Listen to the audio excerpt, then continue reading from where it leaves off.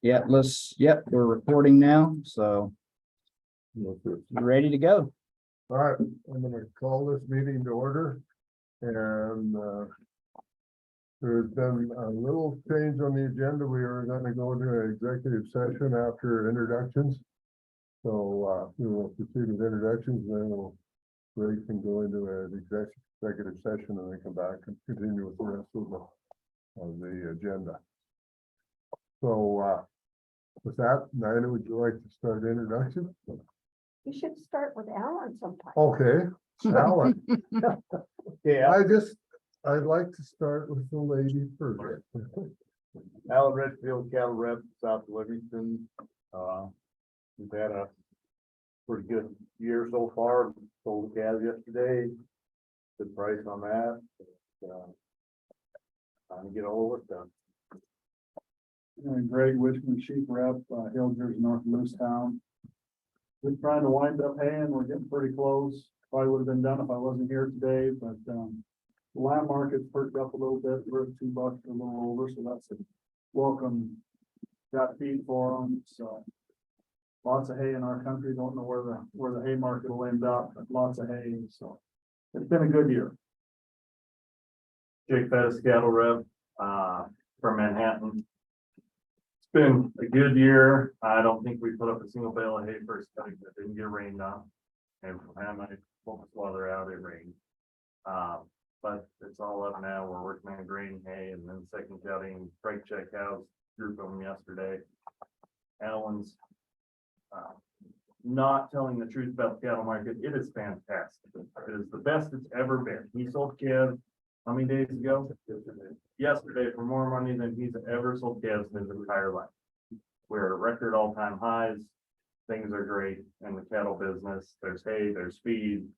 I know out east, I've talked to several people east of Billings, and they're dealing with stable flies, which I've never dealt with, but they said they are horrible. They get on my legs and bellies, and the cattle just ball up, and they said they're balling up so tight they're getting calves hooves stepped on, and now they're getting lame calves out of it, and it sounds like it's a mess. It's all in North and South Dakota, eastern Montana, and I guess there's nothing you can do for it. Is what these guys have told me. I've talked to 3 or 4 different ones, and they said it's really, really bad. So that's one thing to keep in mind is, you know, there are some struggles out there. This year's been pretty good so far, but they're having some struggles too. So. I'm William Flangsaucer, swine representative, Augusta, Montana. Things are really looking up in the whole market. Iowa, Minnesota was at 77 cents yesterday, and the South market back up again. It's at 45. At least cows are worth a little money now. And we did a Prop 12 audit here 2 weeks ago, and we passed that. Company, Melodist, they're certified by the state of California. We flew out and we went around with a state measure like to do, and we measured every square inch that was available. The rule is the sow can put her front feet on the ground, it counts as spade. So even if it's an alley that she walks through, or a feeder, put her front legs, put her front feet, it's eligible spade. So we got certified doing with that, and that's what we're about. That's once you have to do that once a year now. So, started harvest yesterday, and things are looking very good. So we found the crops, and looking up very good. Nina Bacchus, cattle rep, we live north of Helena. Sheep and cattle, actually. We have been rained on as well. We still have barley hay down in the valley that's been down for a good week. And hopefully they'll get it. I see a lot of bales rolled up there. That's the other side. On the Yeah. west side, it's been down a while. Yeah, but we've been hit by a lion once, we've been hit by a wolf once, but at this point, not too bad. We're doing pretty good. We've had one border collie who just had puppies, and we have 5 puppies, if anybody needs puppies. And, you know, I know the rain has come when the hay is down, but I thank God for every drop of rain. I just feel worth it. We have seen in this country this year greener grass in the spring than I think we've ever seen. And I remember you talking last time about trying to ride through the pasture moving cows, and you didn't want the horse eating, but when the grass is hitting them in the face, it's kind of hard. And I don't know that I've ever seen such doggone. And I just thank God for it. Well, Lily's out there. oh yeah, Lily, are you on? I am. Lily Anderson, the dairy here. and poultry rep. Oh, Can you hear having me? trouble hearing you. Well, She's on, but I don't know why. You're over there. I hear, it's on ours. You can hear me or no? Huh? No, hold up, Lily, we're trying to figure out why we can't hear you. Do this. We got a big sale coming next week. All right, Lily, try that again, please. Sure. Lily Anderson, can you hear me? Now we got you. Okay. Lily Anderson, the dairy poultry rep from south of Livingston. And we also have had a bunch of hay rained on. We finally got our hay at the home place put up, and we're just working on all the lease places now. We just had our county fair last week, so that was very exciting. Really good auction that Park County had. So just working away, trying to get hay done, and cows are out, and flies have been really bad around here too, but we seem to be mitigating it a little bit. So yeah. Okay. Thank you. Gene Curry, cattle rep, Lear. And we are on the edge of the good country. We have had some decent rain, but we may have gotten a 1/10 of an inch on some of our hay. But that would have been probably it. We had no rain on the hay, basically, been able to keep hay, and we're still, it was finishing up swathing wild hay yesterday. Some stuff that we had cows on earlier. And then you go, I was up on the reservation yesterday, putting salt out, and boy, it's brown, and the grass up there, right up next to the mountains. I mean, the Timothy maybe is that tall. And we got cattle down a belt that standing there when they move their head, they're hitting the heads of the grass. So there's a lot of difference between belt and brownie. But, you know, I think we're gonna have enough feed. The cattle look good. And we'll have enough feed, but we're sure there's not gonna be anything left like it came through Williams country. And I'll tell you what, that looks about as good as I've ever seen it looking through there, and Dearborn Ranch. And then when we get to your place, it starts getting a little browner as you come in toward town. And Part of it's dry, but we're also getting grasshoppers. we have, And well, Owen, I will mention, our son went wandering out through the hayfields. You know, there are what we thought winter killed areas in the hayfields. And he got out there, and here's this little low plant with little tiny blue flowers and about 1-inch spikes on it. And I think he finally figured out what it was, but any place that he thought was winter kill has whatever this plant is, and we need to find out what's going on. So just an FYI for anybody else.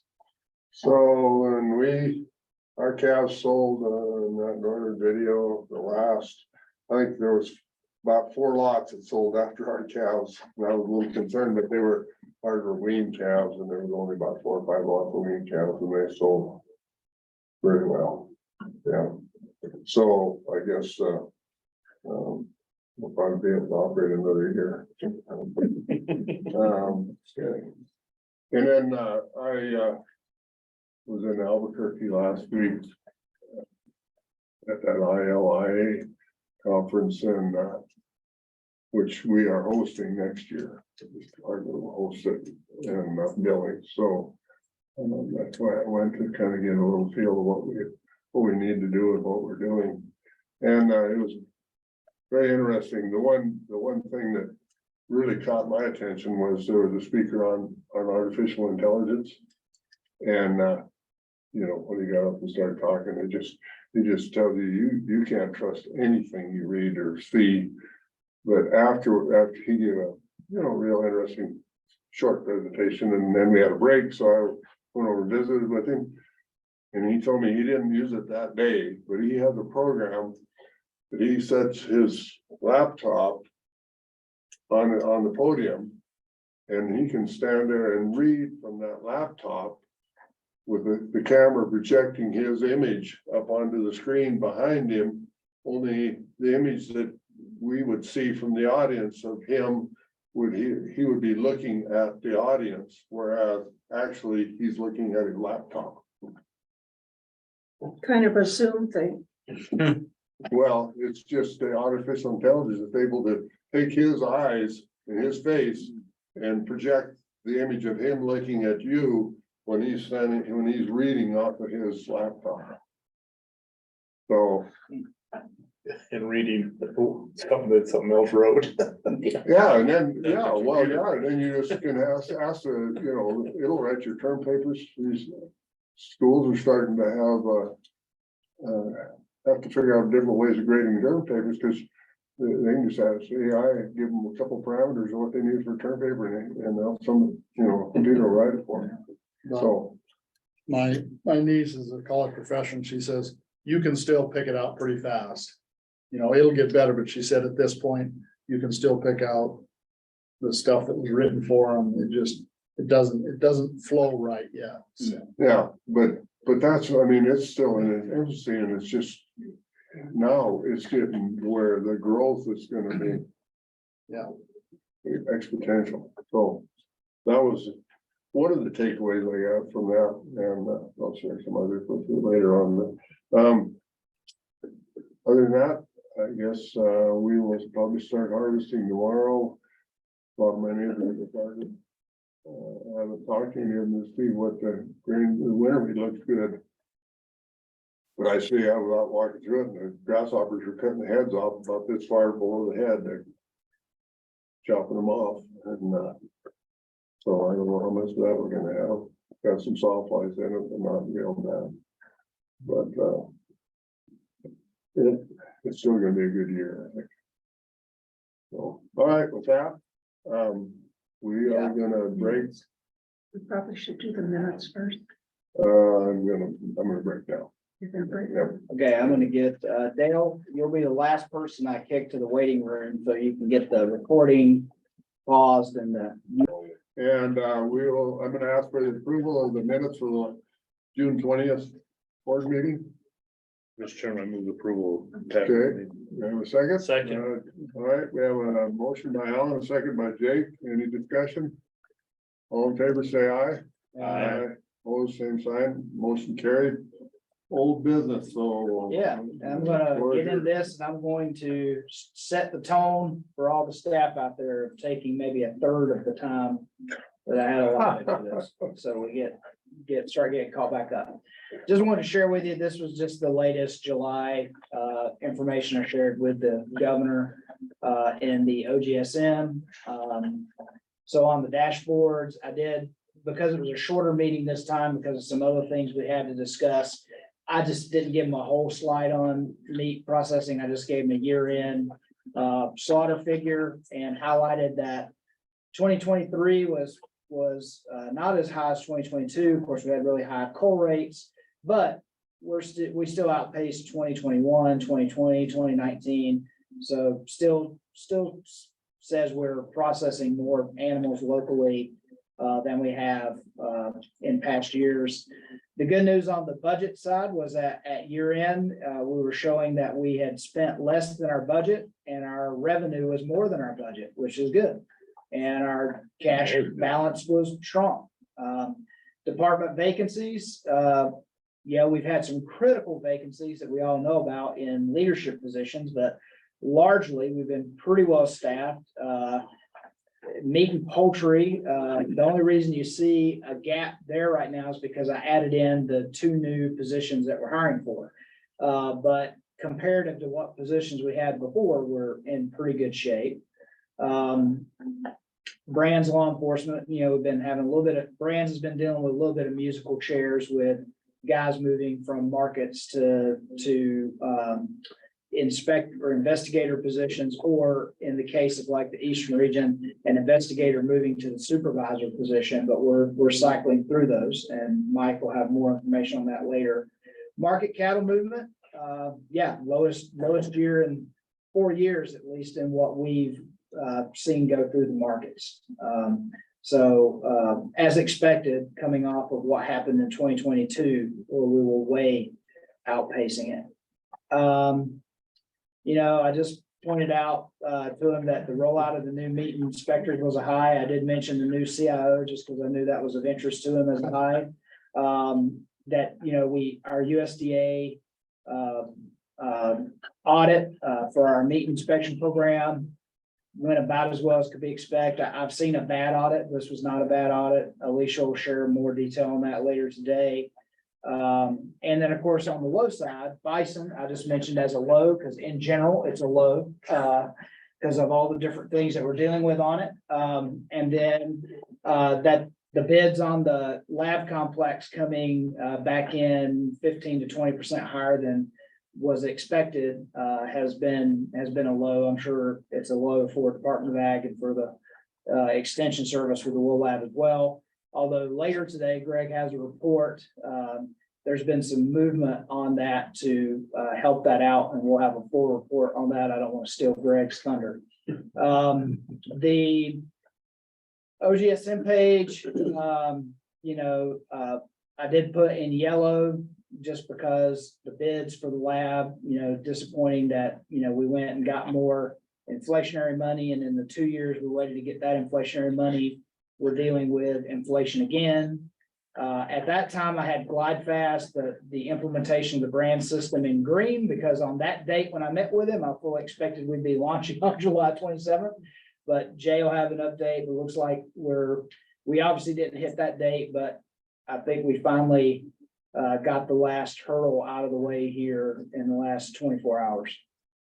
I won't go through goal status because it's pretty much a repeat of what I just said. And we had 13 vacancies on the day that I met with them. And I've updated our org chart to represent Dr. Shemansky and the animal health role as state veterinarian. So everything else remains the same. And I guess I'll stop there and see if the board, I'll blew through that fast and see if the board has any questions. Any questions? Yeah, go ahead. Where do we stand with the assistant state lab?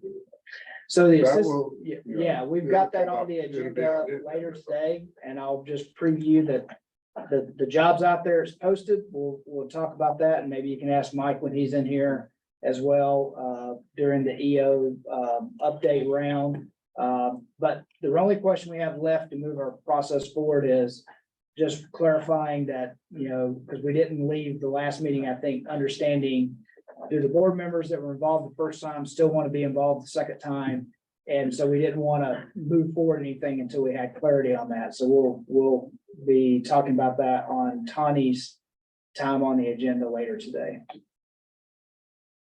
Well, plus we wanted to make sure there was adequate time for new Oh, yeah, applications. we wanted to make, we know we're struggling to get vet applicants. That's not a surprise to us. All right, is there any other questions or comments on that? That was quite short and strategic, I would call it. Yeah, well, So, all right, hearing no questions or comments, let's move on to Brian, he's probably like scrambling to get in here now because I went. I'm gonna head him off the door and get in more. Run. There he is. Thanks, Aaron.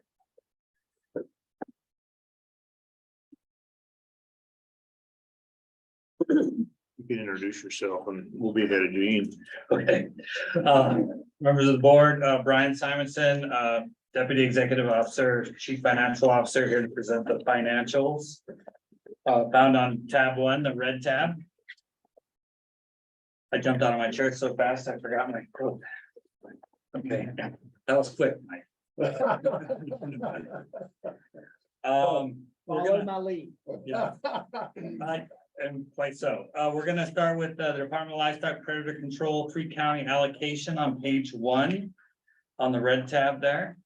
Every time this year is the time of year that the fiscal year is ended, new fiscal year has started, Wildlife Services, we get ready to write a couple contracts to Wildlife Services for predator control.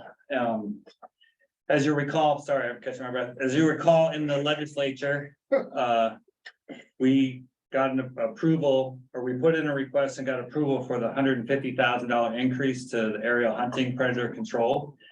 So last year, that number, probably middle of the page a couple times, that 575,000 last year, that was 425. So that number is increased considerably. There are 3 counties, Carter County, Powder River, and Richland, that do not participate in Wildlife Services aerial hunting program, have opted out of it. And so they are doing their own programs, and they are to be allocated a percentage wise of the amount of the funds that we're sending or committing to aerial hunting. So they do some math there at the top of the page. You know, they take what they paid in per capita fee, divide it by the total paid, and we end up with 8.94% to go to the counties. At the bottom of the page, we'll split out that 8.94%, which totals 51,405 between the 3 counties, and we'll send those checks off to the counties for that. The middle of the page starts with the 575,000. Well, you can see there that got to what the counties owe, and then down below is what how we're gonna figure what we're gonna give to Wildlife Services. So the first thing we take out before we commit any money to Wildlife Services is the helicopter insurance. I will say that the helicopter insurance there for $12,935 is a little bit lower. I have that number down here somewhere. I think we paid, well, it's $6,458 lower than it was last year. Now, it went down the year before too, but we were told that this year they were adding the 3rd helicopter on there, so it should have went really up. We've got, and we just got this information on our bill from them last week, so we put an inquiry like, why does the bill go down? So there's a little bit of caveat here that I think they're right. They haven't responded. This is the time of year that everybody in the finance world is taking vacations because we just closed out the fiscal year, so we may be a little delayed, but So then there may be an adjustment to what goes to wildlife. So when does that money go to Wildlife Services? and pretty much as soon as we can verify what that insurance dollar is. Okay. Yeah, we'll print this up next month. I would say that. Yeah, I wish I could find insurance that cheap on, I mean, you What's the can't name of the even. company you go through? the state of Montana. Oh, Yeah, And to make a point of clarification on that is Wildlife Services is not waiting for the check. We generally do a placeholder agreement with them right. so that, because they need that in place to begin to spend funds against what we're gonna send them. So we put that in place, and then once we have the final amount, we do an addendum to what the actual amount is. I think that contract goes out in like April, the one to hold us over until we get through our fiscal year. So yeah, we'll be updating that. So then you take that 12,935, add the 51,405, and you get to subtract that from the total, and you get down to Wildlife Services we're expecting to give Wildlife Services $510,660. That's $139,000 increase over 23. So Didn't have any kind of, so. should be. Oh, should be a good. I wish. don't know how they get done what they do with what we give them. Well, yeah, hopefully. I do need and it could be a tentative vote, I suppose, depending on what the helicopter is, but I do need authorization from the board to pay that amount. Mr. Chairman, I move that we move forward and pay to Wildlife Services the amount that you end up with after the insurance is paid. Second. Do we need to put those 3 counties in that too, or they're? Oh, yes, sir, I apologize. Probably the whole thing should be included. Okay, and that the 3 counties be paid there. And that That is, won't change. that's the 51,000. Yeah, That number's solid. 405. yeah, and that the 3 counties be paid their appropriate reimbursement. Okay, yeah, that's probably good enough, it's generic, little generic. So, all right, second, okay. All right, discussion, good, yes, Nina moved. yes. Or Donna. Yeah. Dinah, I have a motion by Dinah and a second by William. Hearing no discussion, all in favor, say aye. Aye. Aye. Opposed? Motion carried. Thank you, Billy. All right, Okay, we're gonna move on to the multicolored page 2, the state special revenue report. This report represents the end of the fiscal year. So this is how we ended up for FY 23. I'll just hit a couple highlights on here. I mean, essentially, everything came in above budget other than per capita fee and milk inspection, and we're pretty sure we all understand why those two things are suffering revenue this year compared to previous year.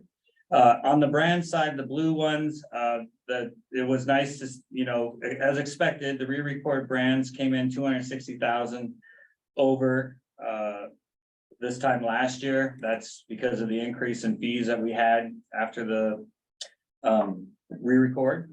I should jump up and say that 409,000, the negative there in new brands and transfers, that's totally expected, given that we're out of the re-record year cycle. so, But you can see that we only budgeted 34. yeah, and just a point of information, at that conference, they talked about brands re-record fees in various states.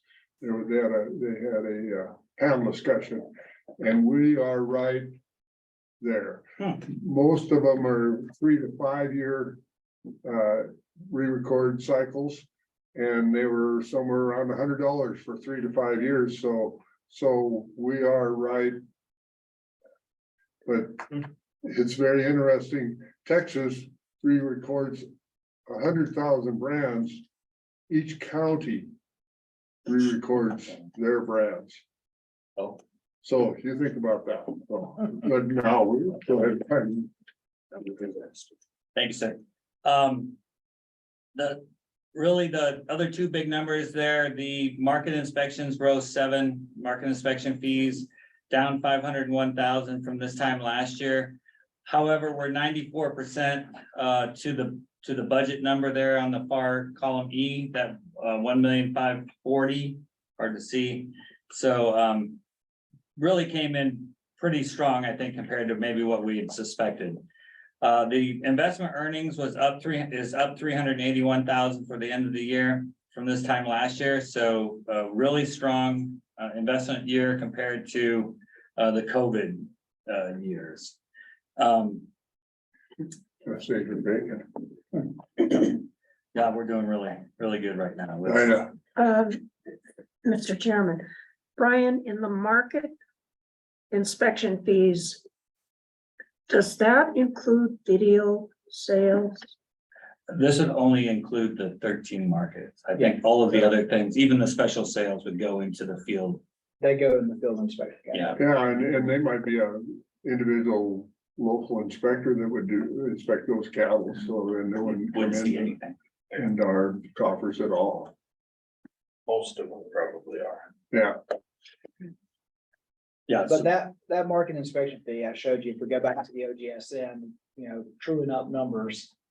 That represents about 250,000 head less going through the markets than went through the year before, and that's what we're showing on the other dashboard. So it all makes sense to us. There's less cattle to go through the markets. There's gonna be less revenue.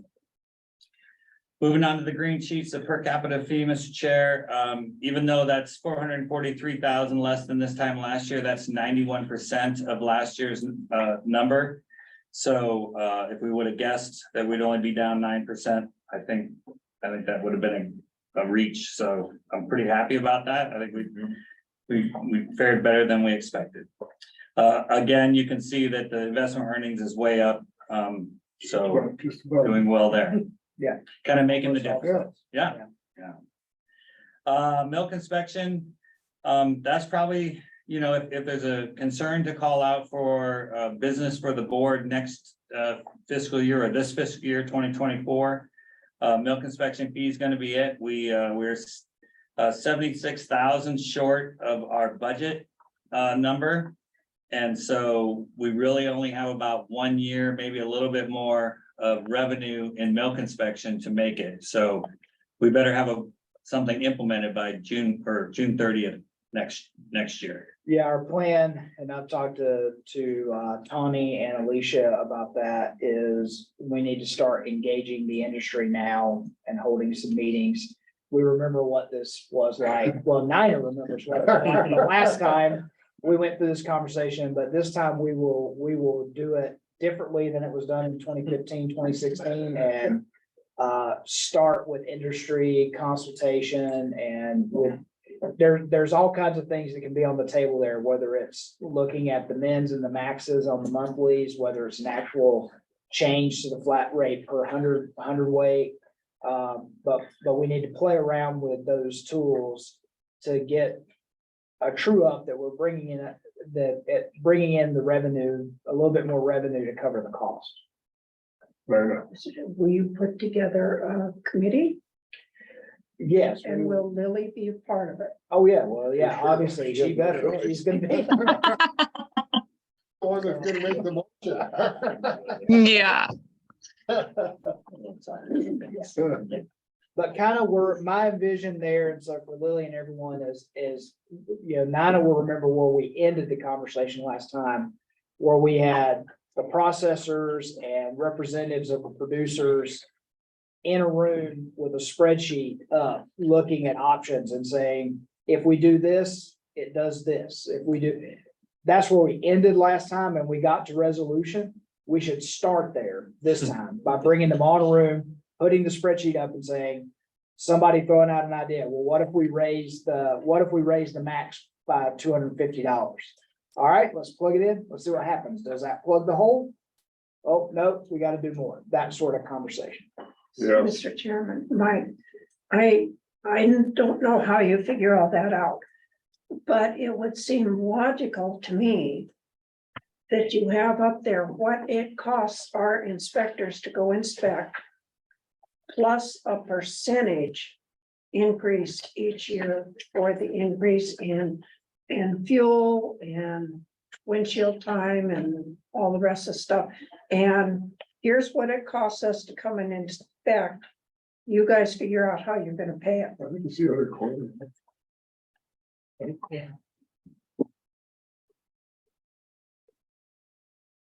Mr. Chair? Yes. Yes, you're right. Yeah, sounds good. Egg grading came in as expected and the diagnostic lab finished strong for the year and they came in $31,000 over their budget estimate. So what, just on egg grading, William, you maybe know, what is the projections are there still colonies that are getting into producing more eggs, or we kind of plateauing on that? No, right now currently there's 7 barns being built. So we're gonna see. Couple of them are, most of them are smaller at the 20 to 25. There's a couple that are at 60, 65,000. So they're quite a cheap coming on board. So are they still all gonna go out of the Great Falls facility? That's the plan for now, but if it gets too big, they're gonna take them straight to Seattle, to Washington and process it there. So, And So that won't affect us then if they No, I mean, They can haul them right directly to Washington without anything. yeah, sort the point of information there is this is the assessment on the shield egg grading that happened in Brick Falls. That bill is being paid by Wilcox. That's who pays that bill. We're doing that work on behalf of USDA. We're putting the USDA shield on there under the cooperative agreement.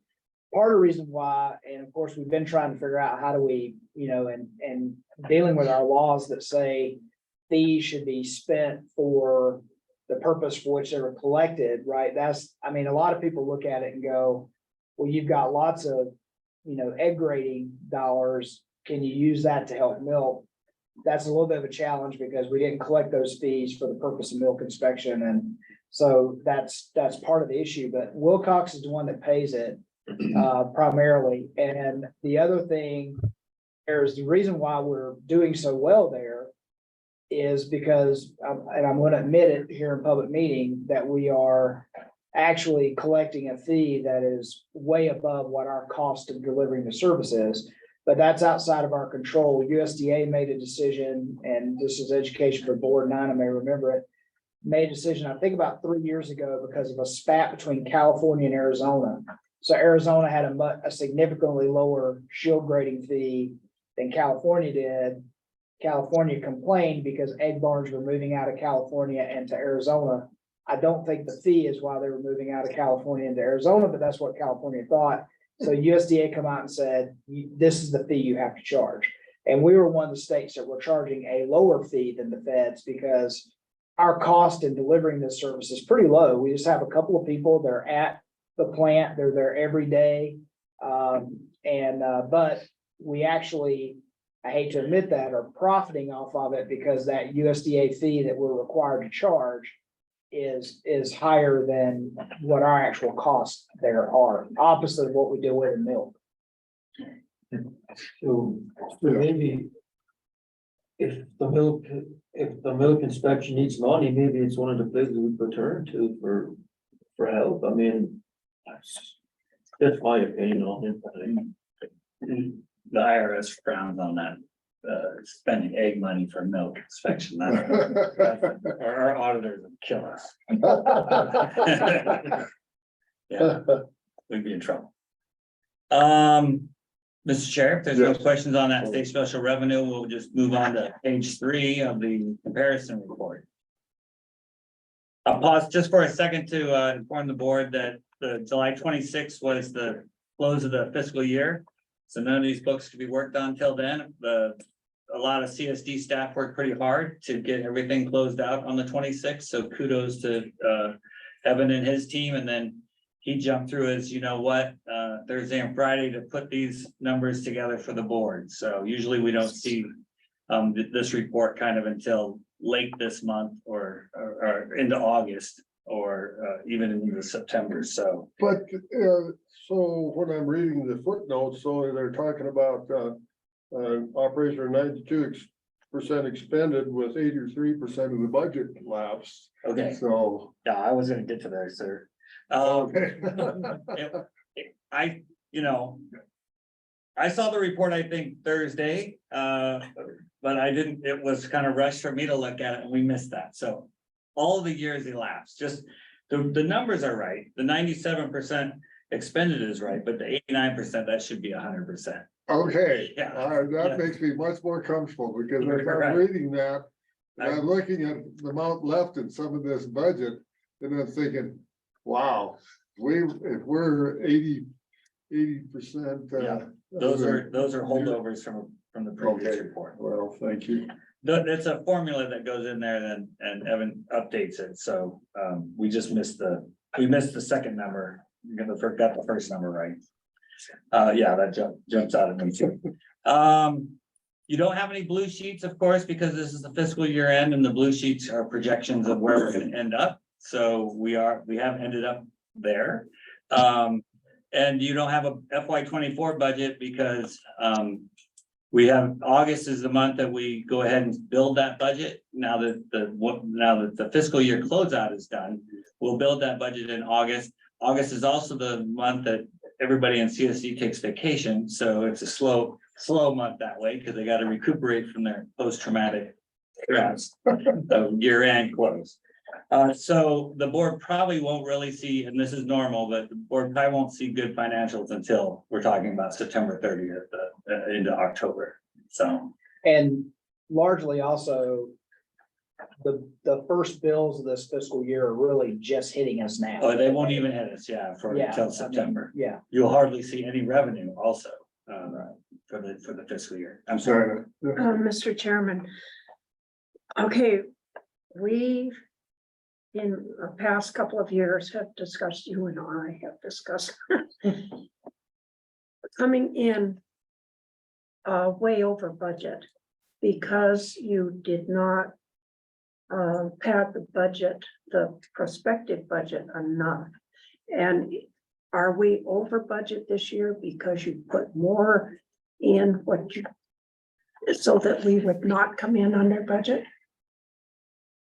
And if I said that confused, Yeah. I'm sorry. Let me just see if I can clarify. If you look down the bottom right corner, we're 673,918 under budget. Or under budget. Yeah, so Sorry, I okay, said okay. it back. I said it backwards. Okay, that's what we have left available. There is certainly a real surface tension to plan for the worst and hope for the best. So it will be very difficult to not expect to have surplus. That number represents, a budget that's 96% expended, so 4% error. If you want to, if perfection was spending every single dollar, we missed it by 4%, or that figure right there. So when you put together the budget for this fiscal year that we're going into, you will budget again. Because this is written backwards for me. So you will put it in so that we come in under budget again. Mr. Chair, Ms. Boggs, actually, we're gonna make the budget so it's 100% whole. We're gonna plan to spend every dollar that we were budgeted. The problem is, we're gonna have turnover. And that's always the biggest culprit, is how much turnover and payouts and that kind of, or personnel, because we're mostly, 80% personnel expenses. That's what really causes that change, or that's why that's another explanation as to why the state takes a 5% vacancy savings cut in there, because we all know that we're gonna have turnover throughout the year. What? Mr. Chairman, and I think I actually, Ms. Bacchus, think I know what you're asking. you know where I'm going? Yeah, and so what you're probably talking about is like now, because we've come in $673,000 under budget and authority. Some of that authority is going to carry forward to future years. And in this fiscal year that we're starting now, we have not only some carry forward from this, but maybe I think still some carry forward from the previous fiscal year. And you're right, that we do hold that in reserve. We don't always right away reflect that carry forward in the budget, because we want our managers to be managing to the budget that was appropriated for this fiscal year by the legislature. And we know that there might be some help there if we have a problem, but we don't put it into the budget right away, because the signal we want to give to our managers is, this is the budget you need to stick to. You should be able to stick to this budget without having to use carry forward. But there's been years where we've needed to carry forward to make ends meet at the end of the year. So we'll have some of this authority going forward with us. We'll have some from the previous fiscal year, but we may not, and I think that's what you're asking, we may not in the first budget you see have that authority reflected. We may be just reflecting the authority as it was appropriated by the legislature for this fiscal year. Did you finish the year with the state funds balanced out? But that's how we that's how we build the budget to end up that way. Because we have had issues with the meets in the past, sometimes pretty bad issues Correct. with having the right funding. So we came out okay. We actually came out, $75,000 positive and meet with all the, Okay. over the years, trying to make that whole. we finally got there. Now, there was a lot of turnover vacancies in meat too, which is why that number is what it is, but we're gonna see a lot more authority with the 4 FTEs in meat and some operational money that we've got in there for overtime and that also, so. Which is why, to Mike's point, why we tend to build the budget as it's appropriated so that we can see where the next legislative cycle, where our holes or our excesses are, you know, and do some analysis. Yeah, because we would like that carry forward to be a hedge against payouts for retiring employees and things like that. So we'd like to hold it in reserve. It's just a human nature thing. If we went and plugged that carry forward authority into the first budget, well, managers are gonna say that's what I can spend. And so we'd rather hold that back until, and be a hedge against unforeseen circumstances. So along that same line, so we have the budget authority, we have actual revenue, and the budget and the revenue, I mean, that's where you build your budget from is expected revenue, correct? To start with, I guess, then, yeah.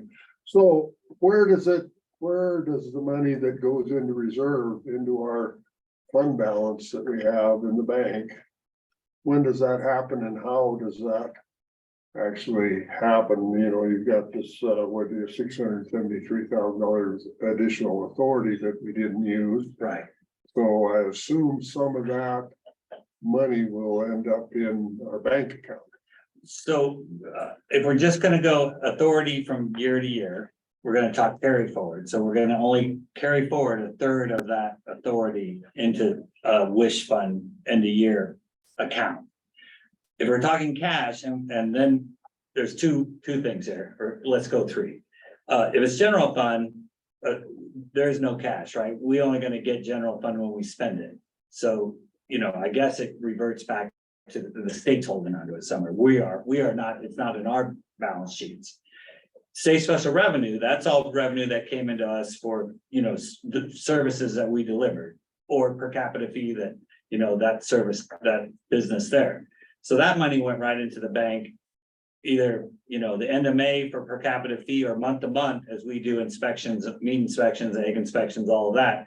That just goes into the bank and we spend it. Now, on milk inspection, we're not bringing in as much money month to month as we have authority and expenses. So our balance that we had probably nearly 200,000 a year or 2 ago. And that number is shrinking down to, you know, about 75,000 now. So that's why we're saying, well, we only have a year left to do something about milk inspection before. So along that, so Yeah. that money that's in the bank, all of it as a department or whatever A fund. funded that it's allocated to, so there's money in there from brands or there's money, of course, re-record fee is in that. It In is. our bank account. On that multicolored sheet, each one of those colors is a different fund. And so, you know, the brand is, and so that's why we break out investment earnings, right? So the money that's sitting in the bank, we try our best to have very little in actual cash in the bank and move it over to the Board of Investments and in the STIP program and have them invest it for us. So that's why we have investment earnings in brands, investment earnings in per capita fee, investment earnings and milk inspection, all of them. Because every dollar that comes in is marked for that, whatever service we provided, and it stays that way. We don't get to change the color of the money of the revenue as it comes in. We have to spend the revenue that comes in for milk inspection on milk inspection. So, the reason we have built and keep cash balances is exactly what I think we may experience in the next couple of years, which is we have a need in our budget for more per capita fee than what is coming in. That's a true statement. And so what'll happen is that cash balance will now begin to be drawn down a little bit until I expect the cattle cycle turns around and we see more cattle. I mean, we saw it from 2011, 2012 through 2020, we saw it. We saw our per capita numbers do this, and then about middle when people started building back herds, 2014, 2015, and up to, I think it was 2019, maybe 2020, where we had the most cattle we had ever collected per capita fee on ever.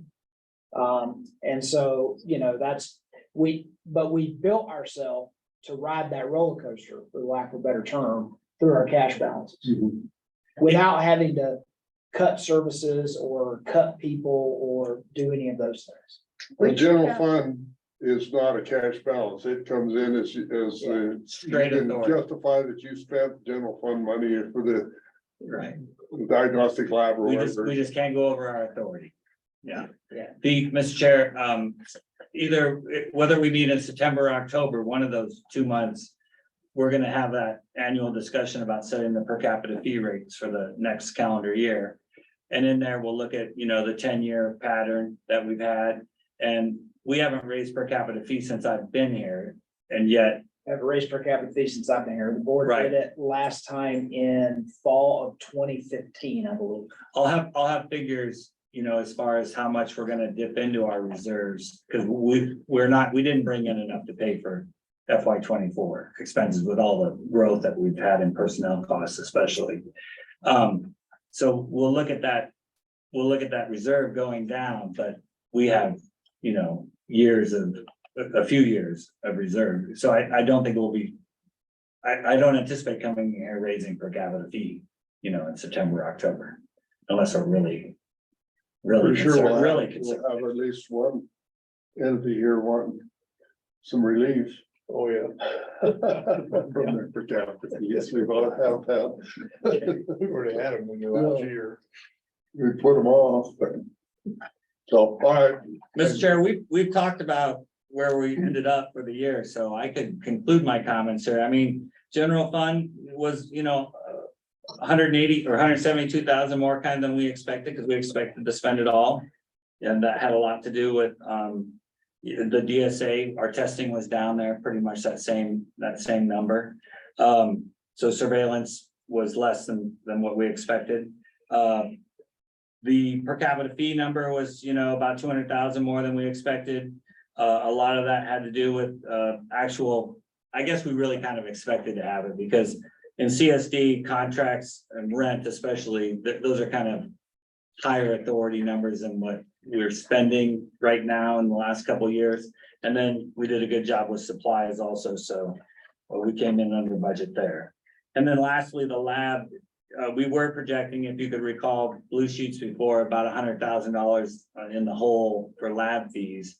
And that's where some of the magic happened, and we used some shell egg authority and some import office. No, DSA general fund authority. So, and we made up that difference in revenue that we didn't receive in lab fees. Cause that was gonna be my next question. I just looked through here. The general fund in the lab, we kind of try and make sure that we use all of it if we can. Yeah, well, I mean, yes, that from year to year, that emphasis kind of shifts, but we almost always we spend it all. Whether or not we're prioritizing it or This not. was an odd year, because I think normally we're taking excess general fund from the lab to move to me, and this year was the opposite. That's absolutely true. Right, so, and DSA, right? And Yeah. so, normally that's been the other way around. But that's, again, just for the sake of board members that aren't, you know, in tune with all the rules of budgeting. The way we're appropriated in 3 programs: animal health, brands, and central services. So within any one of those programs, because meat and the lab are both under animal health, they're part of that program. You can move funds between them. What is frowned upon is if we took brands program authority and was moving it to animal health, that would be where we'd get in trouble.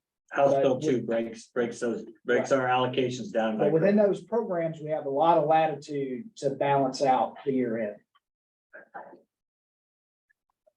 All's well, Mr. Chair. Sounds great. Well, so, yes, William. I just wanted to make a comment on the statement I made earlier, but moving eggs out of state for grading that was just a discussion. Yeah. I don't know if they are gonna do that, but they're currently doubling the cooler space at the Wilcox and Montana eggs there to accommodate all the extra eggs, so the grader is as big as you can buy, you cannot get a bigger one. So they have more storage when they're running 2 shifts or 3 shifts, I guess, so, you know. One of the things that's been, and I'm glad William brought that up, another reason why, at least I have cautioned us to be careful internally among staff with the shielded egg funds is that there's always a point of work where we now need another person, or something like that. So as that grows, our expenses will grow with it. Right now, we're covering it, with 2 people, but, one of the things is those people are working 12-hour shifts because they work the entire shift. But there's been talk at times of Montana Egg Products maybe wanting to run 24 hours. And if they did, we'd probably need another inspector to make that work. Maybe, maybe not 2, but maybe at least 1. So that's the other reason why we're being careful is because we foresee that if that continued to grow and Montana Egg Products and Wilcox expands their operations there, at some point, we may have to expand our staff to cover more hours of operation. I guess that was kind of my point with my question with William, because I drive by that thing and it's big, but I see that they are, they're expanding and just wondering whether, and then if they would happen to decide that they're out of space there or something and have to go, say, to Billings or somewhere else and build another plant, then we would be on the hook to furnish graders there, and one grader is probably not sufficient in a plant of any size, no matter. It's a fee for service, so the more business we do, the more revenue we take in also. And milk is probably a great example of that. And where we're at is because, we tried to do it with a very small staff that was within budget, but because of the geography, that didn't work. So we had to accordion back out and add some staff back in. So you're always trying to right size your environment. Now, the egg issue is largely concentrated in one location, which is good, but things like milk, maybe 2 people could serve all the dairies we had if those dairies were all within 100 miles of each other, but they're not. And so that's why we ended up having to go back to 3 people. Well, yeah. The biggest issue that's holding back the efficiency and the speed of breeding eggs is if you have 10 producers that have very good eggs, good shell quality, then you have 3 or 4 that the flocks are older. So if they have an older flock, the shell quality diminishes over time. So if, let's say they run these older flocks first, the eggs, so they have more cracks, so they have to increase the sensitivity on the sensors to catch all the cracks, so that really slows it down by 50% to catch all the cracks and the bad ones, versus if they could all run them separately, like do the 10 good ones first and the 5 lesser ones at the same time. It doesn't work that way. It does not how, because some of them are brown eggs, some of them are white eggs, some of them are organic, and some of them are cage free, and it's a whole different. That's the issue right now they're working with and facing. One of the things I would suggest to board members, and I don't think Matt is probably the only one currently on the board that's done it, but I've done it. It's neat to go spend some time with our people there and have them walk you through what they do. You want to talk about fast pace, on your feet, environment, like, what our inspectors are doing there. It's something worth seeing if you're ever in Great Falls and, set it up with them ahead of time. But I know, they're always very happy to sort of show people what they do. Oh, I'll bet I'm the only one in the room that's hand candled eggs. You did? Oh, yeah. Where do you work? At home. At home? Oh, yeah, no, I mean Training, commercial. training poultry judging teams. Yeah. Understand. I don't worry about that. Is it non? Yeah. You have it, you have a cattle at home. Oh, we used to that. Huh? We used it for many, many years. You did, yeah, you should be about. See now, up there, they're selling they just non-inspected, non-scanned eggs at the store. We don't sell any eggs on the place, they're not canned, they're not processed, so we, Just all feel. we don't have a zero tolerance for it, it's not worth. So, all right, Mr. Chair, that's my report. so are there any other questions? Good job, Ryan. Brian, on anything? Like, tell them good job for a good report. Yeah, thank you. And we don't have do do hospital 3. Take your time, leave it, and you'll have to run. Thank you. The next person hopefully remembers to put their jacket on. Nervous about it. Thank you, sir. All right, Mr. Spatz is up next, in the officer updates, the board and discussion. And here he comes right now. Good morning. What documents? Take We're one. looking good, but I don't care for your lanyard. I like his name. Yeah, I don't really. That's why we hired him. Huh? That's why we hired him. That's our qualification now? Yeah. Some of us don't care. I like. I lived in Green and yellow. Oh, you're that guy. Well, yeah, you did. Yeah. All right. Well, good morning. Yourself for the record. You bet. I'm Michael Spatz. I'm the Human Resource Officer for the department. Thank you, members of the board, Mr. Chairman, for let me give you a brief update today. I'll try to stick with that theme of being brief. Basically what I got to update you today is recruitment, and then I want to talk about the attorney position. But jumping into kind of where we're at with our staff openings, we're currently recruiting for 8 positions within the agency. In general, summertime can be a tough time to recruit. It slows down a little bit. People are vacationing and things like that, but the agency, we're still getting applicants. Our pools are smaller, but we're still getting qualified applicants within our recruitments there. 2 of those 8 we've got are in the preparing to interview stage. I imagine after today, when people get their request to hire in with the board, we'll have some more of those moving forward. After today, since the last board meeting, we've had 4 new hires that we've welcomed to the department. One of those positions that we filled was the new meat inspector positions that we've had approved. We have 1 newly vacated position since our last board meeting, and 1 future vacancy coming up in the brands division that we're currently aware of. I have a question, Mr. Chairman. Yes, I noticed on the one, it says, temporary position of live within 60 miles of White Sulphur. You just eliminated about 90% of people can apply for the job, I think, because it's where it's located. You can't, 60 miles doesn't get you much. Yeah, and I think I guess that's Alicia's call within the meat department, but I think the strategy behind that was they don't want them to be too far away, but it gets them into, is it Harlow and Townsend, I think, open some of that up, but I think we'll see if that turns out to be unsuccessful, we'll broaden that range out. I think they start with wanting to. One of the things we're adjusting to there is, we got 4 new positions. We hired for 2. We're really opening up a 3rd one there.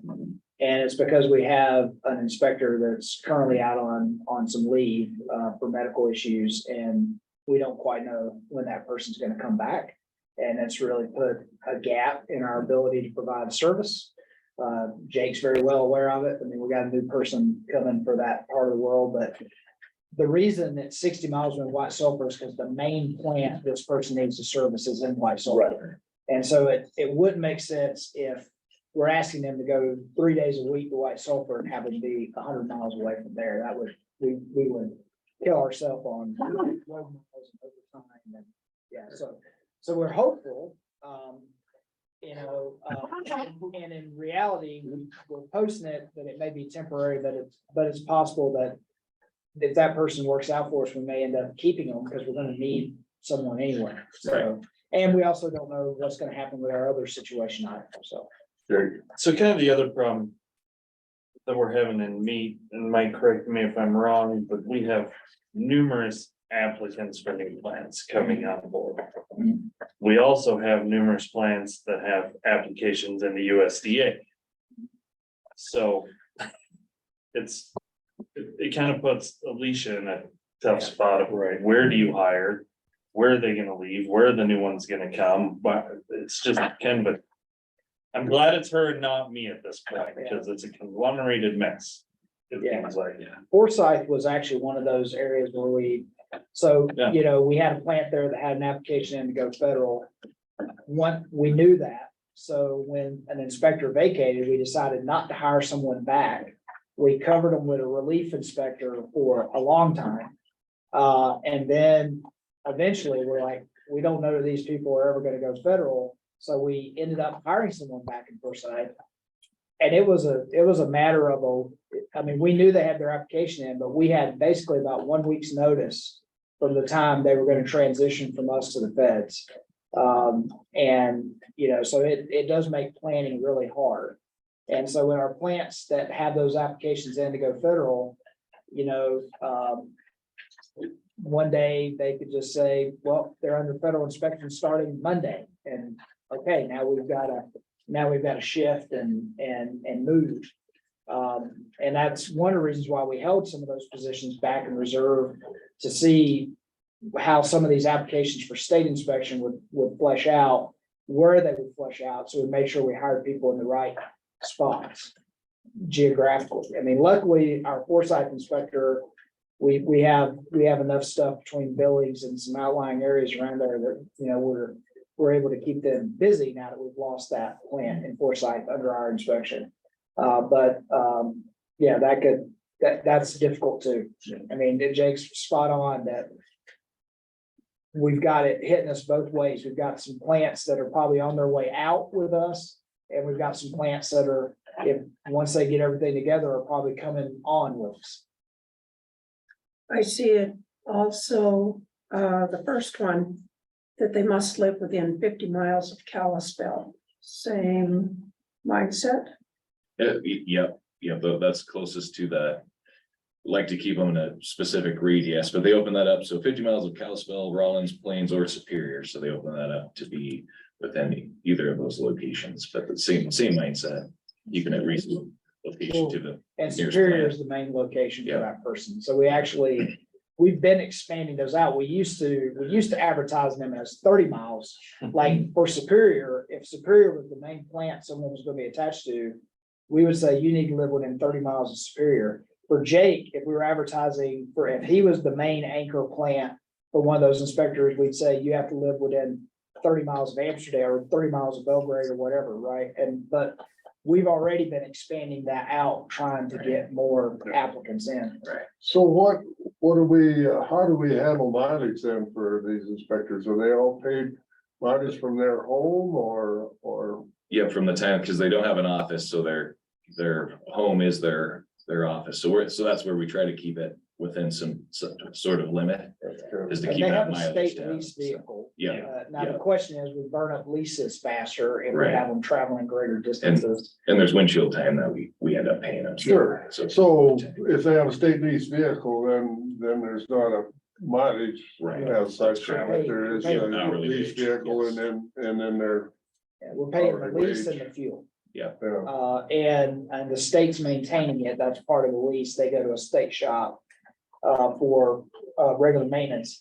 The other thing though you have when you get beyond 30 miles is that by policy and by contract with this particular group of employees is what's considered travel status. So if you got someone who's traveling 50 miles, once they go more than 30 miles, now they qualify for per diem for that day, possibly as well. Because they're more than 30 miles from home. Yes. Mr. Chairman, Mike, if they're in a plant that spends all day killing, and they have to be there all day for that. And the plant closes at 5 o'clock.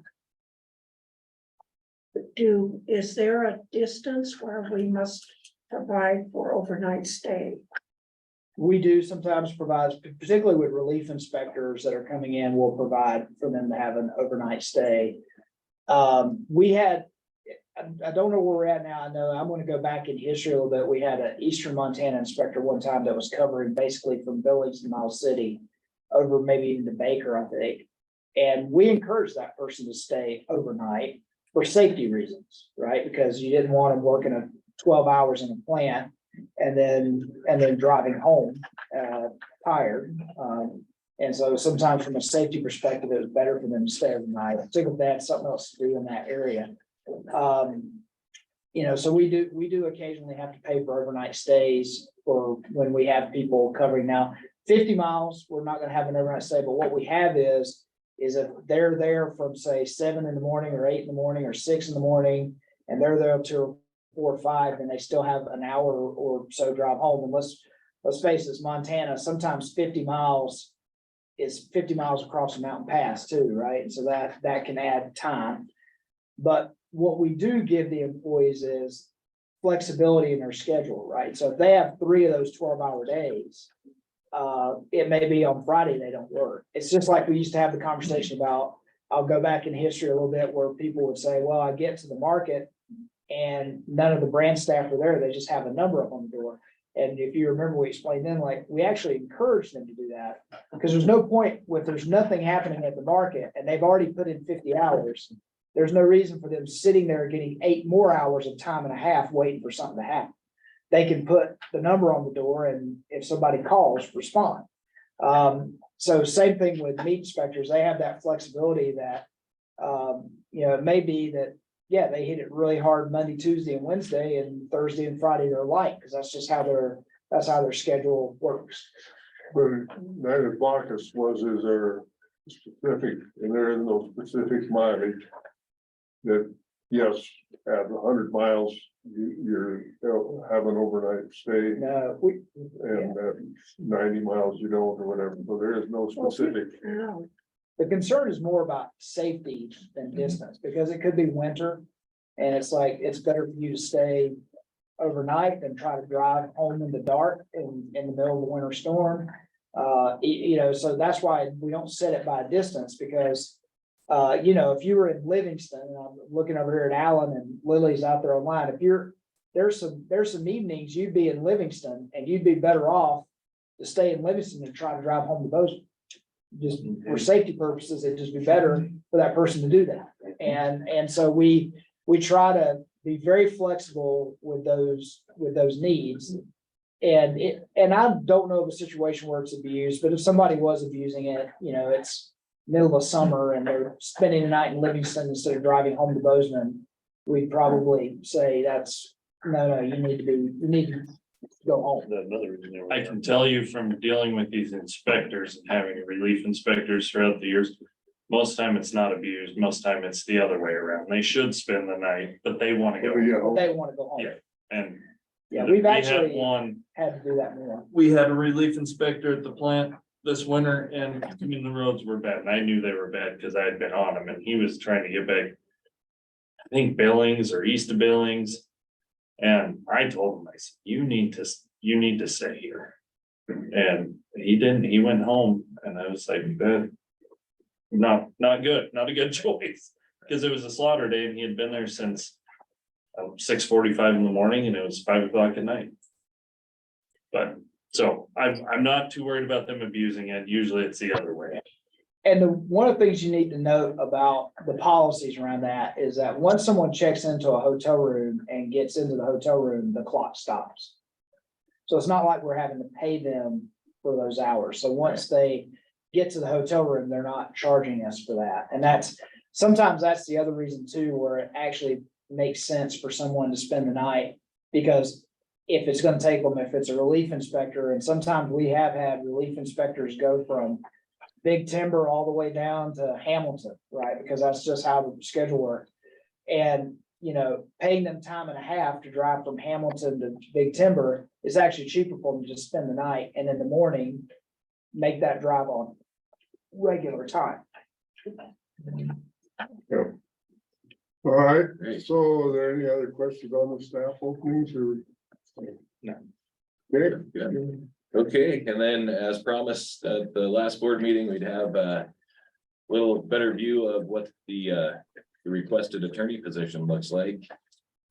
And we might have some little minor things to work on within the job description, but I think we're real close. But after an initial audit of the duties, it does appear that we're at a level 2 attorney position, which gives us a pay range of about 88,000 to 114,000.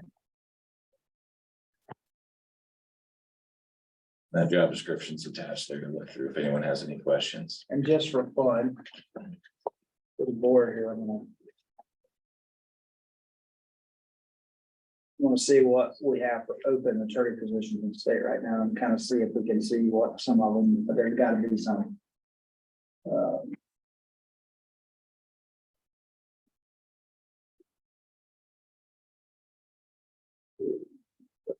Did good work, right, Mike? By putting the word Yeah. attorney, Yeah, attorney or lawyer, either one. see what happens, okay? So.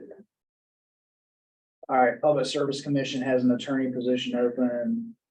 We don't know what it is, whether it's a lawyer or two, but they're paying 81 to 95,000, so that gives you an idea of what you may have to be competitive with Department of Commerce. And these are not chief legals, they come a little more expensive, 89 to 95 is what they're posting. So you can kind of see that range that Mike has done the audit.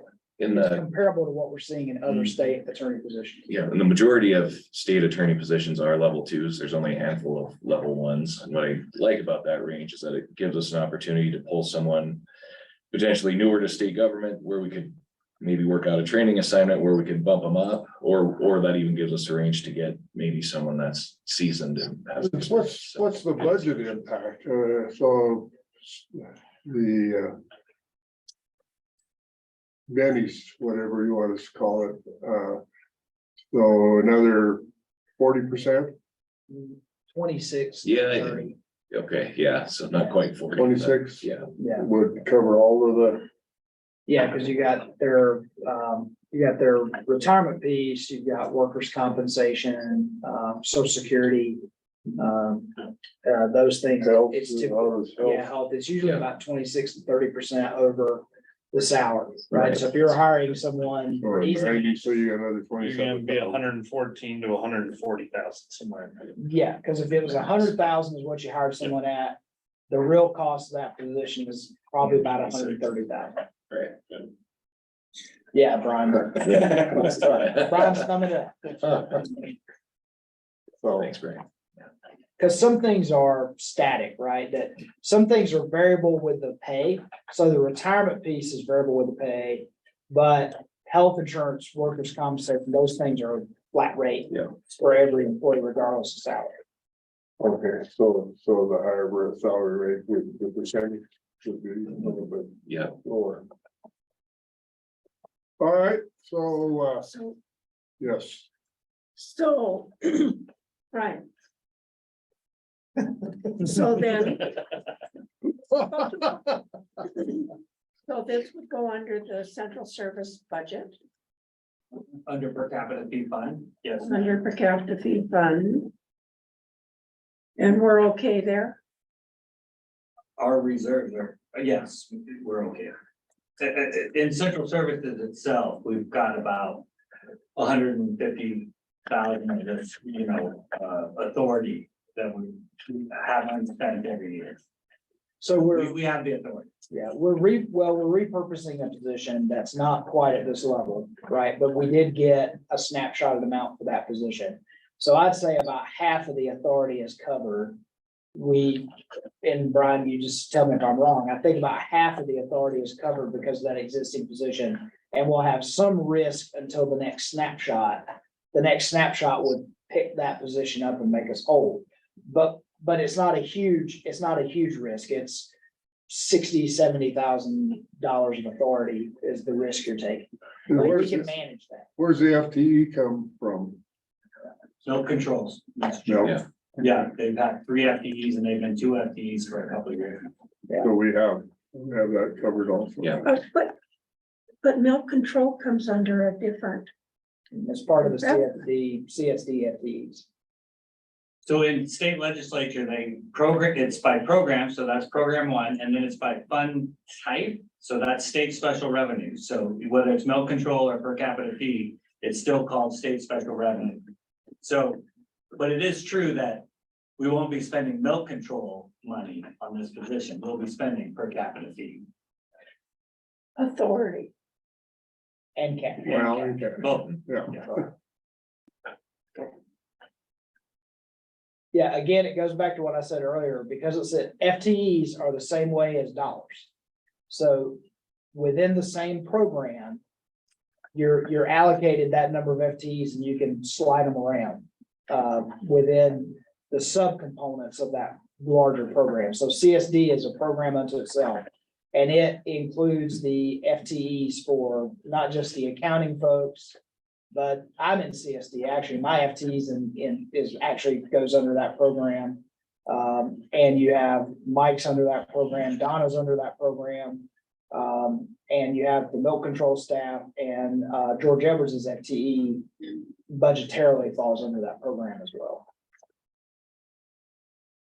And we don't foresee that we were ever gonna need 3 milk control staff again. We just don't foresee that need ever arising. In fact, we're struggling to keep 2 people busy in that. Well, plus, if that, I mean, it's not gonna happen overnight, we're pretty sure, unless some couple of huge dairies moved in, so we would have time to go request additional FTEs in that department in specialized service if that need ever arose. Mr. Chair, milk control isn't a scalable real FTE function, so the more business you have, the more people you need.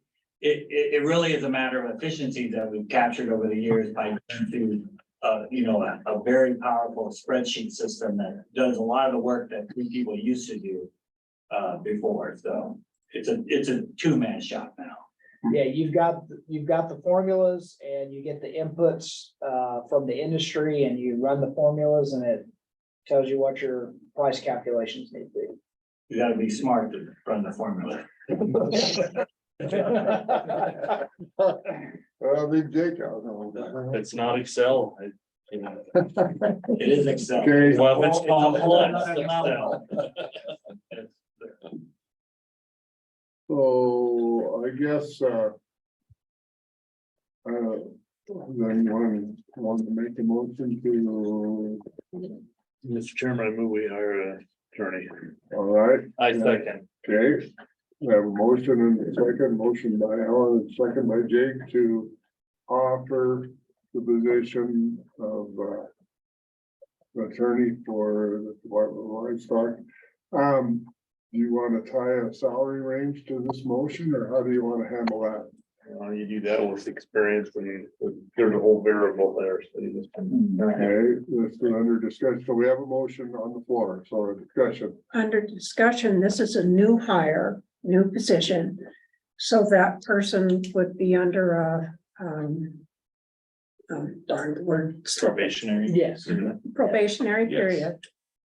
So if they're under the probationary period at one salary, and do they have 2 probationary periods because this is such an important position? If they pass the first one, then they get a raise, and if they pass the second one, then they're. In state government, once you've completed one probationary period, then you cannot be placed on another. So then if probationary period starts at a salary, and if they pass it, then they go to some other salary. And I want to say there's 2 different things. So there's the probationary period where we essentially have 6 months to make a decision about that employee. And if they're not working out, we can let them go without some of the other processes that are required when you dismiss a classified employee. So when you say this is your 6-month probationary period and 5 months in, it's not working, that allows us to say, thank you for trying, but we're gonna start again.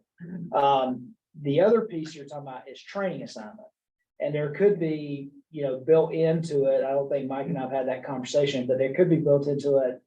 A training assignment says you start at this salary because conceivably we might hire someone who has little to no knowledge about livestock and the Department of Livestock and the regulations. And we could build a training assignment that says, okay, and then once you complete the training assignment, then you get to the full salary, right? And when you prove that so that gives them incentive to gain that knowledge Right. quickly. Now, as far as pay plan policies go, typically, we try to hire people in at about 85% of market midpoint, and that's what we would try to hire this person in at. But, we'll probably have to give ourselves a little bit of cushion on the top, just because we know, and you saw we're competing against other agencies, and so we'll at least have to be competitive with those agencies. But the reason I pulled those up is it looks like 95,000 is about where people are hiring this type of person in at right now. And that's about state average. If you look Trying at to it, hire there's someone. people that are up higher than this wage and some lower, but that is the state average number. So, Alan, Greg, did you have? So do for our last hire, we said, but that was for a division administrator instead of an employee. So basically you guys can, Yeah, in that case, we were going sort of above and beyond what we typically do. So that's why we were getting board approval for that salary level, because I wouldn't want the board to come back because again, you may have to deal with that somewhere down the road where someone says, well, so-and-so's paid at 100% of market midpoint or 105% of market midpoint. Why am I only paid at 85% of market midpoint?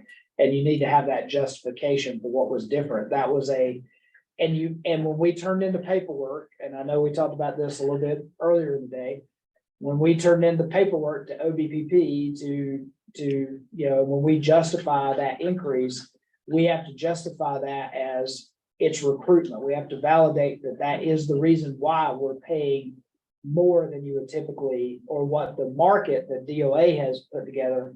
The reason we're paying more than that is because we had a recruitment issue with that particular position. So we have to justify that. Here, we won't know if we have a recruitment issue until we try to recruit, but we'll see. so. Well, Mr. Chairman, along that line, what is, this kind of position, what is the pay in the private sector for someone just starting? Must be in that range. They're a lot higher than state government attorneys in private. Okay, and the reason I ask that is because of just what you said, when we've had to raise the rates in order to get recruitment for the state bid.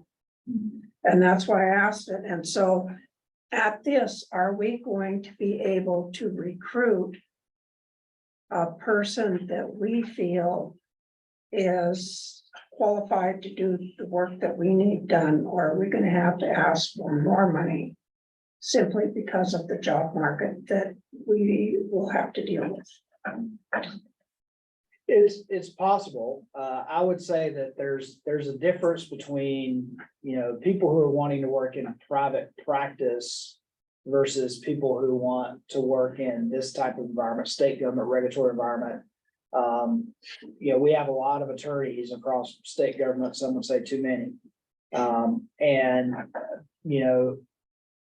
I don't think we've had much of a recruitment problem because they are different. They're a different type of work. There's some people that have a passion, and that's what I hope we would find. I hope we find someone who has a passion for what we do and the types of issues we deal with and wants to work on that. And you're not going to get that experience in private. And let's face it, that's the other thing that's different. And it's hard to judge the private practice world in law, because if you're just out of law school, starting at a firm, you may not be making this much, but over time, right? And certainly if you ever gain the ability to be a partner or anything like that, those people move on. But we see a lot of people, come out of private practice. I think, I deal a lot with the two legal counsel that work for the governor. I think they were both in private practice, but there are people who had a passion for this type of work. right? And that's what they want to do. And so, you know, I hope that we'll attract a similar type person to our role. Okay, and so you kind of have a price range that you put on here, so are we comfortable with that and the budget You fits? know, So 80% of the midpoint or whatever, we're in that range, so. Yeah, that, and to be clear, that 114 is max midpoint, it's not the 80%. But that just gave us that wiggle room, I think, that kind of addressing Nina's concern and getting someone if we need to have that range, it's available, so, Okay. yeah. So is there other discussion? Lily, I keep neglecting you and I. You're good. apologize. I'll pop in if I need to. I'm just listening along. All right, well, I appreciate that you're listening along and sorry you couldn't be here in person, but. Yeah, me too. Hearing no other discussion, all in favor of offering the position for attorney for the department, signify by saying aye. Aye. Bye. Opposed, same sign. Motion carried. So. There you have. it. Okay. That's great. Anything else?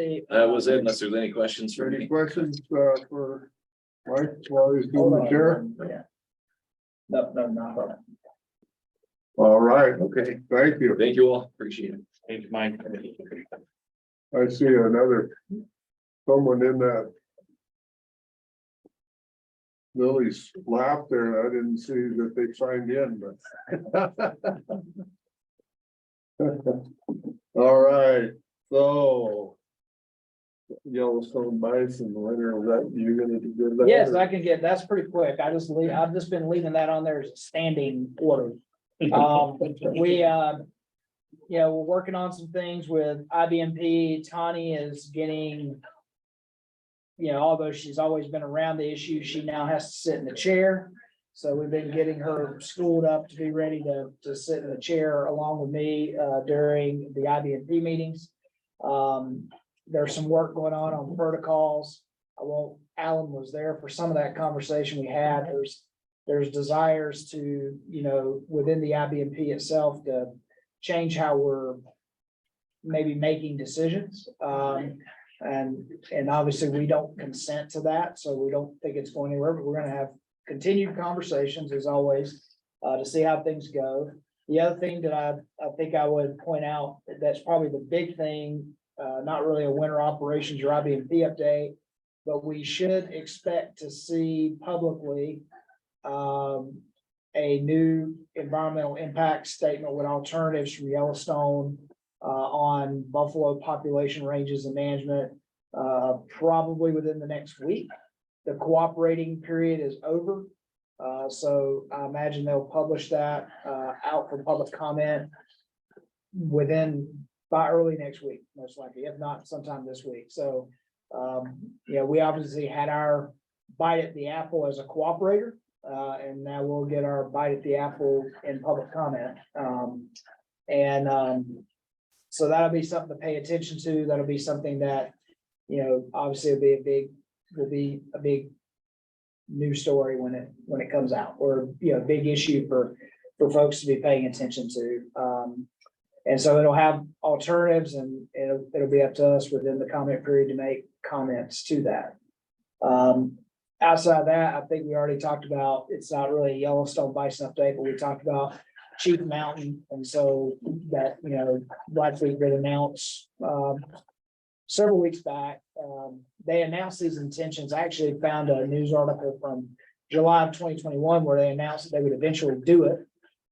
But they have now placed some bison in the Chief Mountain area of the reservation. So for those who may not be familiar, northwest corner of the reservation, near the glacier boundary, near the Canadian boundary, up by, I guess, is Bab the closest town? Yeah, Bab would be the closest town to there. So some of their bison, and they do intend for those to be wild free roaming bison.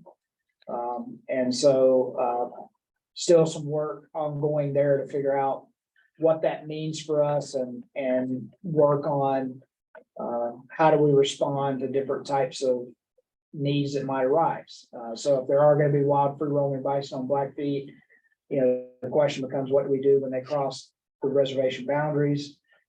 Typically, you know, in other situations, we've dealt with Rocky Boy, Fort Belknap, others.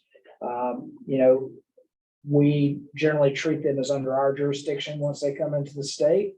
They're not really a stray bison because we know who they belong to. If being a strays would mean we don't know who they belong to.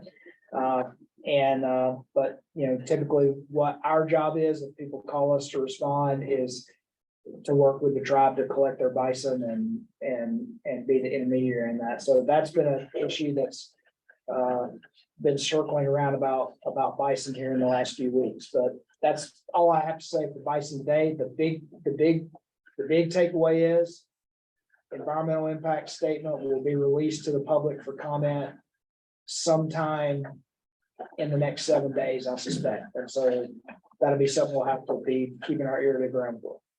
Yes. Mr. Chairman, and one of the other things when they're talking about it, when they're looking at their environmental impact statement, range management is not a key. Available forage, they think they have it. So when I did the little thing with CBS, I sent them the whole deal with this first side of range management put together from the university and Hal Hunter and those guys. I sent it to those people and so they had really good questions about it.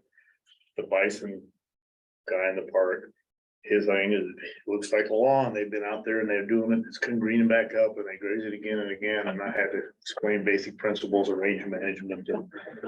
But So, you're working with, like I said, this is a statement I made at that to those. I said, no one in those government agencies will ever lose their job for if they screw everything up. There'll be no consequence. Even if they ruin the earth, there's no consequence. I ask them, who speaks for the ground, who speaks for the land? So. So an interesting, Lieutenant Governor called me last week and talked about the bison up there on the reservation, because that's her home turf and mine also. But the one thing that I hadn't thought of, and I just want to bring out that even if those bison, cows and bulls that they took up there could be classified as domestic, their offspring, once they turn them loose, their offspring will be wild. So if our jurisdiction, if we have any now, would probably not be valid to the offspring of the bison that they turned loose up there. So, you know, that's just an issue, and they're far enough up into the corner of the reservation that for a while, at least, they're probably not gonna get off the reservation. There's very easily can get on private deeded fee patent ground is what they call it on the reservation, but fee patent ground where it's non-tribal, non-reservation jurisdiction, but who has jurisdiction and what can be done. And she thinks that we need to have an agreement. I don't know who we have an agreement with and how you handle that, but I guess that's something we can look into in the future, but. Getting an attorney hired, this will be one of the first things. Well, and that was, yes. So it's just an interesting scenario that the dividing line of what potentially we could have control over if they got off of the reservation, and then there's that line where we wouldn't have. So, and where do you say that all of the animals now 10 years down the road, are they all wild then? There's no more of the original. So yes, What, excuse me, Mike, what was the legislation that went through about generational bison So classification? to be a wild bison, it must have not been owned by a person. So it must be in the public trust. It must never have been reduced to captivity. And it must not have been subject to the per capita fee, or the offspring of bison that were subject to per capita fee. So that's where Gene says, in this case, it depends on, and we don't know how things would be defined, but if he said these were in the public trust of the Blackfeet, so they're not owned by a person or corporation. They're now released and no longer fenced, so the future generations will not have been reduced to captivity. Because they are under tribal jurisdiction, they're not subject to per capita fee, and their offspring will not be subject to per capita fee. So that's why the concern is future generations of those animals could be considered wild. When that law was passed in 2021, I know there were some modifications and amendments that were made, to appease tribes that held bison. And so that's sort of the wormhole that's left open to wild free roaming bison is that particular scenario. So if you owned bison and you wanted to turn them loose, you can't, because they can't be wild bison because they're owned by a person. If bison were trucked somewhere, they were reduced to captivity. If you owned bison and they're subject to per capita fee and you paid per capita fee on them, well, the offspring of those bison have to be per capita fee bison. So, to other types of situations, to domestic bison that might try to be turned into wild bison, the laws on the books now currently sort of deal with that very well, but this is a situation that that definition doesn't exactly apply to. Particularly, you could argue that if the bison were moved from Two Medicine to Chief Mountain, they had been reduced to captivity, but the offspring won't have that, right? So that's why the next generation is the one that you look at. So how does, and it goes back to what you said in the beginning, how does the department deal with this? What do we take back to producers? Because Gene does not sit on this board at the moment. He's a producer. What do we take back to him? Yeah, and I think those are the open-ended questions that Gene's talking about who has jurisdiction where. Do we explore, a relationship with the tribe through the MOU, if they were open to that, to have some management? What do we do if they cross the boundary? What if we do if they go into, federal lands like national parks or national forest? What happens then? Those are all open-ended questions that we're still trying to sort out. That's why I said the attorney this will be one of the things that will be on their plate, is working with legal counsel from FWP, legal counsel from the governor's office and others to sort these types of things out and figure out, how do we respond? I would say that my answer today, based on past practice, would be, once they come off the reservation, it's the Department of Livestock's responsibility, and producers should call us and we should be ready to deal with that situation. Do we need to put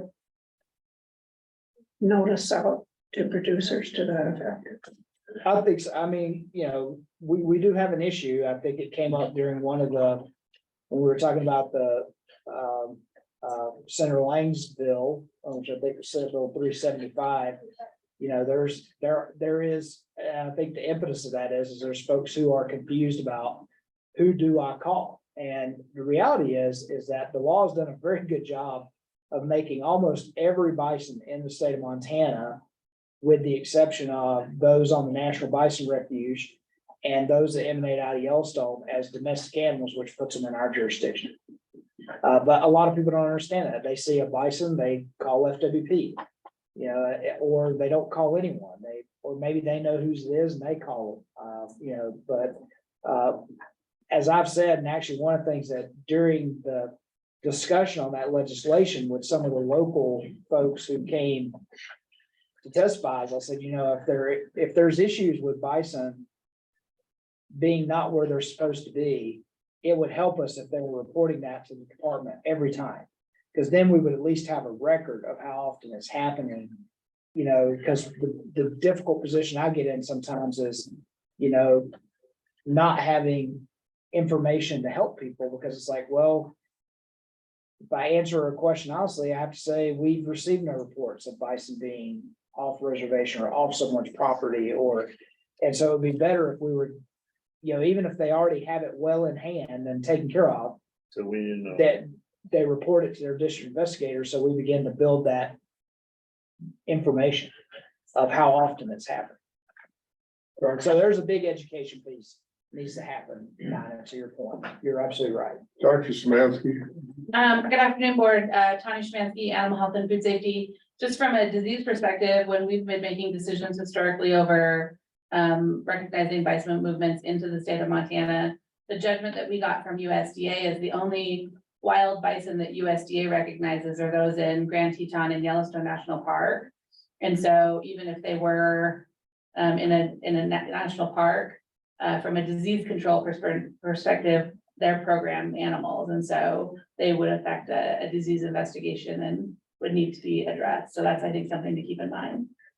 That might be a tool that we can use in an agreement with the tribe on the bison up there, because we have the park boundary.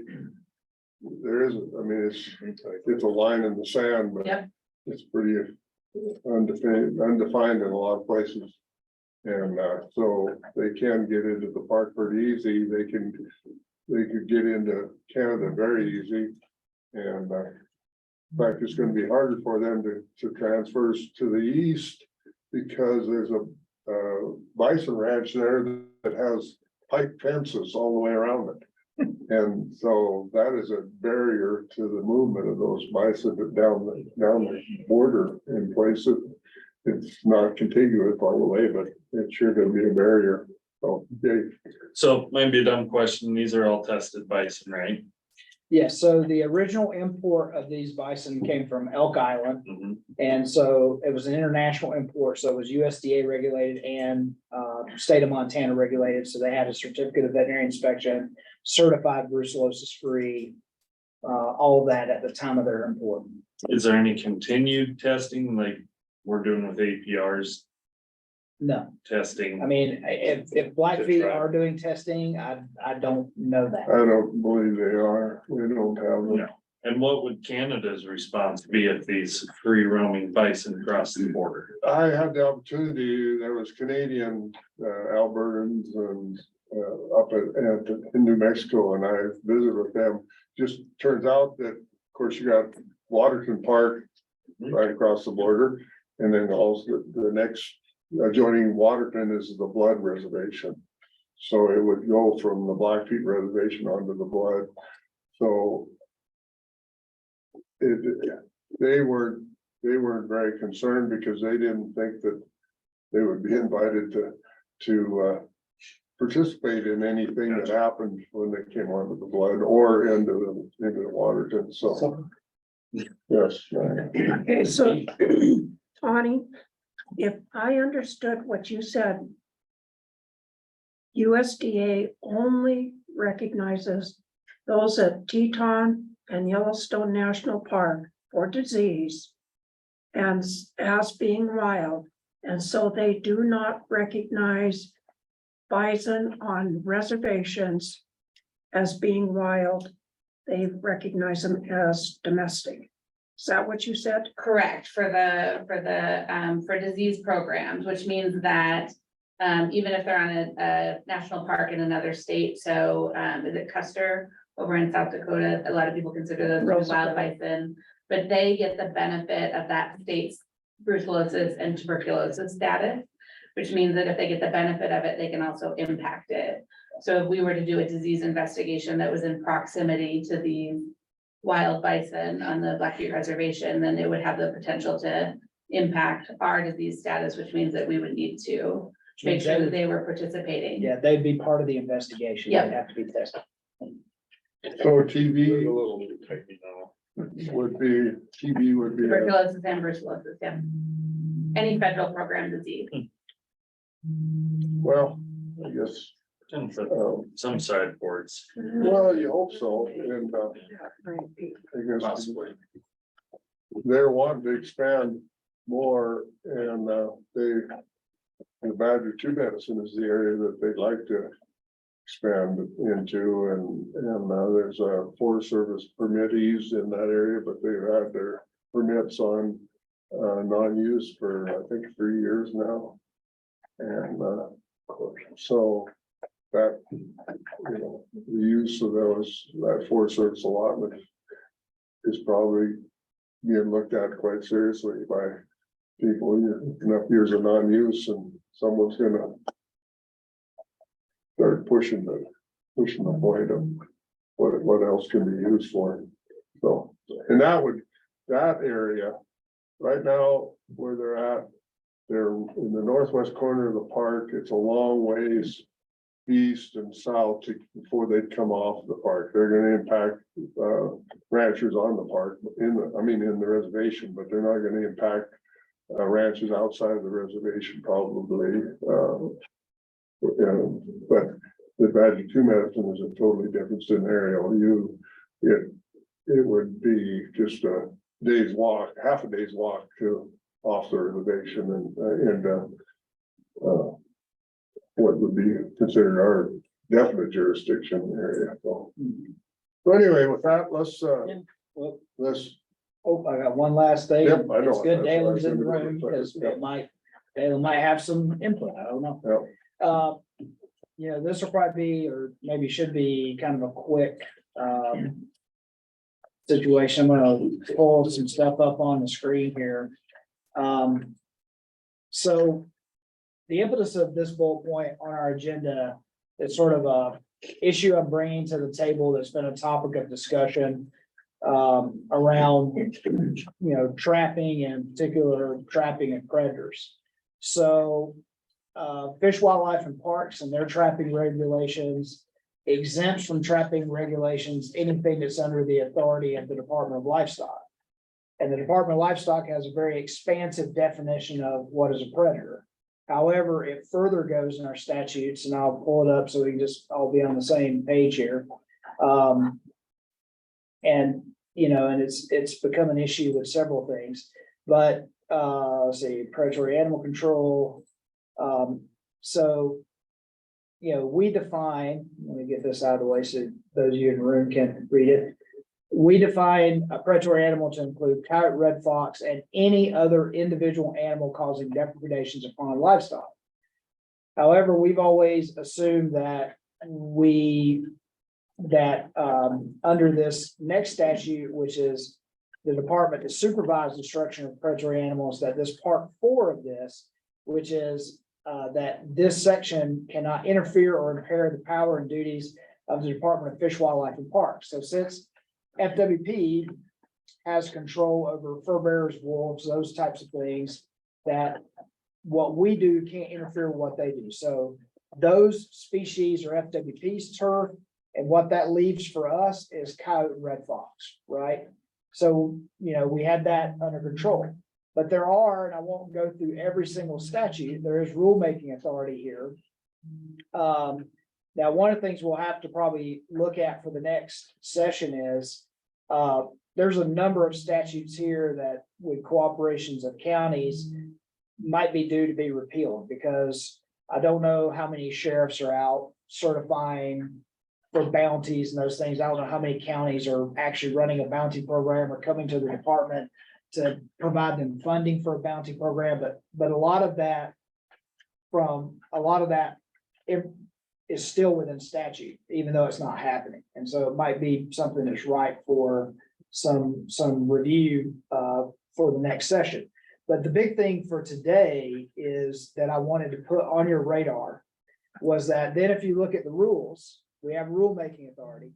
The only rules that we have in place today are around under vertebrate pest control. A lot of stuff's been repealed, but we have the feral swine piece, but then we have the rules around our private aerial hunting program. So as far as we're concerned, Department of Livestock, the only 2 predatory animal control programs that we're engaged in are a cooperative program we do with Wildlife Services for aerial hunting and our permitting of private aerial hunters. We're not permitting trappers. We don't have a permitting process. We don't have any rules around that. And some of these questions have come up around, species listed under the ESA like grizzly bears and others. And so, we routinely get freedom of information requests and things of that nature from groups that are trying to ascertain if we have any knowledge of non-target species being caught or hurt within traps. And in particular, this coyote trapping, which is not permitted by FWP and is not permitted by the Department of Livestock. So, one of the ideas that's bounced around is whether we need a rule, or do we need a program for permitting that type of trapping within grizzly bear habitat, for example, because then you could set the rule to where if you're in that habitat, you could ask them to follow the rules of FWP for setbacks and other issues, right? That would maybe signify having some more regulatory control. And there is some thoughts that potentially could help with the delisting conversation around grizzly bears and some other things. So it's a conversation that FWP has brought to me. And as I said, I'm doing my job and bringing it to the board to see, what your thoughts are. I mean, certainly, if the board was willing, we could continue those conversations and we could come back with a draft rule at some point, or a draft set of rules or a draft program around permitting of private coyote trapping. Because I think our law also exempts government trappers from that. But it's more about private landowner, private trapping, particularly for coyotes. Do we want to look at, do we need a program? Do we need some rules around that? Especially with this conversation around regulatory control in endangered species habitat and, the belief, I'm not going to say the fact, the belief that there is non-target trapping that is occurring. Meaning you're setting coyote traps, but getting other things instead of coyotes. Jalen, and you don't have to answer if you don't want to, because this, in your experience, have you seen non-target? Across the board, certainly, yeah, there's that potential, at any time. But it's the whole best management practices and setting equipment. You take in, the equipment you use and where you set them and all the restrictions and the things that are in place to prevent it from happening. Which honestly limits it very, very tight.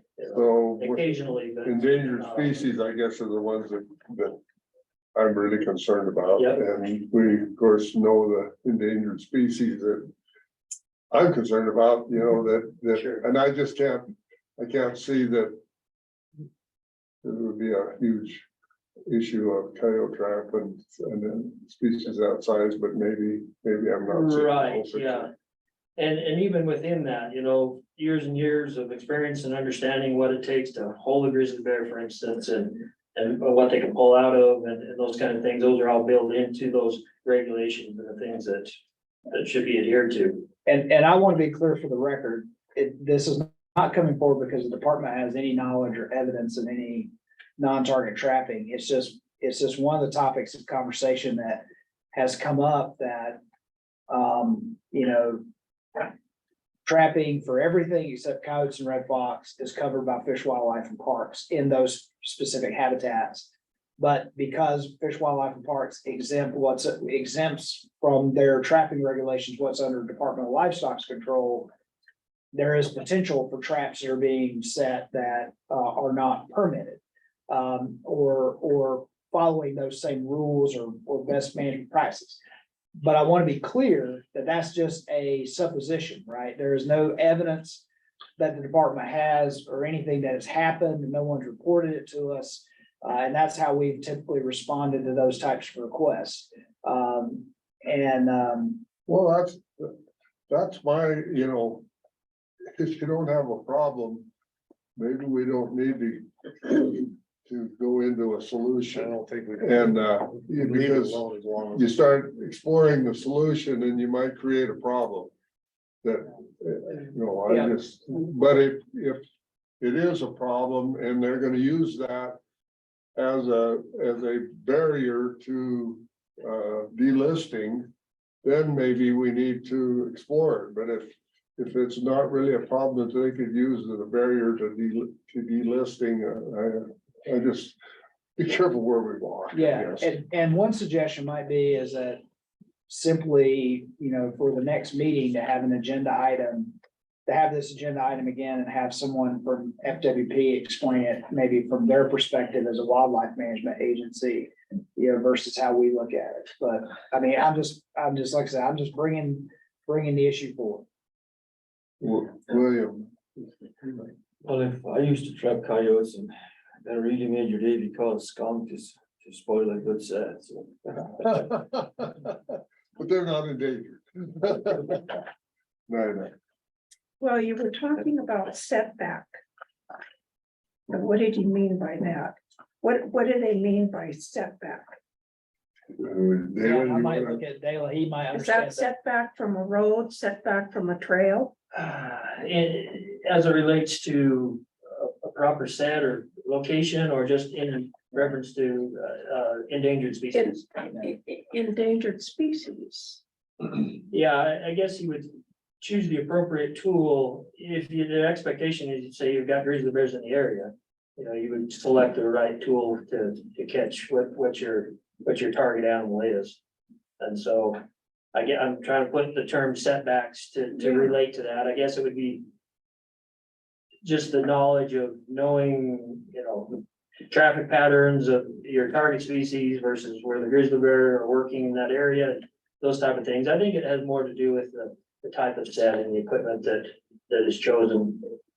Sure, the term doesn't fit very well to me. Well, What I think of as setback, Right. setback to the highway, the fence is set back from the highway right away or whatever, but.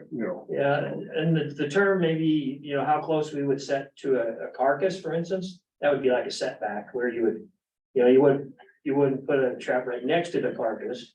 You would set it back a ways, to prevent getting scavengers and other animals that would be on the set. So that would be kind of a setback in those terms, but I don't know how else. when I think of, okay, first off, the kind of trap you set for a coyote or a fox, the grizzly bear can't get his foot in it. He just- Well, that's kind of my point, It yeah. doesn't happen. And when I think of setback, the very first thing that comes to my mind is people walking their dog and get your traps out of the way, and is this a toe in the door? Well, so, Greg, I guess I would say no. Dalen, sit up there and let's move on. Perfect. Okay, all right. Boy, you were. so when you say no to, do you want, would you like an agenda where we have the Fish Wildlife Park? We can Or do that, we gotta but pursue it at just- this point, we're not gonna get anything decided, so, No. I. And have I no wanna problem see, listening like, to- what would you entertain? So if you would entertain FWP coming in. It doesn't hurt to listen to them, but we're not gonna decide anything at this point, so. Right, and so I got from that what I needed, so. Okay, all right. We don't have no more to. So, Mr. Tidwell, if you introduce yourself for the record, please. Cut you off and tell you to move. He's hungry. That's all right. It's a great spot to be. You're almost right back on schedule. Yeah. Well, Perfect. Mr. Chairman, members of the board, thank you for the opportunity to be here, and I'm glad I'm here. I got a chance to come over and visit with you all today. Introduce yourself. Yes, please. Yeah, thank you. I will, Dalen Tidwell, State Director for the USDA Wildlife Services Program here in Montana. Just in general terms, it's kind of, I like to say business as usual, that's always good to keep things going above the level of standard and what we expect out of our employees and the work that we do. So that's first and foremost, my point today is things are good. Things are working well. All the pieces are together, but I will also say there's lots of moving parts all the time to make that happen. And so for an update, and then also we're getting together quite often, and so I have little windows of update from the last time we visit. But I think one of the big outlying discussions that we came up with before, I shared before, was our need for a maintenance contract for the helicopters. And fixed wing, in fact, as well, our go-to maintenance shop out of Helena here. I think he said over 41 years now, he decided to hang it up and retire, and we were kind of in a little bit of a scramble. We had about 30 days notice, and we were able to work with our contracting folks, which through some good pointed conversation, recognized the importance and to expedite the efforts, because normally these contracts take months and up to 6 months, and we didn't have time for that. And so I made arrangements to be able to do everything on a cash sale to be able to get us through, but they recognized our importance and the need. And so quickly done, we were able to take solicitation for the bids came in, gone through the federal government contracting process. You can only imagine that what it takes, and bids throughout the state, even a contract from outside the state. And we were able to narrow it down and do site visits and feel comfortable with the selection. And so we were able to secure a contract with Stapleton's Automotive and Aviation out of Lewistown, which for us, geographically perfect, right? Yeah, we're center between all three stations right now, and so we're looking forward to that. Meets all the qualifications, all the things that we need, and a growing business. Not to say, but the importance of our business to them is duly noted, and so.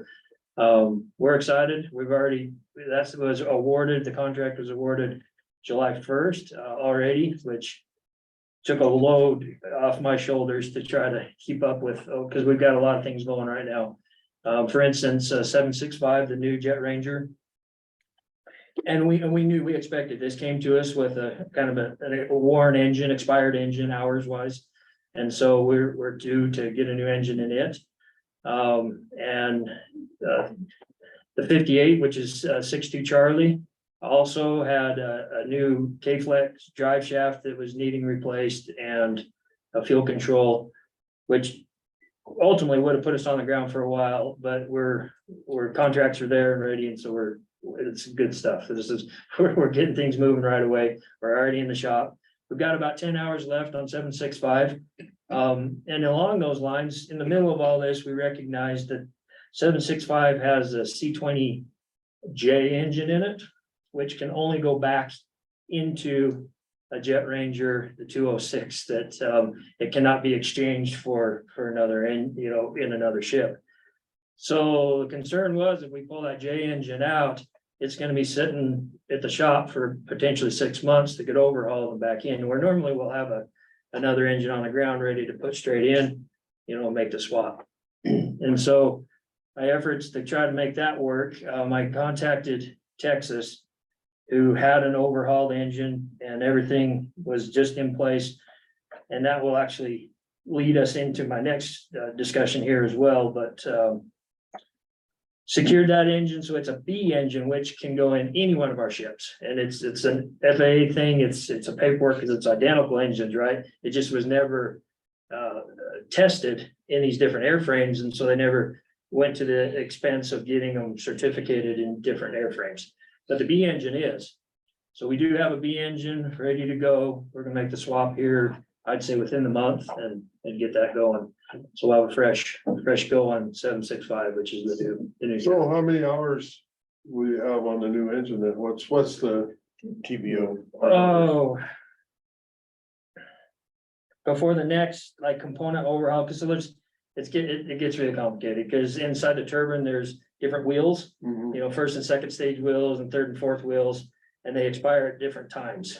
And so you have to tear down the engine to get the first wheels done, and then the next cycle, the other front wheels are done, and so. So you're based off those wheels, so you will have an overhaul, everything else done, then. I don't wanna speak for the record, but I think it's around 1,775 hours. It's 1775 for that next, overhaul. And just for my reference, how many hours a year are you putting on that machine? So, Well, we expect 200 to 300 hours, so per you're- machine. So you're 5 to 7 years, Mhm. we should be. Yep. there. Yeah, exactly. That's a good way to look at it as far as spread out across the year. Like, for instance, this year was a big year. We were about 1,300 hours total across the fleet, combined. And this new machine was right at, I think we were sitting at 250, 260 hours since we put it into work, and it's done good. It's done good work for us, but it's just the nature of parts and keeping everything fresh is replacing the next step. So with that, communication with Texas leads me into a discussion, and I don't know if you had, maybe I wrote some notes for an update last time, but I don't know if they were expressed to the whole board. But the federal machine that we've had, 88 Hotel, which is an OH6, it is simply obsolete. That's the problem, is they don't make parts for them anymore. So the parts you can find, it's very, very expensive, and it just economically was not a good thing to keep a hold of.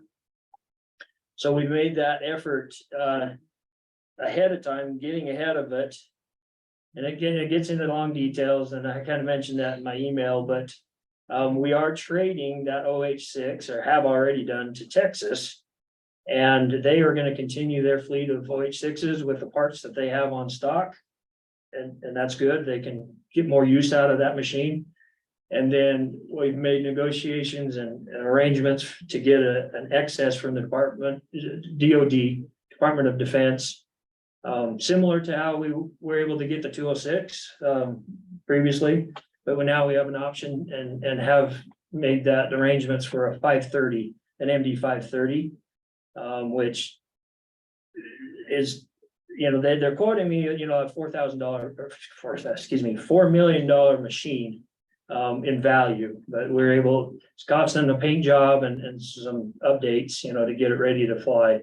But we are excited for that because it's designed much more horsepower, and I'm waiting to hear back. I asked the request to tell me how many exactly horsepower, but it's a much more powerful engine. It's got the C30 engine in it. And so we are planning to use that in higher elevations, obviously, for wolf work, and where you would have a sustained hover, which is very taxing on helicopters to be able to have the power to maintain that. And the performance of it, it's a definite upgrade. I'll just put it on that level. We're excited to have that upgrade. And so we will plan to have the 530 stationed here out of Helena to work the mountainous areas in this country here. So in exchange, Texas took the 88 Hotel. We will station 530 here in Helena and take 95 Tango, which many of you are familiar with. Been here for years and years and years. We're going to put that over in Billings, to be hangared in Billings, to work the more eastern half of the state. So that's the Bell. That would be an MD also. So the MD 500 is the 95 Tango that has been in Helena all this time. That will now be in Billings. The two Bells that we have is the new 206, this that just was acquired, and then the old OH-58, which is the military version of a Jet Ranger or the Bell. So essentially, there's two Bells now and two MDs by make. The MD 500 and soon to be delivery, we were kind of told the end of September-ish, we hope, but MD 530 and the Bell 206 and I guess the OH-58. You kind of looped around how much it was gonna cost. So in terms of by taking the by exchanging, basically, we're exchanging for the new, better, everything's an upgrade. I'm given terms of about a 20% cost of operating cost increase, and it's just mostly fuel consumption.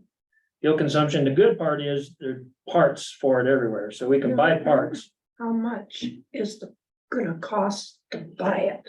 Or is it a straight across trade? Yeah, we got They're it. still looping. I know, I didn't want to take all the credit. We got it for free. It's, yes. Yes, we made that arrangement, and I can't take the credit, through ATOC and our overall national fleet. Made that communication with the Department of Defense, and so what this is an actual training ship, and there was 6 or 8 of them, I believe. That the Afghan army were being trained in, we were training them, and it was ships over there. Only has maybe 1,000 some hours on it. Essentially new. Some of them I've heard had some battle damage, that they've had to fix up. I think the one we have is pretty clean. We don't care if it has both. We don't care, yeah. Exactly. So yeah, no, it's a good exchange. It's better. We, again, the operating cost is where the bottom line budget for me is where I'm penciling, and it's yet to be, confirmed, I should say, but I'm hearing just in general terms from those who know, about a 20% more fuel consumption.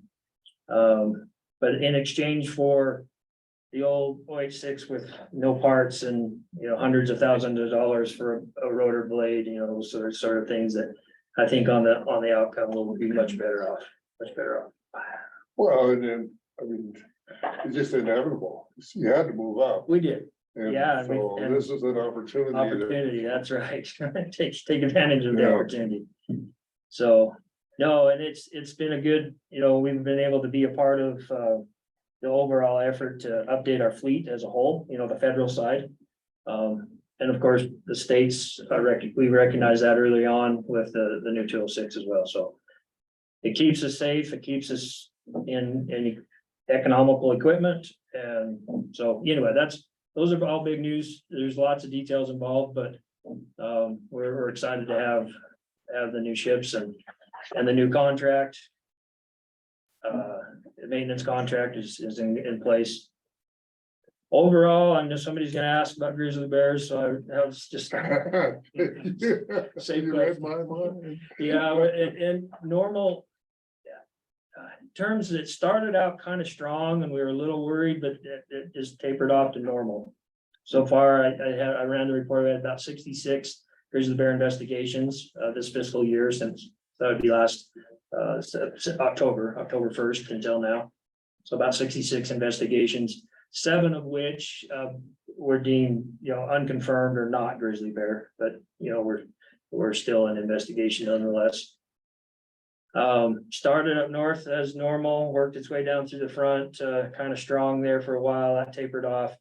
And now we're just starting that in the gravelies, as expected, and much less in the gravelies. And I mean, we were able to remove some problem bears the last couple of years, and that obviously shows some results down there. It's given us some relief down there as well. I don't know why, but I was talking to my son yesterday and the rider that's up there on our stuff right next to the park saw elk below his house. And he said he hadn't seen elk below his house for 2 years. So Oh, that's telling him that maybe the wolves aren't there. And the one rider hustled some sow and a couple cubs out of the country there one day. But and all the riding we've done up there so far, I've seen 2 black bears. In one day last summer, they saw 6 grizzlies and 2 blacks. So I don't know why. I know there's not less bears. It just apparently they've moved out of our area, or they're not, because I see in the depredation reports that Glacier and Pondray early, I mean, Yeah. we were hit pretty hard with grizzly depredation, but I haven't heard anybody talk much about it lately up in our country. Is that? yeah, and I think it plays to the communication and the relationship we have with the U.S. Fish and Wildlife, recognizing that when these bears do get into trouble like that, that there needs to be some action taken, and so there's been some problem bears removed, and it helps in those areas, no doubt. I think I can speak to that much of. It's hard to always say, you get those questions, why are the elk doing this and that, and it's difficult to say for sure, but. Yeah, Yeah, there's predators are a definite source of. but our cattle are staying up better. So that's telling me that last year, the first year, they were pretty good last year. We could not keep them up high in the higher country. They're just down, and it really took its toll, and we lost quite a few cattle. So I know it's but depredation, but so just the other thing I want to tell you, I was at that ILA and listening to those guys and their relationships with US Fish and Wildlife in other states. Thank you for the cooperation that we have here, because I'm hearing that it's not quite as congenial in other states as what I feel that we have here, and I think that's a credit to you. And I just want to thank you and hope that Sure. you can just keep that up, because I listened to them, I said, gee, when I talk to those guys, I mean, they're my friends. They're the biggest friend I got when it comes to depredation in any species. So it was very refreshing to be able to relay that instead of listening to some of the relationships that they were talking about. So Thank you. Yeah, I appreciate that, because I feel myself very blessed to be in Montana. It's the relationship is great for my work as well. It makes things very nice. Yeah, it's a good program, is set up right and it's functioning strong. So yeah, thank you. do you have anything else? So how did you come out in the coyote season? I assume way better than a year ago. Yes, we did. Right. Full change of events with the weather, and we were struggling just getting the air the previous year. And now, like I mentioned, I just pulled the numbers before we came in today over, make sure I can do the math. We'll just say over 1,300 some hours of flying, which was great. And resulting in 8,111, I believe, coyotes. So yeah, it was busy. We got lots of calls. Yeah, it wasn't just flying for the sake of flying. We had to fly to work these properties that were calling and getting damaged, pretty heavy. It was a heavy year for coyote damage. So more so on the Cowboys this year than normal, or? Yes, yeah, the winter, spring calving, yeah. Yeah. But, so yeah, number wise, things are there. I mean, everybody's working really hard. There is, and maybe I haven't updated you, or maybe John Stiver did in the past, but there was a concerted effort for NGOs to lobby Congress to get more funding for wildlife services. And it might be surprising, those individuals would be the NRDC and Defenders of Wildlife, in fact, are working to help get wildlife services some more funding. And it is, directed towards which we have an integrated, program where conflict prevention is obviously high, right? We do everything we can to prevent it from happening in the first place before we have to become involved. And so we've always been able to talk about non-lethal fencing and range riding and all these techniques that most ranchers use or try. And so the emphasis of the funding was come down to get, worked its way through to Montana, is to focus, in fact, hire range riders and some fencing techs to be able to utilize those funds to demonstrate, these non-lethal techniques that we've always talked about, actually put them into play and work with that. Along with that is the research to back it up to see if it's working correctly, if indeed these tools are effective. But that's probably, maybe you've heard of the non-lethal initiative funding that has been given down to wildlife services. Firsthand. Yeah, right. So it's good tools, and we know when it works great. And so we just recognize it as part of the integrated approach that we have of all the tools. So the funding is there for that. We were able to bring on 4 range riders and 3 fencing technicians, additional staff that. So where all This do new you have wildlife range service. riders in? I know we have one up on the front there, so where else do you have range riders? So out of the Gravelies, and then is it near Nerada or the Salish Mountains? There's a new one this summer, and then up out of Trago area there. And then the one on the front through the Blackfeet Grazing Association up there. The intent is in these areas, allotments, it's grazing allotments, public lands, community type lands where, you know, the benefit is there for all those cooperators and the public resource as well. And then, of course, the fencing technicians range anywhere across the state. We need them. We do have one in Missoula, Kalispell, and Heart Butte, I guess, up north as well. Fencing, helping everything from 4-H projects that are getting ate up by grizzly bears, backyard pigs and whatnot, being able to design and create these electric fencing.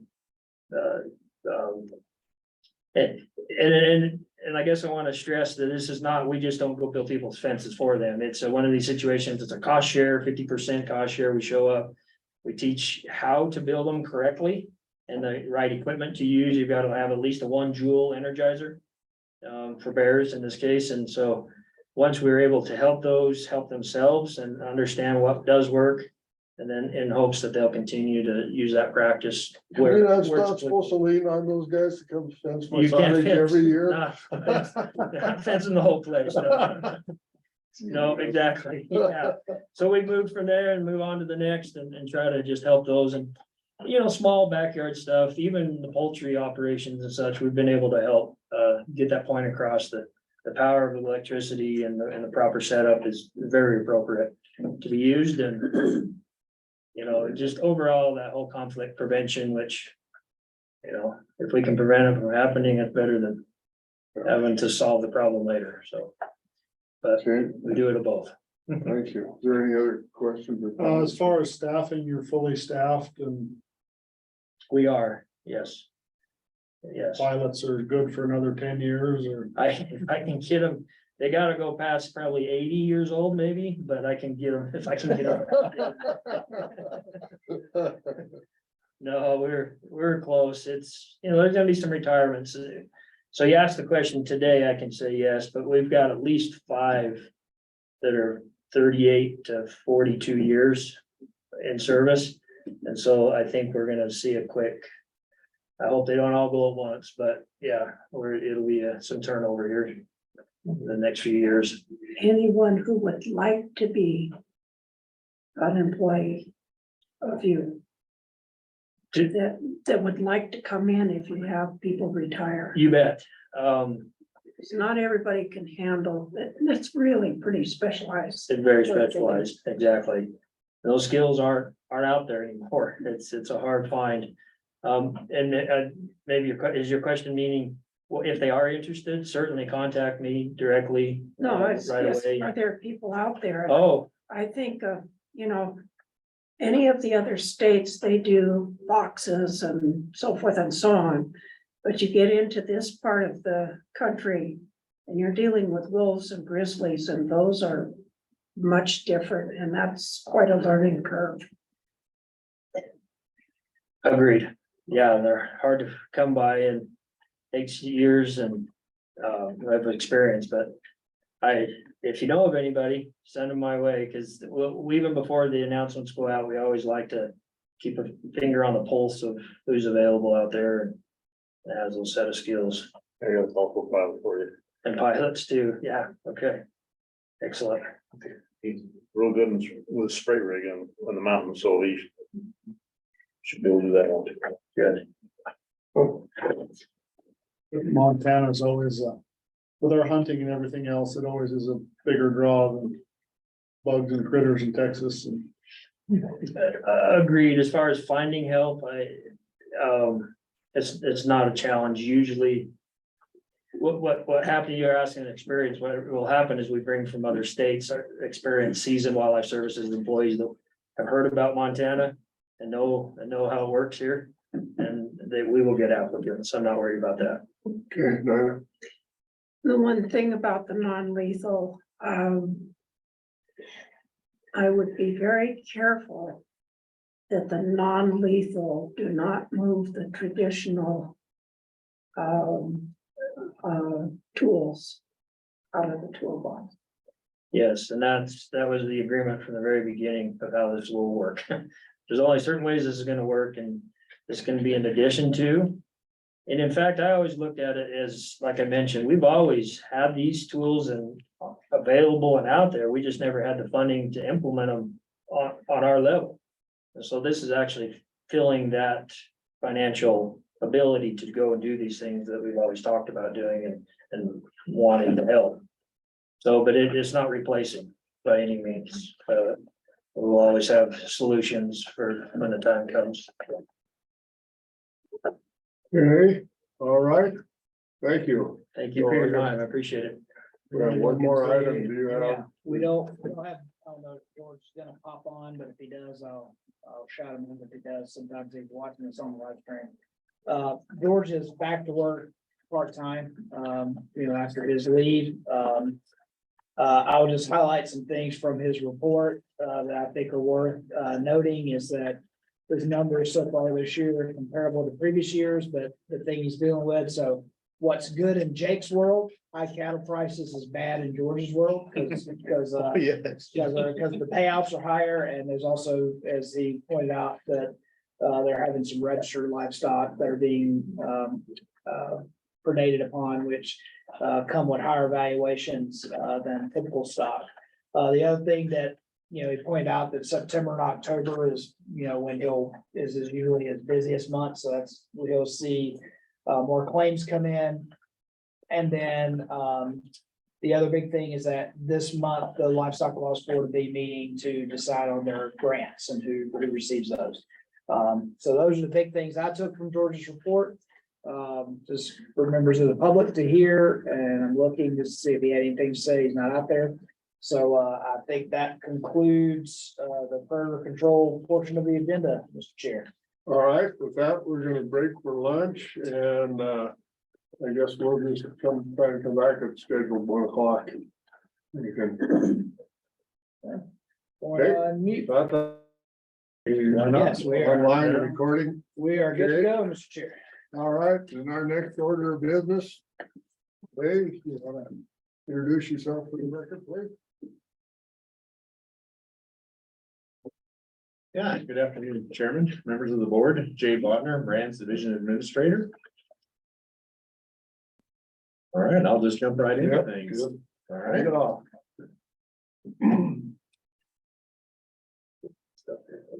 All right. Today, the first item of business, I do have a proposed rule change. So this is financial record keeping in your book here, tab 4, just on the second page after tab 4. That proposed rule change is in front of you. This rule change, it's in 3215, so marketing of livestock. And this specific rule is a result of House Bill 153. That was one of the department's pieces of legislation where we were updating laws regarding the video auction, livestock video auction. So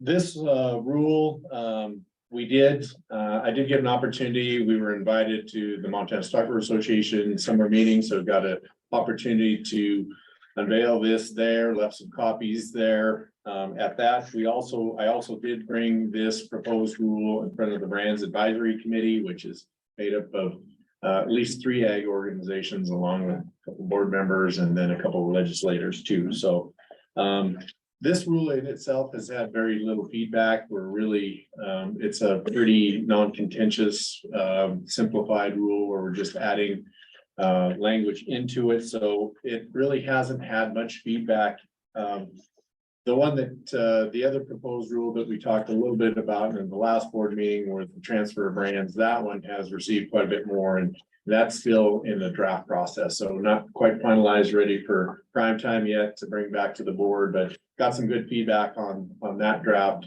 rule, and so we'll propose to bring that back at the next board meeting. So specific to this rule was really clearly on just dealing with the livestock markets on record keeping. And so what we wanted to do in this rule was include the video auctions and the livestock dealers into the rule. So that's the changes. There is a little bit of change at the very end in section or in on number 3, where we just did a little bit of language cleanup, make it a little bit clearer to read. But other than that, it was basically, we just inserted wherever appropriate livestock video auctions and or livestock dealers into the rule. So that is the quick rundown of the proposed rule. And I would answer any questions that you may have. I just, I highlighted on July, and I assume that there was a date that should have been in there on this last page of this. Yeah, Mr. Chairman, this is a draft, so this, once it gets your approval, then it goes through the rest of our process. So we would go, believe to the governor's office, then Secretary of State, and then we would actually get it advertised for comment, so. And just to point out on that piece there, where it's highlighted, the bill sponsor contact requirement, so by law, if we're making a rule in reference to a piece of legislation, we are required to notify the person who sponsored that legislation. So in this case, that'd be Representative Lear, that we would be notifying of the rule, and Mr. Redfield's out of the room, but I think he could probably speak to the reason that law is in place is, I guess, to make sure we in the executive branch don't get up to hijinks and, they change a law, but through rule, we sort of neuter what they try to do. So that's what that's talking about, is that we have to have in the notice to comply with the law again, 302. Since this is in reference to Representative Lear's bill, we have to notify Representative Lear of the rulemaking. So, and that happens after we approve the. Yeah. The beginning of the process. Yes, so what you're doing today is the start of the process, and going through the ESPER process with the governor's office, and then Secretary of State's office, and Representative Lear's notification will be part of that. And in addition to that, Representative Lear is on the Brands Advisory Committee, so he would have seen at least an earlier draft of this to be, so somewhat. But officially. Correct, we will do that. Okay, so I entertain a motion to accept the. So moved. Okay, second. All right, discussion. We have a motion by Greg and a second by Alan to start the process of the rule change. All in favor, say aye. Aye. Almost same sign. Motion carried. So Lily, yes, you're. I Back see you. on. All right, very good. All right. Okay, good. Thank you. Yep. All right, second item of business is a request for hire. So this is for the assistant market supervisor in billing. So that was previously held by Zona Reinhardt, and Zona served the department for a little over 44 years. So certainly like to thank her for her service for the department. Has a very strong career with the department and did a tremendous job for us, and it'll be a big change.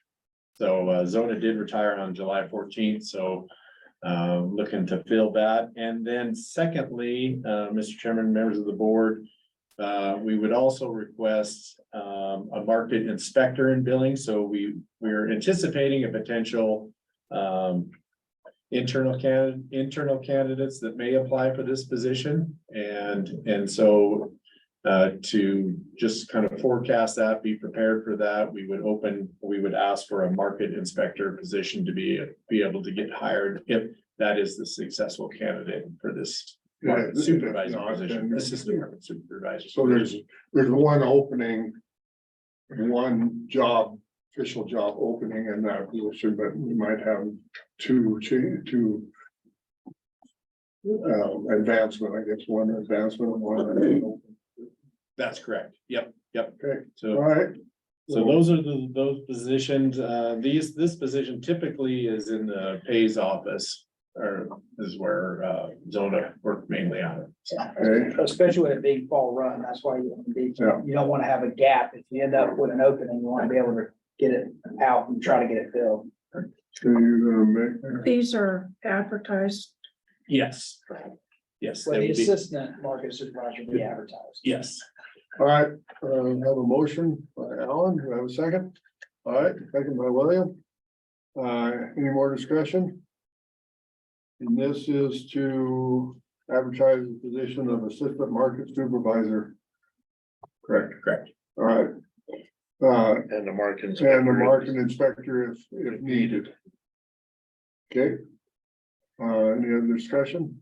All in favor, say aye. Aye. Opposed, same sign, motion carried. All right.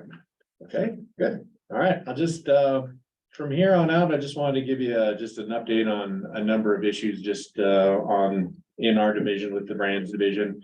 Had an opportunity to meet Shelby Martinell, so that, once again, that position in the Dillon deals with not only a market inspector with a district inspector, but she also manages the market there in Dillon also. So that is a dual position that she is filling, will fulfill there. So glad to have her on board. So do you have temps in that, or there must be more than one person that works that sale at times at least, huh?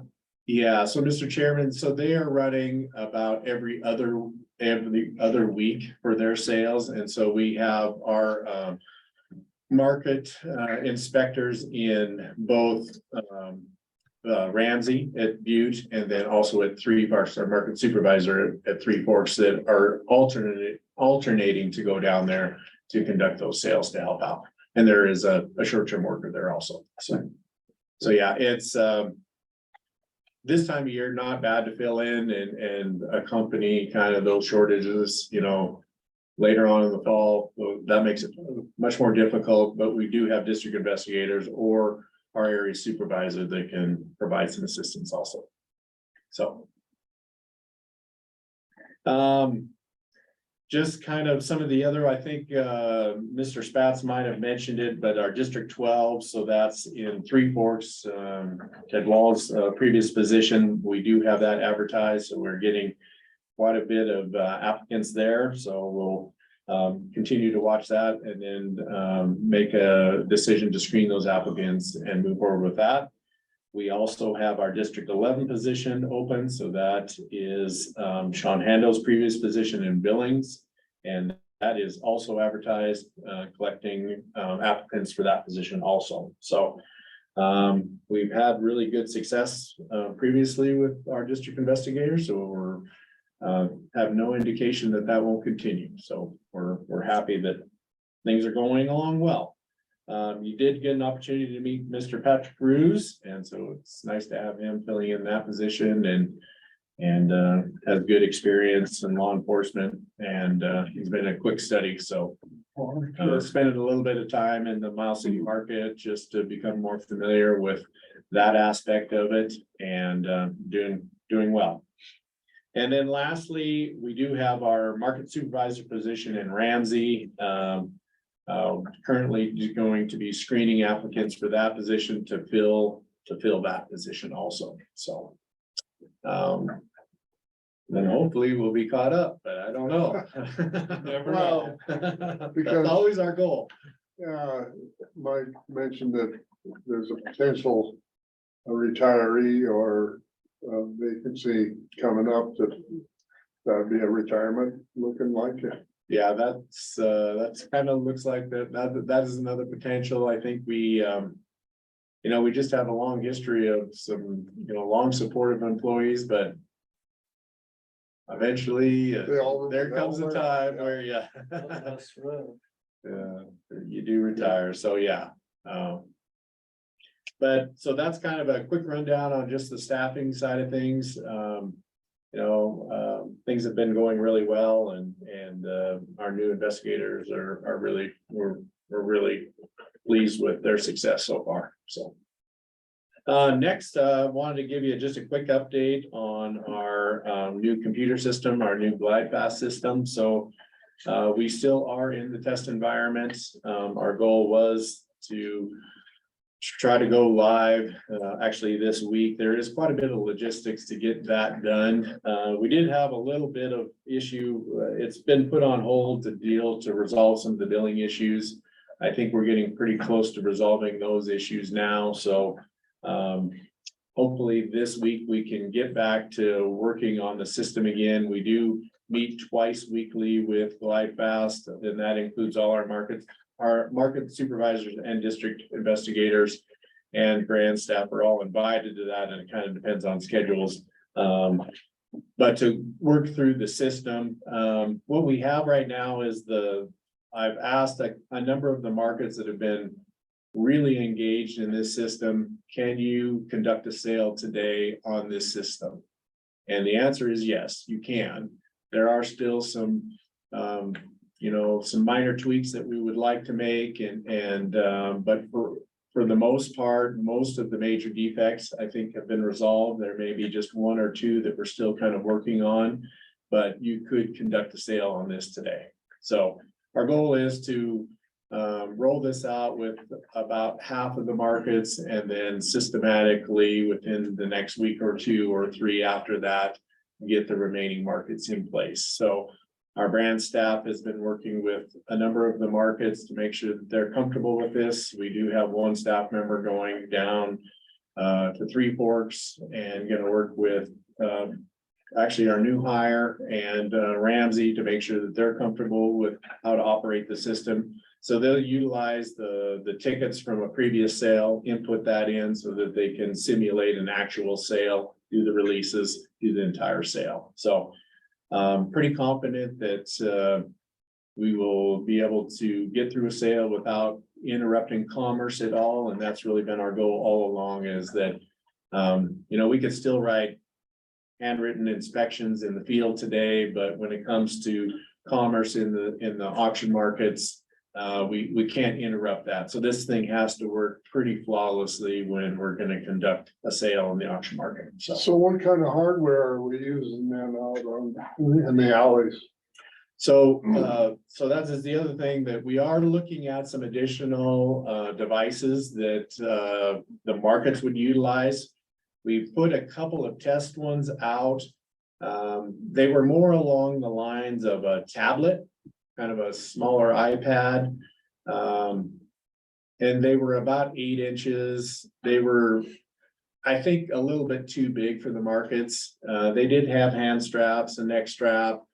And they did have a stylus. They had a lot of positives to them, but I think ultimately most of the markets decided that was just a little too big. That device, they said they thought would work really well in the office. But maybe too big in the market, so out in the yards. And so now we're looking at maybe just kind of cell phone type, a bigger cell phone type to utilize that out in the yards. So we're still kind of playing with that a bit. You could do it off your own cell phone today. You can run the mobile app, you can take pictures, you can attach all of that. So we're still looking at kind of a variety of what's out there that's most cost effective, that still has the capabilities of what we need. So, go ahead, Okay, Mr. Chairman. Jay. If I understand what you're talking about here, what you may need or end up with would be a voice activated entry. Like your cell phone and you talk into it and it puts it in the program? No, yeah, Ms. Bacchus, no, what we really need is, so we're looking at, the new program itself has a mobile app. So you would pick, so as you're checking in cattle, as you're going through cattle, you would pick the brand, that brings up the brand owner. Then from there, you would be able to identify how many animals, what kind of animals, all of that information right on the mobile app. So you would plug that right in, and as you're doing that, if you were sitting in the office, you would see that in real time. So you could actually have more than one person doing the same thing at the same time, checking cattle. Like you brought in a load of cattle and we had 2 different loads. Me and a different investigator could be checking them in at the same time. So we need a device that's somewhat durable. So if I drop it, that it can stand up to that. Probably small enough that it fits in your pocket, but not too small that you can still read it. So yeah, add all those things to and somewhat inclement weather, you know, so it gets cold. So those are the device. We're looking for the perfect device. I don't know that it exists really, because you know, a bigger device, easier to see, has a stylus.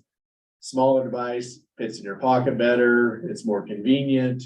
It may not have some of those other attributes. So that's why we put a few out there in test in the markets to see what the markets actually would use, what they think would be best. So that's kind of what we're looking at.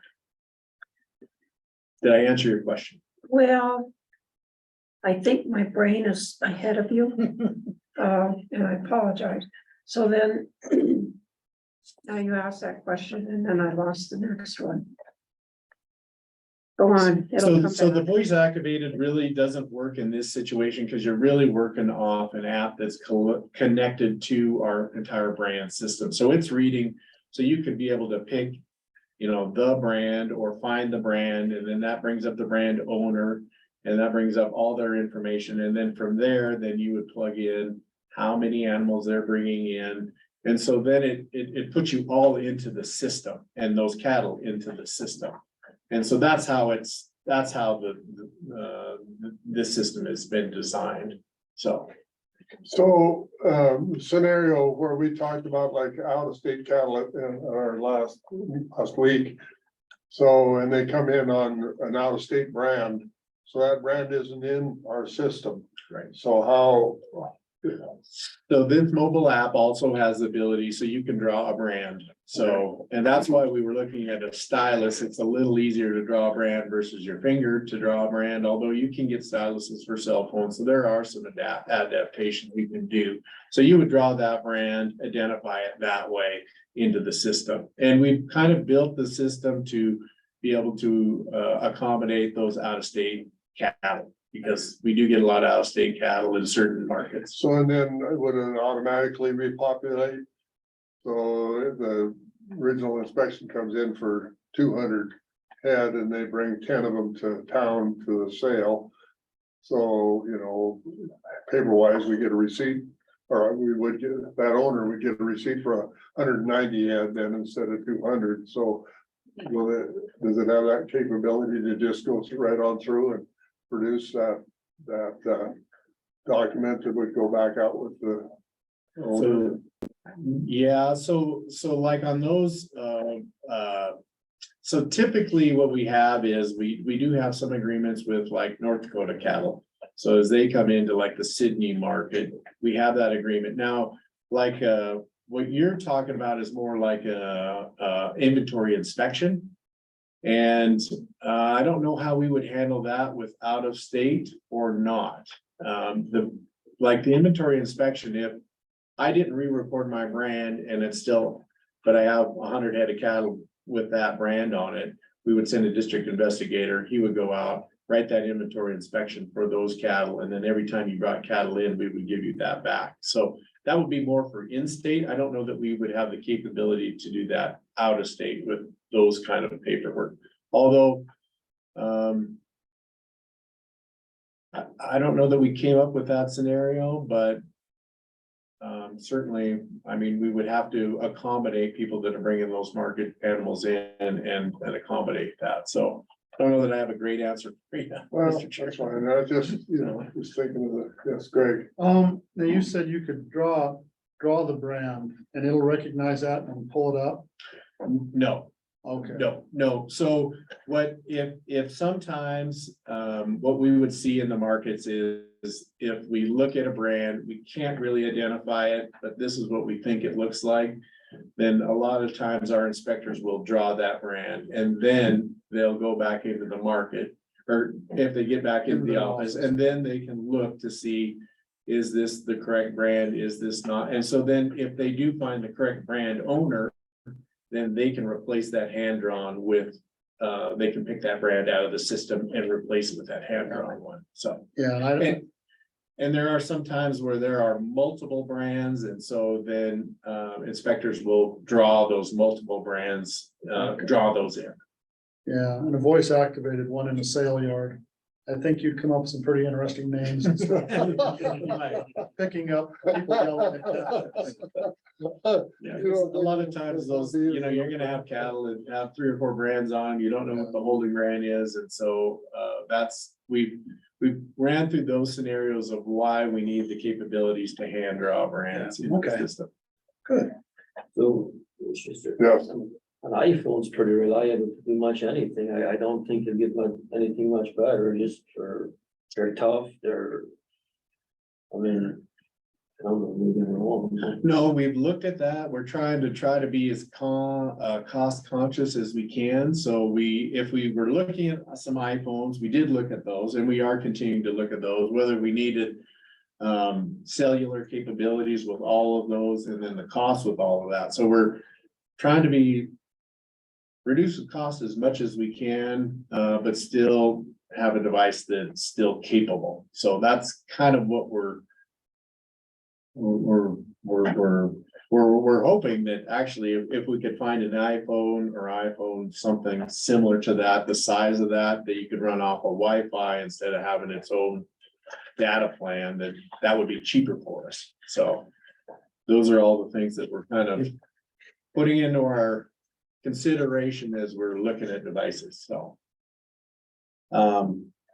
But I think all in all, I think when we do kind of get back on track to get rolling again, there are quite a bit of logistics to actually go live. So even with our IT department has to work with the state IT department, who has to work with GlideFast to transfer some of that data. And so it's a 3 or 4 day process when we get to that point. So we're still probably, I don't know, it would be at least a couple weeks out. And Jay, you didn't mention, but I think it's worth mentioning that the vendor is committed to what they call hypercare for 4 weeks. Yeah. Right, so the first 4 weeks after we're utilizing it, they'll have people who are on call, ready to deal with issues or problems that come up. Yeah, and so I think the hypercare is pretty important for us, so that it's gonna, we can set it up however we would like. One, we are going to set it up for, that, as any market can call anytime if I have a problem. I'm running a sale, I run into a glitch, we can get on the phone, we can call them, and they're gonna be there to fix it. In addition to that, we probably will set up something similar to what we have today where, we'll have a standing meeting, maybe an hour or twice a week, 3 times a week. And we would schedule that out for 3 or 4 weeks so that as markets or investigators are going through the system and they find issues that come up, then they can bring them up during that meeting. And it's not, critical to conduct their business. So those are some of the options. We're kind of leaving that a little bit flexible on how that plays out. But once again, any market, if they have any problem, can call right away to get those issues addressed, to make sure that, there's no glitches in the market. There's really no room for error there when it comes to the markets, in my mind. So then that brings up security of the information. So where does that information go? Ownership, the numbers, that kind of information. All that protected through the state system. So security, I don't think it's as secure as anything that we have today. So at the markets, they're working off Wi-Fi, but they're VPN, virtual private network into the state system. Yeah. So they're behind the firewall of the state security, even in the market. Good point. Thanks. Right. Jay, but Mike, when you first started, Fort Supply owned the information, didn't they?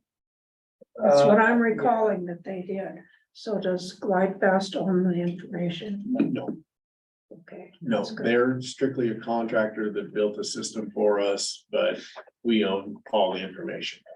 Our security requirements have advanced greatly in just a few years. With ransomware attacks and all of that stuff, the security of our state system has vastly improved, in the last 3 or so years. And so that's why I say so that's the thing, they're at the market, they're on Wi-Fi, but they're behind a wall that, no one can get to. In fact, actually anymore, even if I take my laptop and work from home, I can't access my email or anything without being on the VPN and behind that firewall. That's how they keep all of the state's information secure.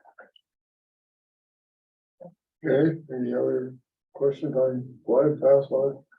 It's good that the glitch, well, I have one more question, so, money came up. Because we were kind of over budget a little bit on some of their IT, but it sounds like the state. They negotiate them down, and, credit goes to state CIO Kevin Gilbertson. He did a lot of hard work in the last couple of weeks on this final bill. Negotiating it back down to a reasonable amount. So, versus some things they wanted to charge us for that we didn't feel we should be charged for. So I'll give him the credit for that. Definitely. And as this department. Is gonna fit into our budget, what the final costs, I mean, we're not gonna be out of anticipated range or. No, and we'll be getting ready. The next thing we got to start on is our next House Bill 10 projects and the next phases that come behind it. But we got to get this phase done before we're going to think about what comes next. And I'd say, as Jay said, there's going to be some enhancements to the system we're going to want. One of the things I encouraged Jay on, we went through a list of final issues that we had, say, maybe a month ago, and really parsed out what were critical versus what are things we can do down the road. And an example I'll give is one of the things our staff had identified was dealing with cattle that had not been rebranded, right? We've always had this issue of if you buy cattle short term, you don't rebrand them, you go back, you might get caught up on that previous lien. And of course, with a new system, we got maybe an opportunity to fix it. But my thing was, we shouldn't stop go live because we can't do that today, right? That's something our Fort Supply doesn't do that. This system will have the capability to figure that out, but we shouldn't keep delaying the go live for that. We'll do that later. Because that's already a problem we have with people who buy cattle and choose not to rebrand them. If that previous brand owner, the last brand on it, if they had a lien, you might find yourself trying to get your check. But that's a problem we have today. And so we shouldn't stop going live for something like that. So that's what kind of helped us there at the end of really parsing out what is a critical issue to operating a sale, as Jay said, versus what's a nice to have enhancement. And we'll put that stuff off till some other time. And we are still tracking those issues, like the nice to have. Yeah, we've got a list on it. Yeah, it's a long list, and even as we continue to test, we're still adding to it. Whether we get all of those or not, I guess we'll see. But I've asked our staff, if you see something you think is an improvement, let's write it down. We'll put it on the list, and then we'll just see when we prioritize, the want list with the money we have available, then, that's where things kind of shake out. So. Okay. Just kind of moving on, you've talked a little bit about it, but the ILIA, the International Livestock Identification Association, I did bring just one of theirs. I'll just hand that around that you guys, if you have any interest in looking at that. We did have just a few of us that do go do it. Chairman, Ty Thomas, Sean Hando, and then myself. So we did have 4 representatives down there. I think it was certainly it's a good opportunity all the way around, not only for us to kind of interact with our counterparts in other states, but certainly to gain some information as we get prepared to host this next year. And I think we saw some things that were useful. We saw some things that maybe we could improve upon. And it was a wide variety of topics that they had. They did, New Mexico has done electronic brand inspections for a number of years. And so I did write down a few things there on their system that I don't know if we would integrate with ours or not, but they have a lot of experience there. And so it was good to kind of hear how things work there for them. We did get a lot on Fort Supply was there. They talked about their high frequency tags that they're developing, and they did a simulation where they were actually on the Mexico border and running cattle through and the accuracy of these high frequency tags. And it was pretty interesting to kind of see.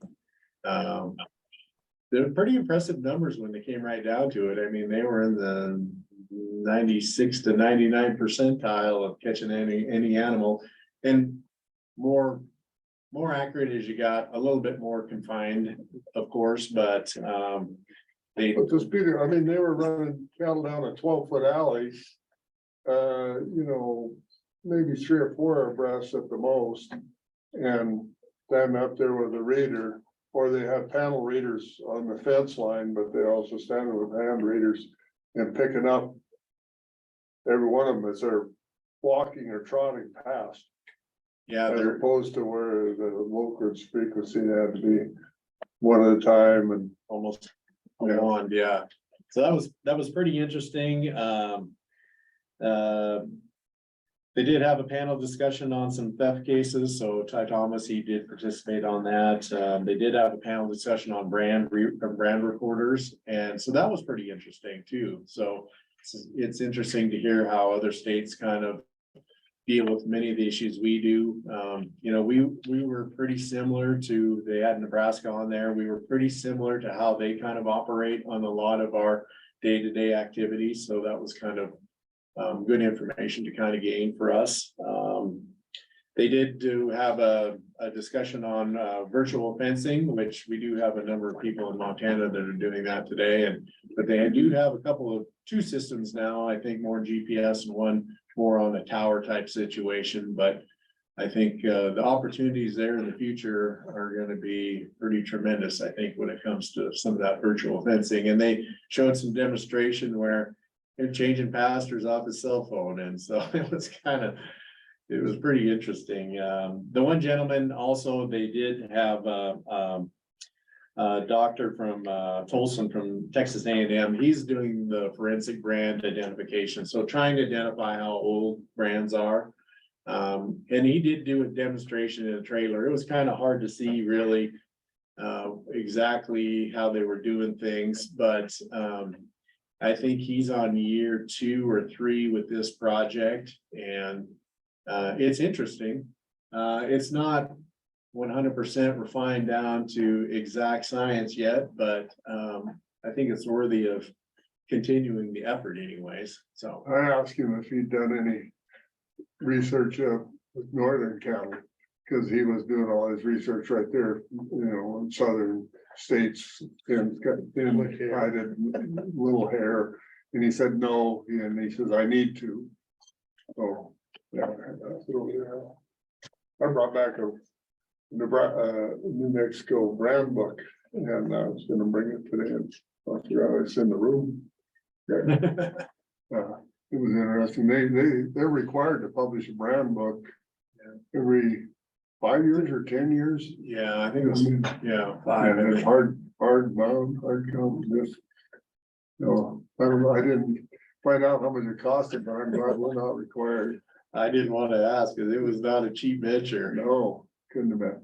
So, So yeah, all in all, I think a very good conference. We did learn a lot and, you know, we did gain a couple of sponsors while we're down there too. So, we got a good start on things. So, looking forward to 2024.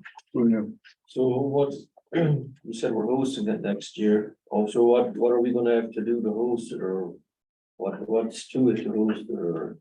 So yeah, so this meeting typically moves around and they actually have, they've had it planned out for the next 5 years. And, Montana hosted it, I don't, well, quite a few years ago. Was that before you? It was way before me. Yeah, okay. So it's been a long time since we've hosted. We've been a member, longstanding member of this association. We've already, so we'll be hosting it, July 14th through the 17th.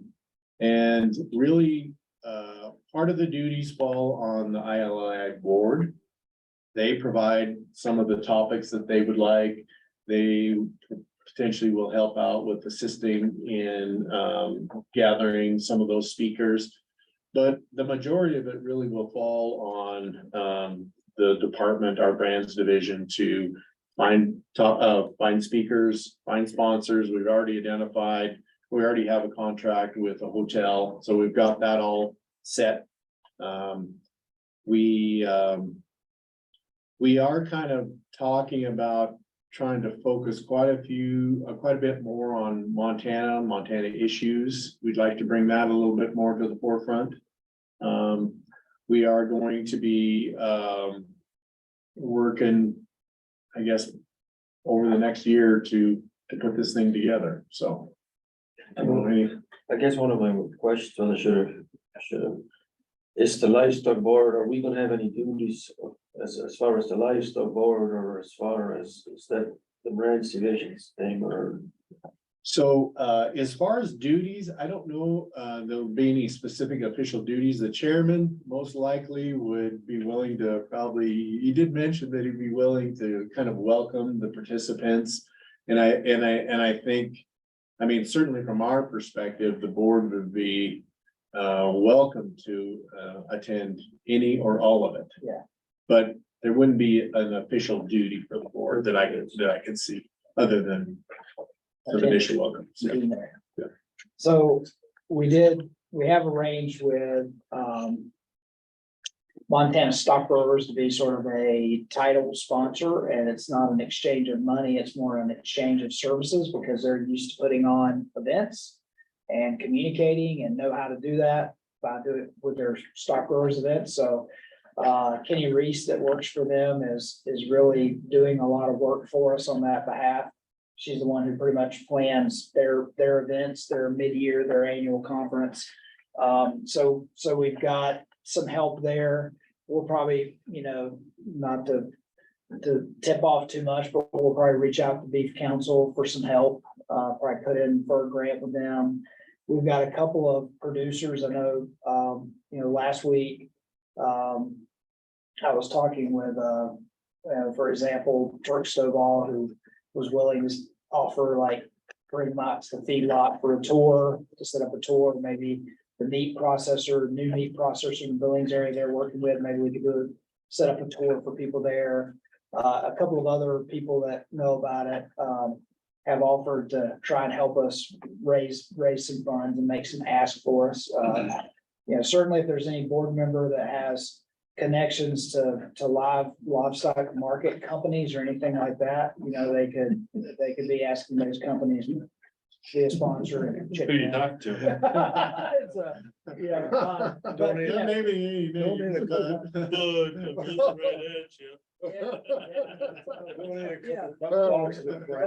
He's looking right at you. Let's see, And there's some longstanding sponsors And there's too that will yeah. continue to sponsor, here in Billings, but we need to put our best foot forward to try to attract, and really, I think that's the other big thing, is trying to create some experiences for the people who are coming, some tours and those things. I only had been to it once. I was in Calgary, and And the Alberta folks did a real good job. Of course, Calgary is, and they did it like around stampede time, so they didn't have to work too hard. to find people to do.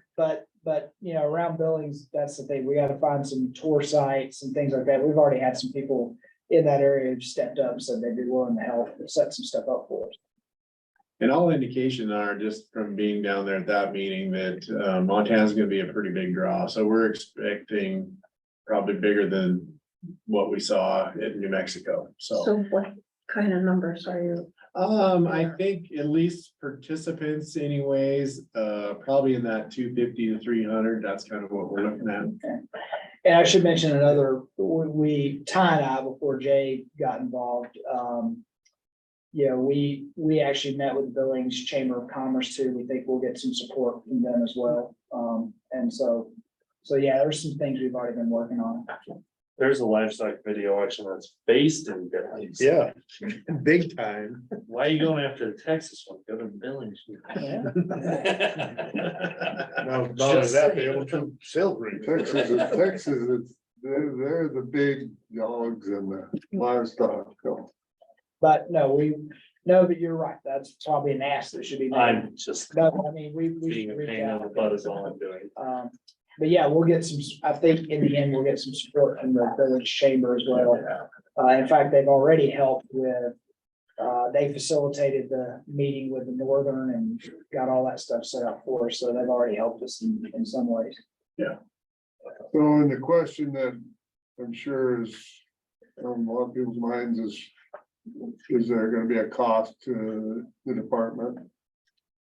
And mine too, and theoretically, it's a self-sustaining. Right, yeah, that would be the, They collect fees for attendance and generate sponsorship and, so yeah, it's kind of self-supporting. Yeah, I mean, the cost would be, you know, our time and effort to put toward it, but not a monetary donation or contribution. Yeah, for us, it's mainly just what we're putting into it is time, right? Yeah. Because Ty, Jay, myself, others, you know, have to put some time in, which there's a cost to that, but not like checks that they're writing. Right.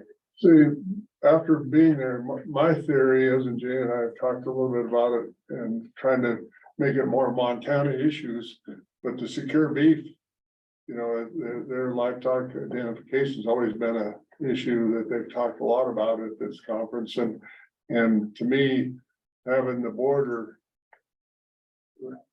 right on our border is an international border, and the amount of livestock that are crossing that border, you know, we had the instance last winter where we had cattle that we had to unload that were in sealed trailers, and so, you know, how we propose handling it and what other states are doing. Of course, New Mexico has, I think that's the largest import facility in the nation that comes through New Mexico there, and how they were handling it. So I think we can do a lot of things up here that would be interesting to the people. And like Jay said, everyone I talked to is really looking forward to coming to Montana.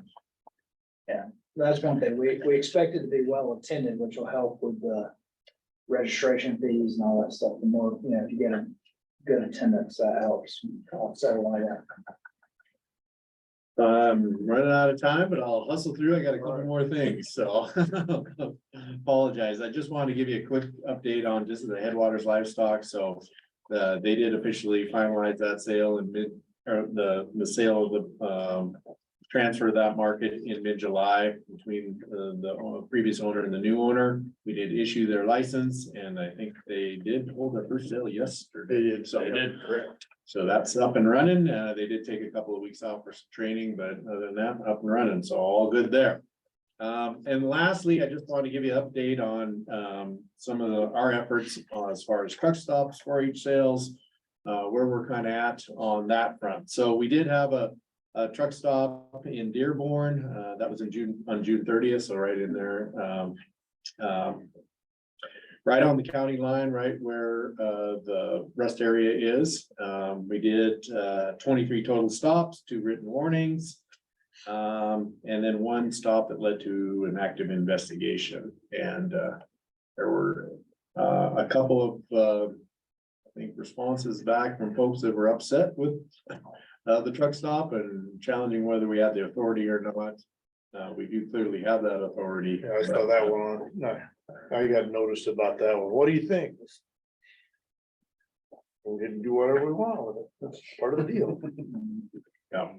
Well, I'm gonna call my legislator and go for it. So, here's his number. I mean, typically, I think in these truck stops, we do get pretty, for the most part, pretty positive feedback, but occasionally, I mean, I've gotten 1 or 2 calls, but I consider that a pretty successful truck stop when we see that, and really to only have 2 written warnings, for the most part.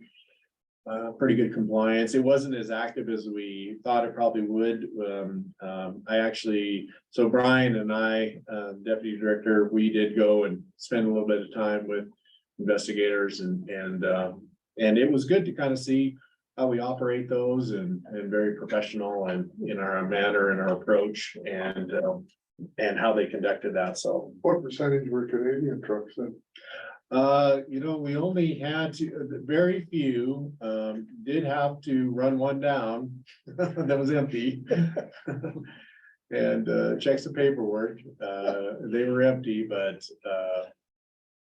said they missed the signs, but sure how that all worked out, but did not issue any citations for that, but that could have been one of the written warnings, I don't remember. There's a lot of guys that miss the signs for scales too, so Yeah. it's hard to see those signs when you're.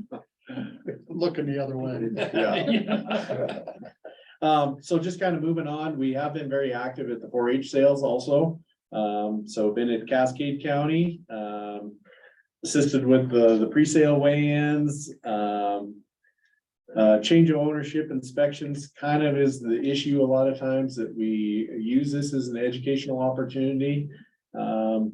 But once again, we got everybody into compliance and everything went well.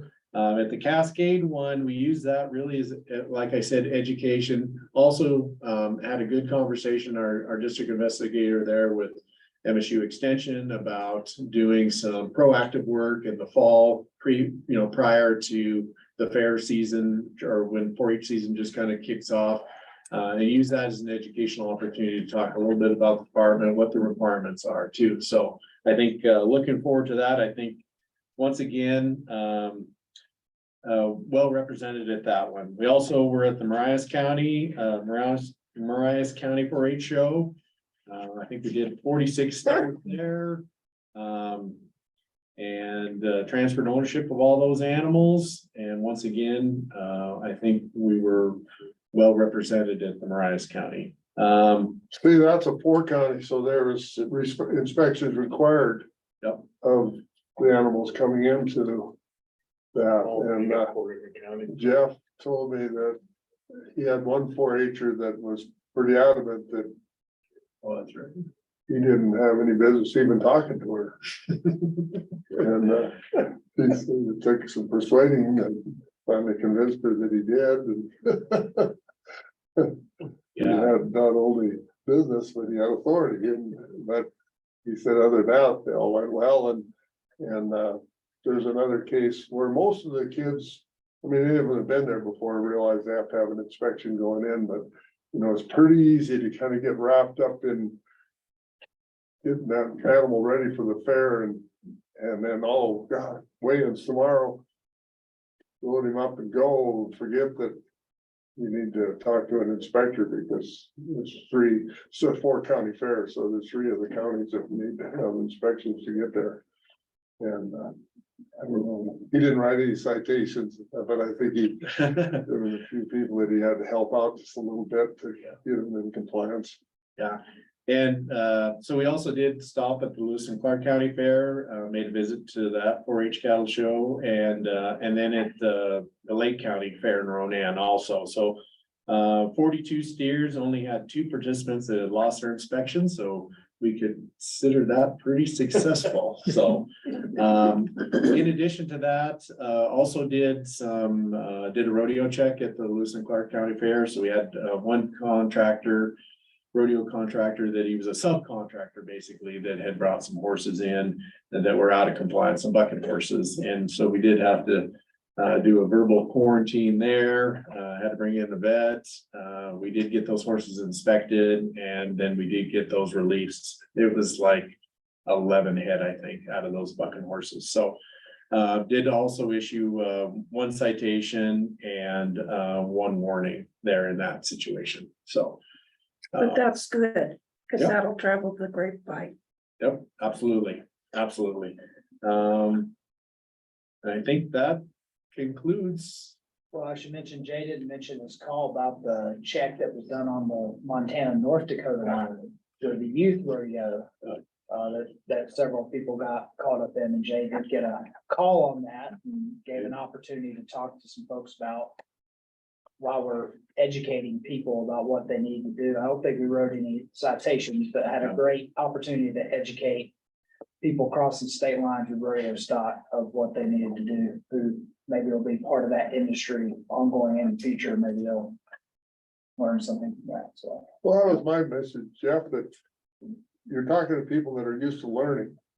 That those 4-H kids, are in a learning environment, so it's an opportunity to explain to them what the requirements are, and hopefully it'll still be in their brain when they get into management. So all these requirements, are they for cattle or are they for swine also? What? Or swine don't count for that? For inspection? So no brand inspection on them. So those swine that are coming in, Only be if they're coming in from the state. yeah, only from out of state, yeah. All right, well, I ran a few minutes over, but appreciate All you. everything and. 5 more minutes, Greg would have gotten on you. All right. That's okay. Well, thank you guys, and if you need anything, you know where to find me, so appreciate it. All right. Is Alicia here or is it all? She's out of state at a conference. Oh, that's right. So it's all us on me. It's all us. Me and Tom. Yeah. She felt less. And you. You too? Uh-huh. Perfect. Yeah. Introduce yourself. Yeah, now I gotta be on my A game. I gotta find my page here. Good afternoon, You are- board. Tony Szymanski, Animal Health and Food Safety. Alicia Love, the Bureau Chief for the Meat, Milk and Egg section, is out of state today. She's presenting at a conference. So I will be covering some of her stuff, and then some of this is still very new to me. Mr. Honeycutt is going to help out, and maybe Mr. Fettis as well. I think I can get through the first couple though relatively easily. These are travel requests. I know that I missed last board meeting, or maybe the last couple board meetings. And I know that historically we've brought in 1 year's worth of travel to the board around this time of year. And we were bringing several kind of trips that were location to determine, who was traveling was to be determined. And so we were really stretching on our estimates of costs. All of the animal health and food safety bureaus have scaled back the request. So these are travel that we have dates on, relatively concrete answers of who's going, and then a set destination, so that hopefully our estimates are a little bit more accurate. So on the meat, milk and egg side, the first one is for Alicia Love and Jay Nelson, the new EIO, to travel to the National Association of State Meat Inspection Directors. This conference happens around the same time as the NAAVLD, which Greg will be requesting travel for, and then USAHA, which I'll be requesting permission for veterinarians to travel to. But these are big national meetings that bring together officials from kind of all of the states. It's a great opportunity to talk about policy, to learn about current science, to network. And so an opportunity for Alicia to go, to take Jay with her, to introduce them to the process, and see what they can learn and bring back to Montana. And so budgetarily wise, we have typically sent the bureau chief and one other person. Okay, thank you for that. Oh, this is not unusual. This is not unusual, it's in the budget. And It's typically the bureau chief and one other person that we think needs to get that experience. the cost is for both, Yeah. the estimated cost. Okay, so, well, that's the need staff travel, so, all right, I'd entertain a motion to accept the request. State travel, okay, So moved. all right, I have a motion by Jake, and second by William, discussion. Hearing none, all in favor, say aye. Oh, same sign. Lily, are you there? Yeah. She don't need it. Yeah. She can just give us a thumbs Yeah, up. yeah, I said this- I didn't realize I was still on mute. Sorry. That's all right. All right. Okay, Next. the next one is for eggplant staff to travel to USDHL egg training in Georgia. This would be one individual traveling in September and a second individual traveling in December. I don't know the history on this one as well, but I think this is required kind of ongoing training that's needed Yeah, they have to get re-upped every so. every couple of years, similar to the diagnostic lab. But So moved. Okay, Second. all right, I have a motion by Alan, second by Dick, discussion. So, you know, we talked about employees and having enough people to cover, so who covers? I mean, we're up to employees that are working 12-hour days. Who covers? Well, that's why they're not going to the. Well, I same- know, but some, I mean, if they both, Yeah, We don't have a sub. yeah. yeah, They'll be able to get through. I'm trying to see what the dates of the conference is, but, December 4th and 5th is one of them. yeah, so you gotta travel there and travel back. So, you know, for 4 days, you know, if somebody was covering the plant for 4 days, they put in 48 hours. But it's hopefully 3 days, hopefully they can get there. You know, it's 3rd to 6th is the request, dude. So that would be 4 days. All right, well. Yeah, and this is, yeah, for Terry, he's going in December. And Elaine will be going to the November. But that's why they're split up, not going to the same one, obviously. Okay. All right, any other discussion? All in favor, say aye. Aye. Bye. Opposed, same sign, motion carried. Okay, so that is it for out-of-state travel requests for meat, milk and egg. The next one is the FSIS audit. And I believe that you've got the summary of audit findings in your packets. These audits happen every 3 years because we're in at least equal to state. The 2020 audit would have been delayed because of COVID. It happened in 2021, but they still conducted the 2023 audit on time. The finding from the audit was at least equal to status with provisions. And there's 2 major findings that are in that summary document that you have before you. The first one is the food safety assessments. These are kind of periodic checkups that happen in plants to look at potential contaminations. We are pretty starkly behind on getting those conducted. Plants are supposed to have them on a regular basis every 3 years. Because of vacancies in the EIO position over the last several years, we've fallen behind on them.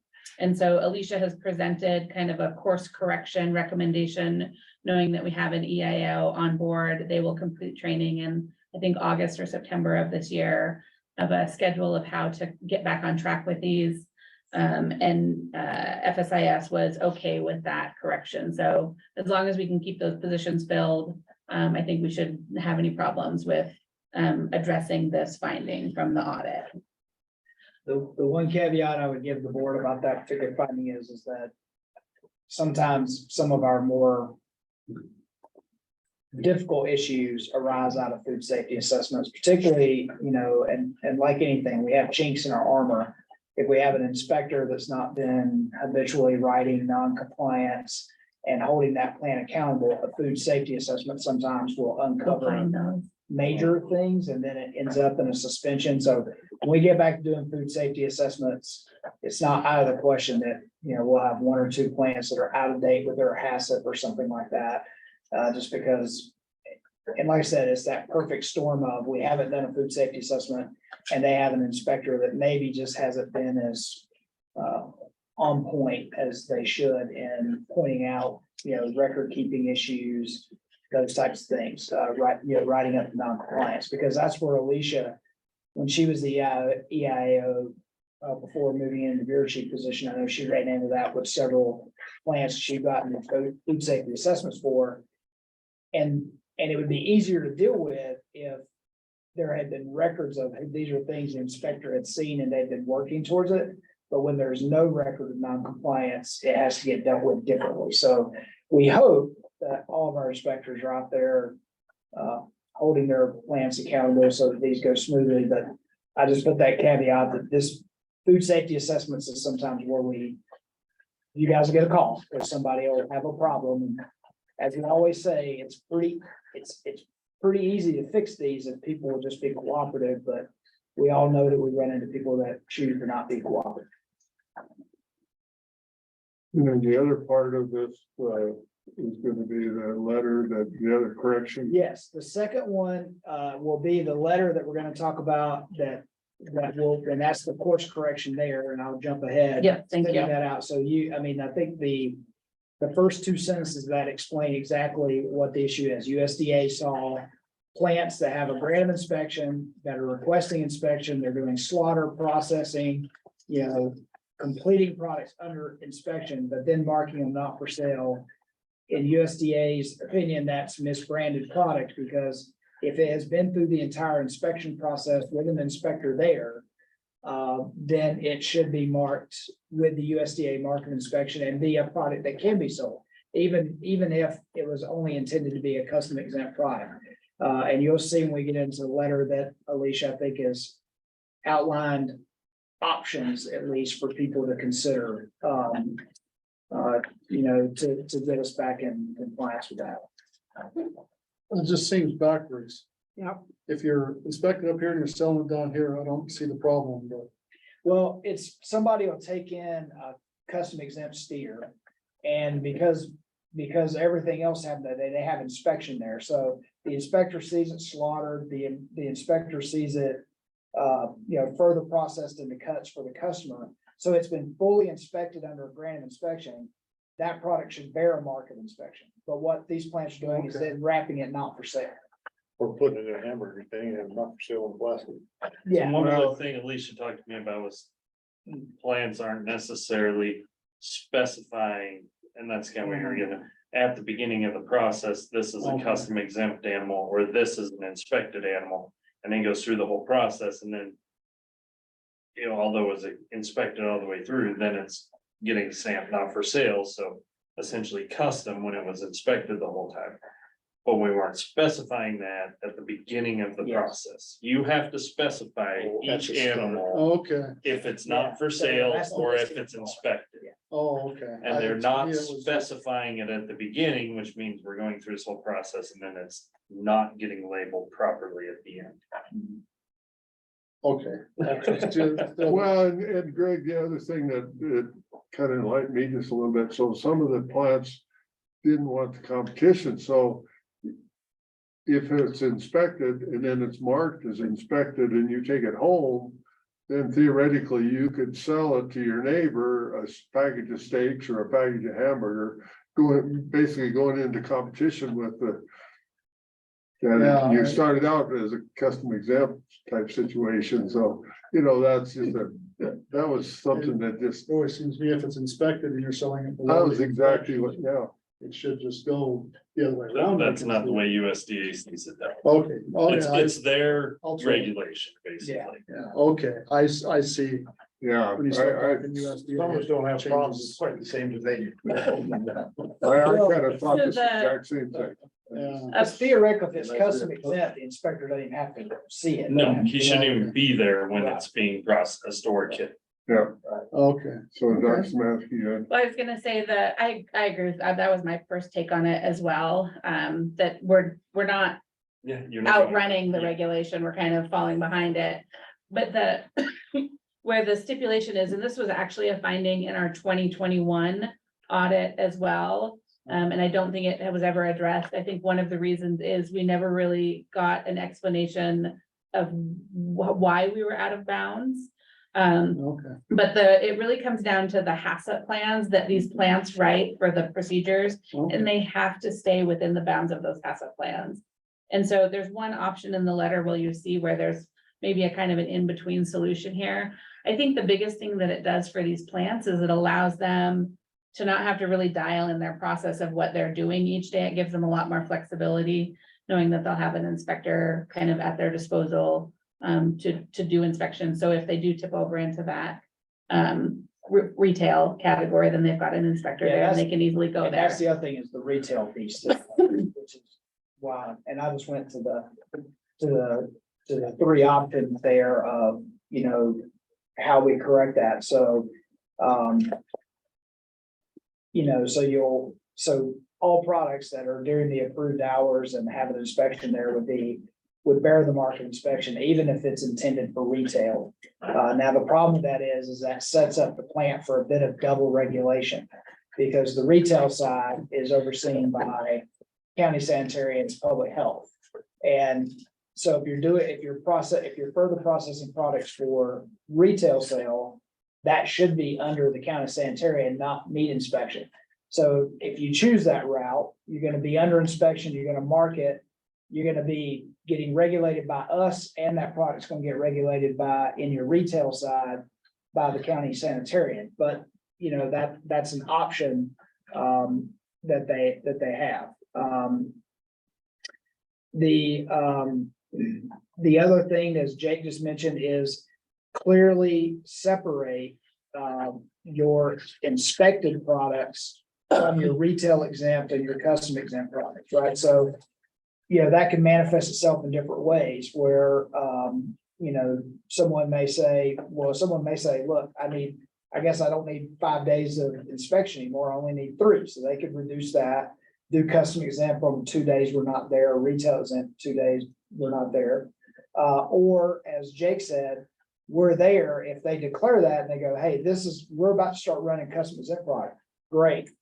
Inspector walks out, you know, goes and does some office work or whatever they need to do, but so we don't have that being slaughtered under inspection or further processed under inspection.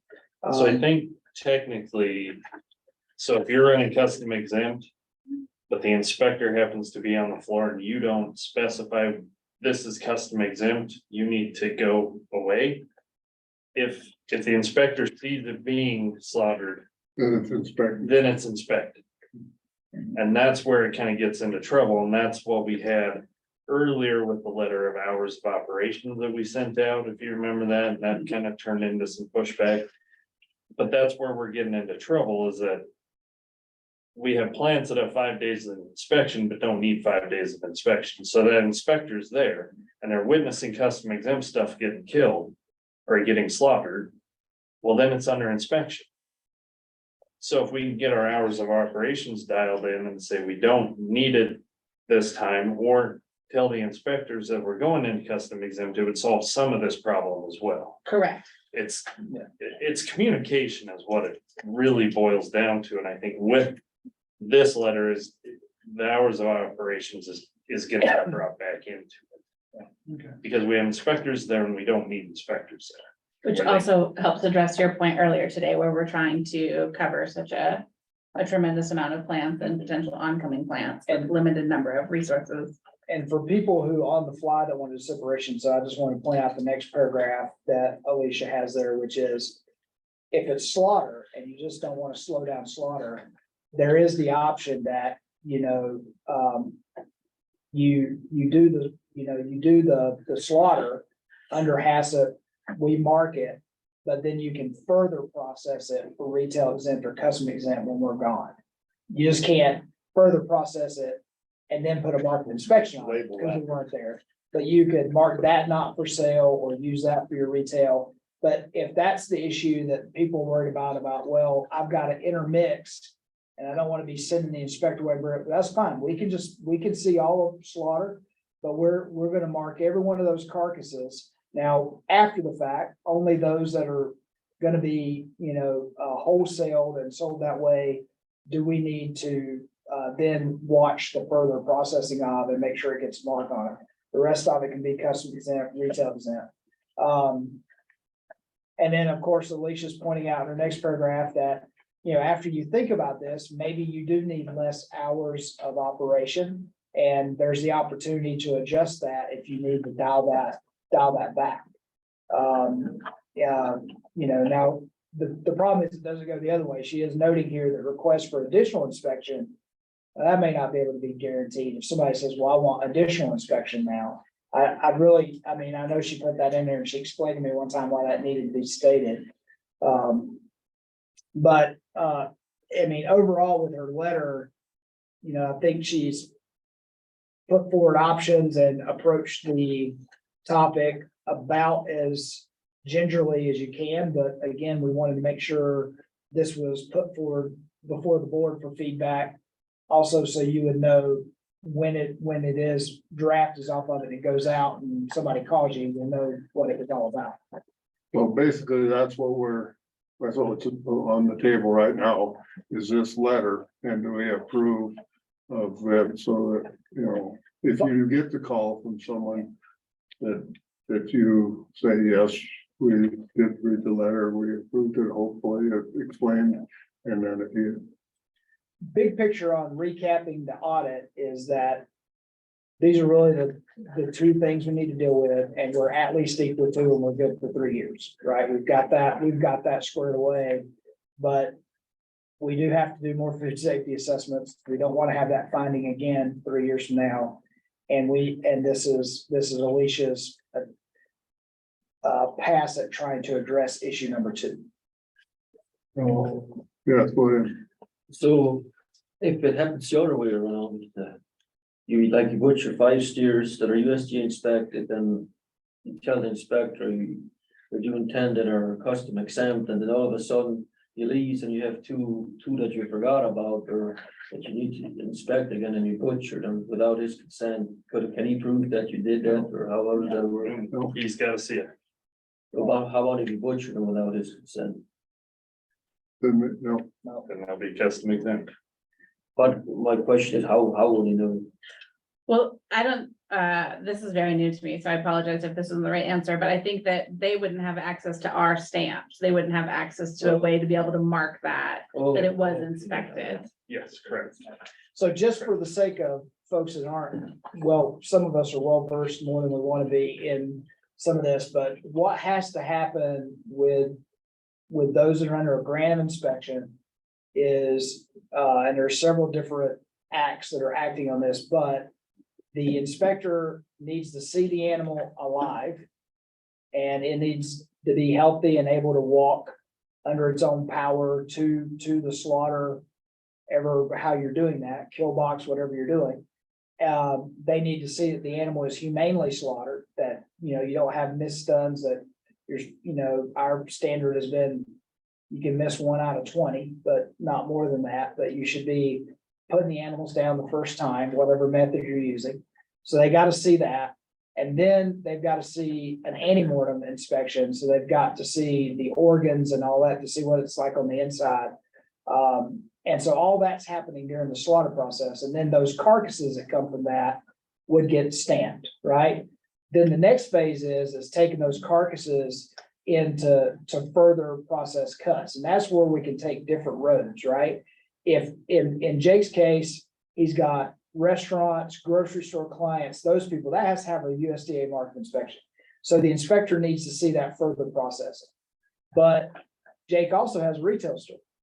The inspector doesn't necessarily have to see the further processing of that retail stuff that he's selling in his own facility. And then there's custom exempt, which the inspector doesn't need to be there if the rest of that is being cut and wrapped for someone just for their own personal use and would be marked not for sale. So that's where it diverges. Now in some plants, it it's all the same, right? But some of our plants are, you know, doing different methodologies. But like you said, that's the exact problem. That's why some people may choose to say, I just want the inspector on the slaughter floor the whole time. So that what you just talked about doesn't happen, where it's like, you know, I don't know, I mean, I imagine something where somehow something gets out of order and it's like, crap, you know, now our inspector's gone for the day, because we told him we were doing custom exempt the rest of the day. And we got these two animals, we either have to hold them over till the inspector's back, or, you know, or those become custom exempt animals because you don't have an inspector there, or retail animals. And Mike, the inspector has to be present for all of the slaughter process. All of the slaughter process. But for the processing portion, they do not have to be present from start to finish. No, they don't watch the entire processing portion. They check our temperature records. You know, on a processing day, they're required to be there for an hour and a half, I believe, right? They're making sure you're following your HACCP Yep. procedures. Yep, making sure our records all follow our HACCP protocols. And so we typically, I mean, at our facility, we have the inspector there, whether we're slaughtering, custom exempt, inspected. Because we get such a mix and an array. About the only time they're not there is when we do bison. Because we're not doing that. That's all 100% custom exempt. But other than that, they're there pretty much the whole time. And then, like Mike said, when we're further processing, that's where we diverge into one of three trails that we follow the rest of the way through. What are fair kills? They're custom? They should be, they should have. Most of them should be. This is the argument I've had for 3 years now, is that 99% of them should be. The problem is we still have counties and people in place that think that those fair kills all have to be inspected. And they don't, because most of them are going to home consumption. But a And lot you of, had a change of ownership. you've had a change of ownership, yeah, bill of sale, all of that, but that's fair time is when we run into trouble with inspectors, because these counties want 100% inspection on these animals and we don't need it, and then we don't have enough inspectors. Because fair time's so crazy. So that's why we've talked about education prior to fair season, and we just, I don't think we've got any traction on it. Well, I think she tried, but there's still some of them just won't, there's no buy-in. They just don't understand. Yeah, they They just don't don't. have the education behind it. Yeah, to the know the only real reason that a fair kill would need to have an inspection is if you were gonna buy back that meat and sell it out of a. Well, if a restaurant bought If a the, restaurant, Restaurant county, bought it. country, or Yeah, grocery store yeah. buys it to and resell, wants to resell it into but the, that's. Yeah. Very small percentage. so let's get back, so what's on the table is this letter. Mhm. And, are we comfortable with the letter? So in my mind, it's a great letter. Alicia did a good job. I'm very happy that she brought it to us first. Because chances are we are gonna get some pushback on this. Oh, really? But you think that it addresses? I think it it's addressed clear enough? it, like Mike said, she did it as gingerly as possible. And part of this, I spent almost 2 hours on the phone the other day with Alicia. I mean, this number one or the first. Whatever, the first problem USDA had in our audit comes from previous to Alicia. Mhm. And there's a lot of stuff from previous to Alicia that she's finding out now. Trying to clean up. She never knew that this condition was in place from 2021. Until they hit her with it this time and said, well, this was a problem back then. Well, she didn't know. Yeah, why didn't you do something? So Right. I think Alicia's doing a fantastic job of playing catch up here and doing it the best way that she can. I'd entertain a motion to accept this draft as an official letter. So Well, moved. right, I'll second. okay, I have a motion by Alan and a second by Jake to send this letter out as an official notification of the deficiencies and any other discussion? Any discussion? All in favor, say aye. Aye. Aye.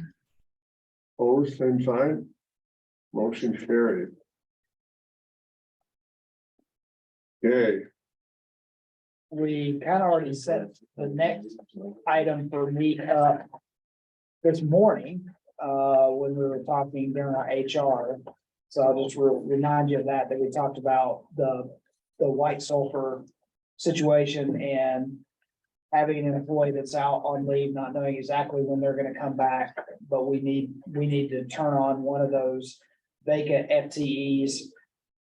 Maybe it's a temporary person, maybe that person stays with us, but we need a little help to close a geographic gap that we have right now in our system. How do you train it, Jim? I mean, do they have to go see the same training and stuff, or how does that? They would if they're completely green.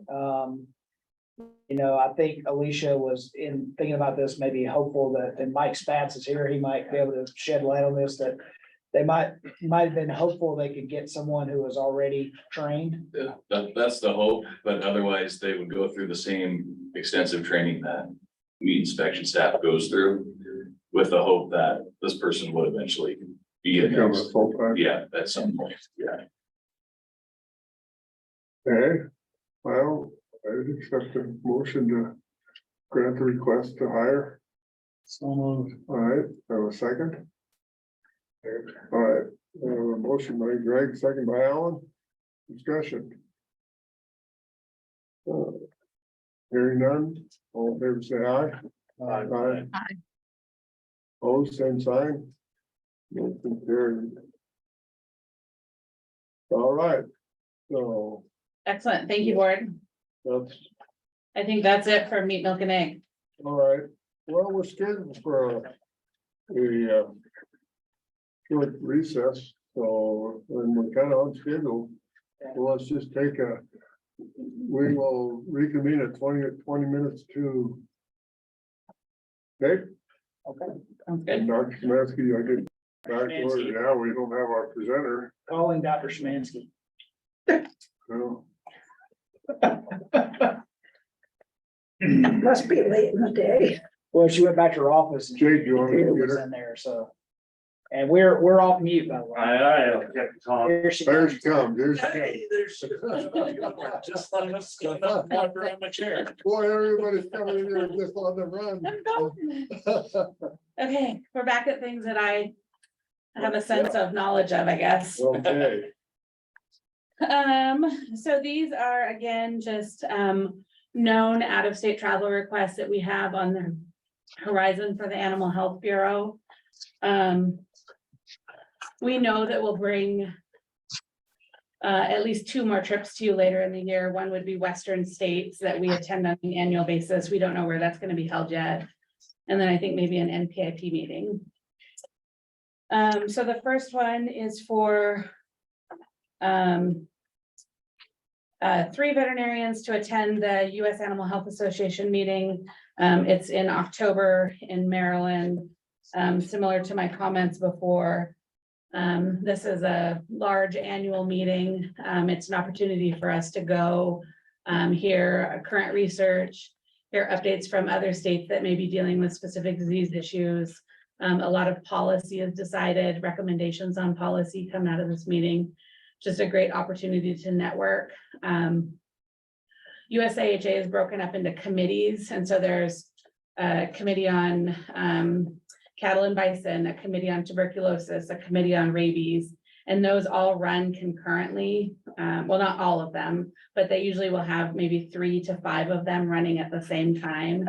And so it's impossible for one person to go and kind of hit all of the areas. We will gladly take as many veterinarians as you will allow us to take to this meeting. But I know the board's hesitation in recent years about us sending everyone. But I think 2 would be a minimum and 3 would be a really, really great number to be able to send to make sure that we can get adequate coverage between kind of all of the important areas, committee meetings to us. So 3 out of 4 should. 3 out of 4, should we have 4? All positions filled, so somebody will be back here minding the store, and then and as usual, you'd be staggering your departure and come back time, so really some days there'll be 2. Correct, yeah, we try to send, like Monday, That's good Tuesday, stuff. Wednesday are the meat of the meeting. And so that's where the biggest overlap would be. And then kind of as you move away from that Monday, Tuesday, Wednesday, we can have fewer people there. Like I'll be there for a couple days, probably just by myself. And it looks like if we send three, the cost to this department would be just for one. Is that, other than to them? Is that- So we can send 2 on cooperative agreements.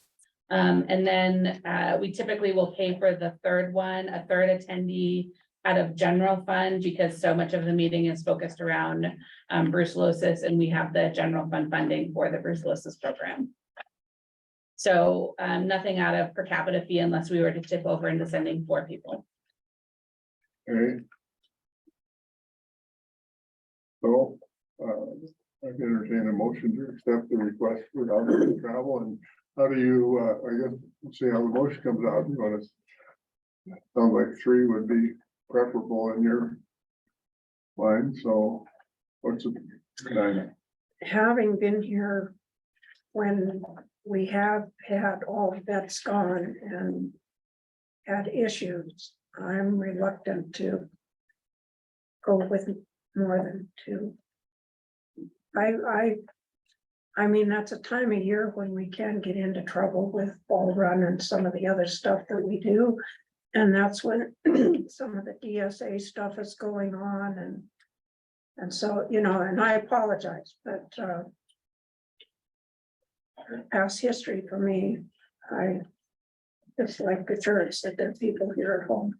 Yeah, and Mr. Chair, Mrs. Bacchus, if I might comment on that, I know that I think maybe there's, in my recollection, there's 2 instances where we've had a good chunk of us, if not all of us, out of state, and there's been some sort of activity back here in Montana. One was an EHV outbreak that happened many years ago when we were in Utah for a meeting, and Dr. Zalewski and I feel like we're able to really effectively manage that from afar. So that would be an example of maybe a success story of us being kind of on the road and being able to cover one.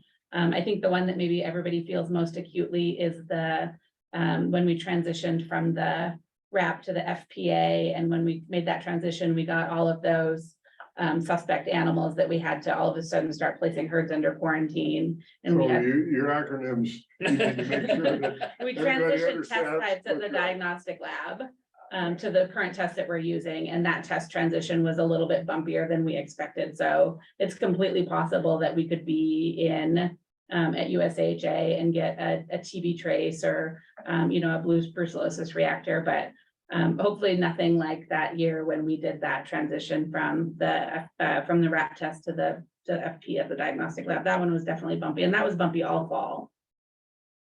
So if the board wanted to specify based upon how many veterinarians we have in our employ at that time, whatever one less than we have, or however you'd like to do it.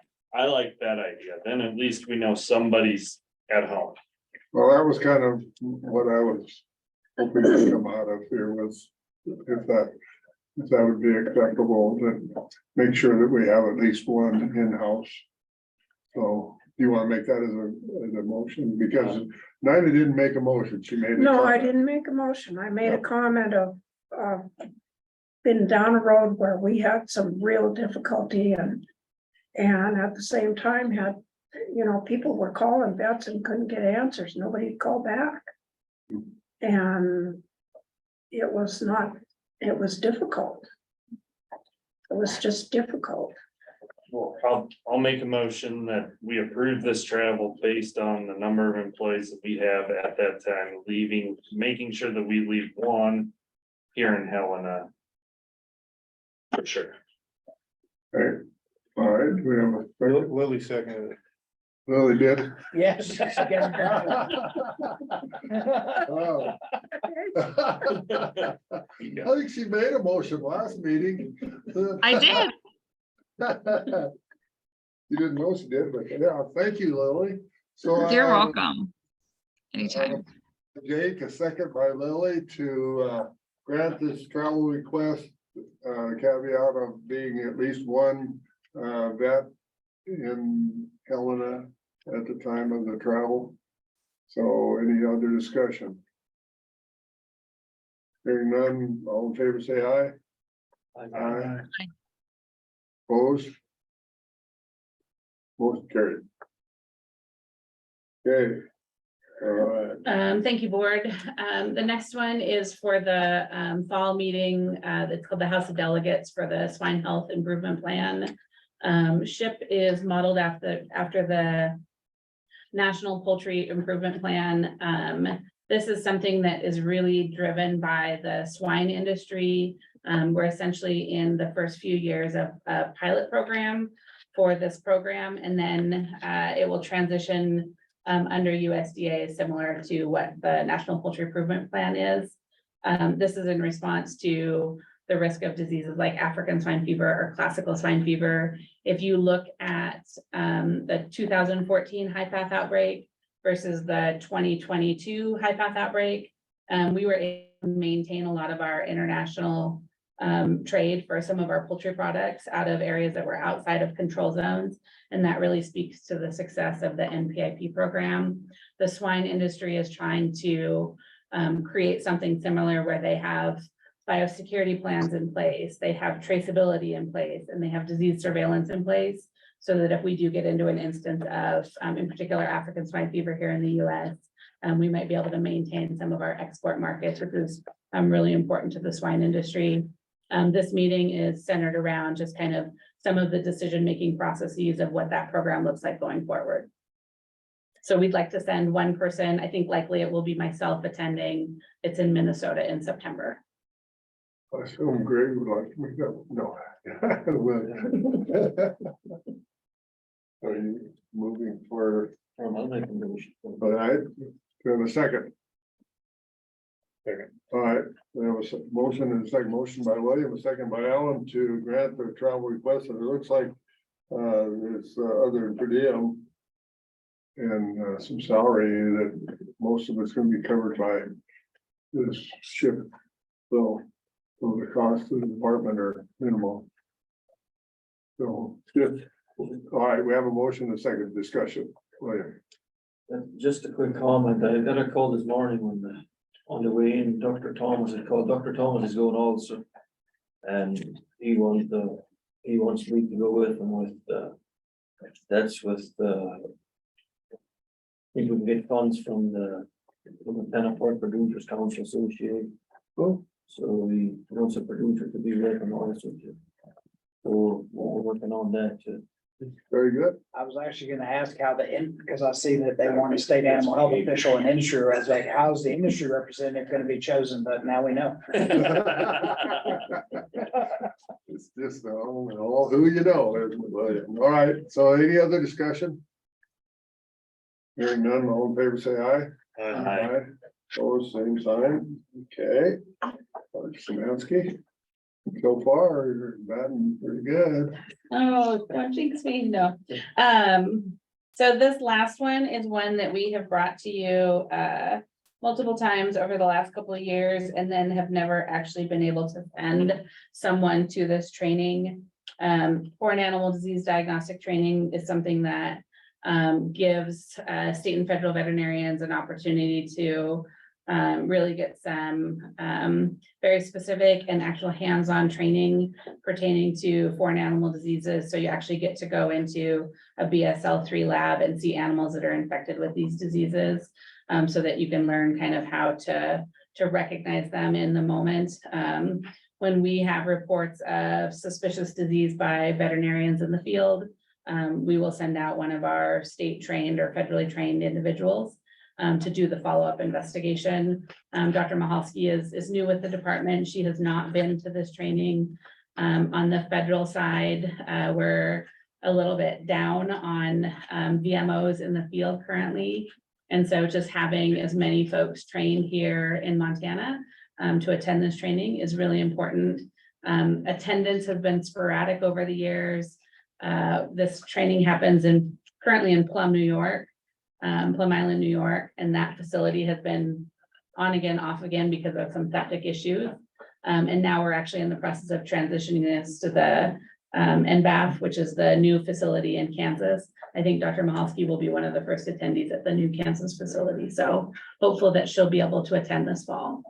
and she will burn everything she wears before she comes home, right? Yeah, attendees have, in quarantines imposed on them when they leave the facility that they can't have any contact with livestock species for a set amount of time, so.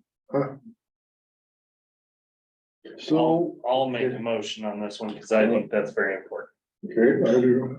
All right, and William, second. All right, discussion. Okay, there was a hands-on feral hog. No, foot and mouth disease training, wasn't there, down in New Mexico? Or Arizona earlier this year? Mr. Chair, Mrs. Bacchus, that Dr. Mahalski attended, there was just like a field skills training that Dr. Mahalski attended. It's a USDA sponsored training, and it's just information about kind of species specific handling techniques. So Dr. Mahalski hadn't worked around swine a fair amount, or I think maybe at all before starting with the department. So it gave her a chance to get really specific training and hands-on training. This is different. This is really centered around the disease investigation and not necessarily handling the animals themselves. So both are equally important. Okay. Any other discussion, question? All right.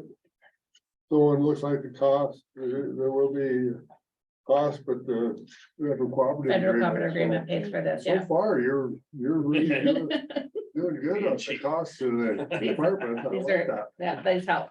So, all right, all in favor, say aye. Aye. Opposed, same sign. Motion carried. Excellent, thank you, board. Okay, I will turn over the reins to Dr. DeGroot for the conversation on zoonotic potential of brucellosis next. You're not leaving, are you? I'm not, I'm gonna stay here for this. Because I have a question when he's done. Okay, This was at the request of Ms. Moss, correct? Yes. So. You want to? So I'll hand out copies of this report, and I've got, let's see, 3 down each side. We've got plenty, yeah. So.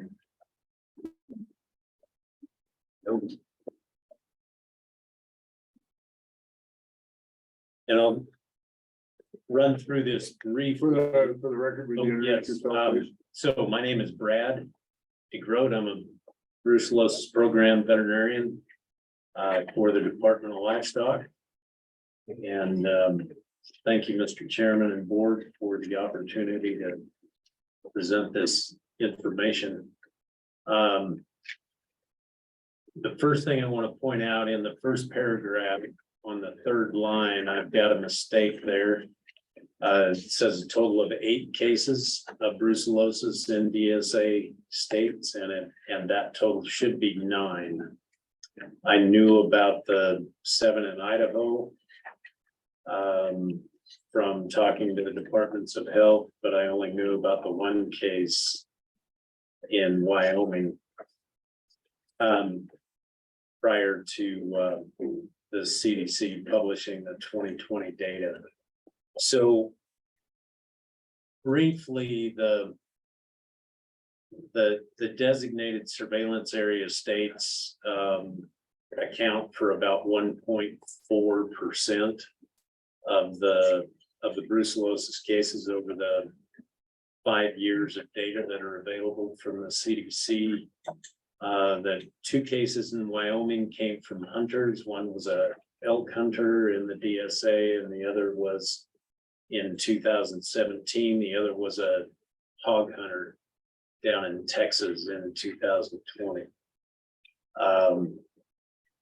Interestingly, the Idaho cases all came from unpasteurized milk consumption from foreign countries. Now, they didn't say which foreign countries, but given where a lot of the dairy employees come from in Idaho, we can probably hazard a guess about which one. Two of the cases, the sources were not, the species weren't determined, and so they weren't able to trace anything further back. As far as US brucellosis cases go, most are trained, 70% are traced to either foreign travel or consumption of unpasteurized foreign dairy products, most of those coming from Mexico. And So in the past, wasn't there a fair number of deaths that got from the vaccine? Or, yeah, and so there are still exposures. Those spring typically, 19 was way more. yeah, and I think the tendency for veterinarians to pursue prophylactic antibiotic treatment in response to exposure was much less years ago. Like, for example, I've had a lot of vaccines sprayed in my eyes, and I've had needle sticks, and I've had some red lumps where needle sticks were, but I've never gotten treated. But I think most veterinarians today will get themselves treated if they get needle sticks. And so brucellosis in veterinarians, and there is not as much brucellosis vaccination currently as there used to be. So there's a little less opportunity for exposure. So there aren't many clinical cases in veterinarians. There's still a fair number of exposures, but those rarely turn into clinical cases these days. And Mr. Chair, that's one of the reasons why some in the animal health community outside of this area, like on the East Coast, have actually sort of discouraged brucellosis vaccination to even further, because it's been eradicated there for so many years. There's no need to continue that potential exposure for veterinarians with little benefit of risk or prevention, or nothing to prevent, or no risk to prevent. Right. And they've had, as you say, they've been free long enough that they've lost the memory of how difficult brucellosis was to get rid of. So they're a little more willing to.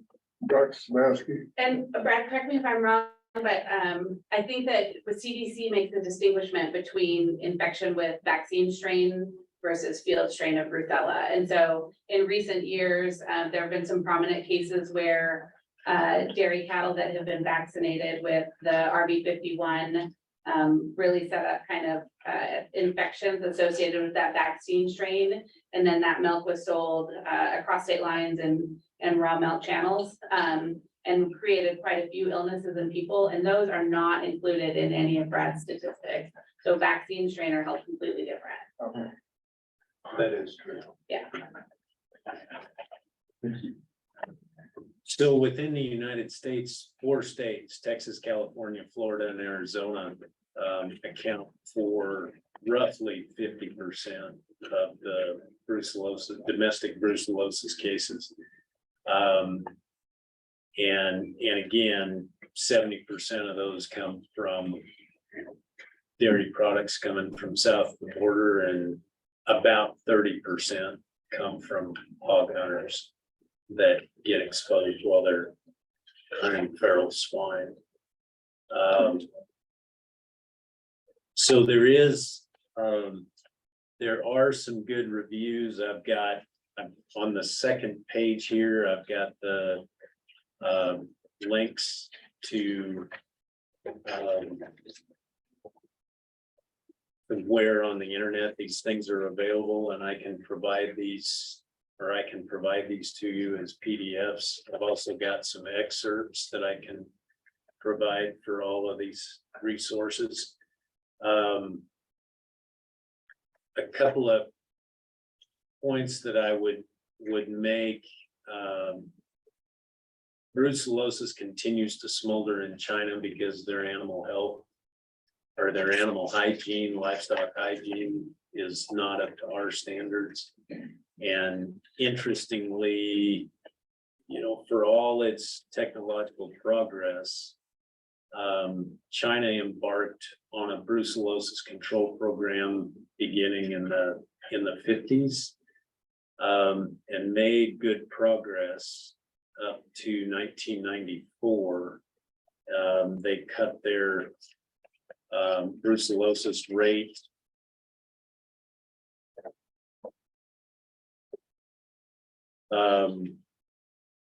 here in the second full paragraph from the bottom, they cut their brucellosis rate by about tenfold between the 1950s and 1994. And since that time, they've had brucellosis get away from them. And now it's running about 4 times the rate that it was back in the early 50s.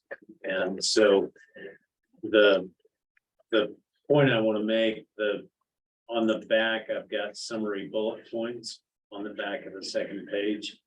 And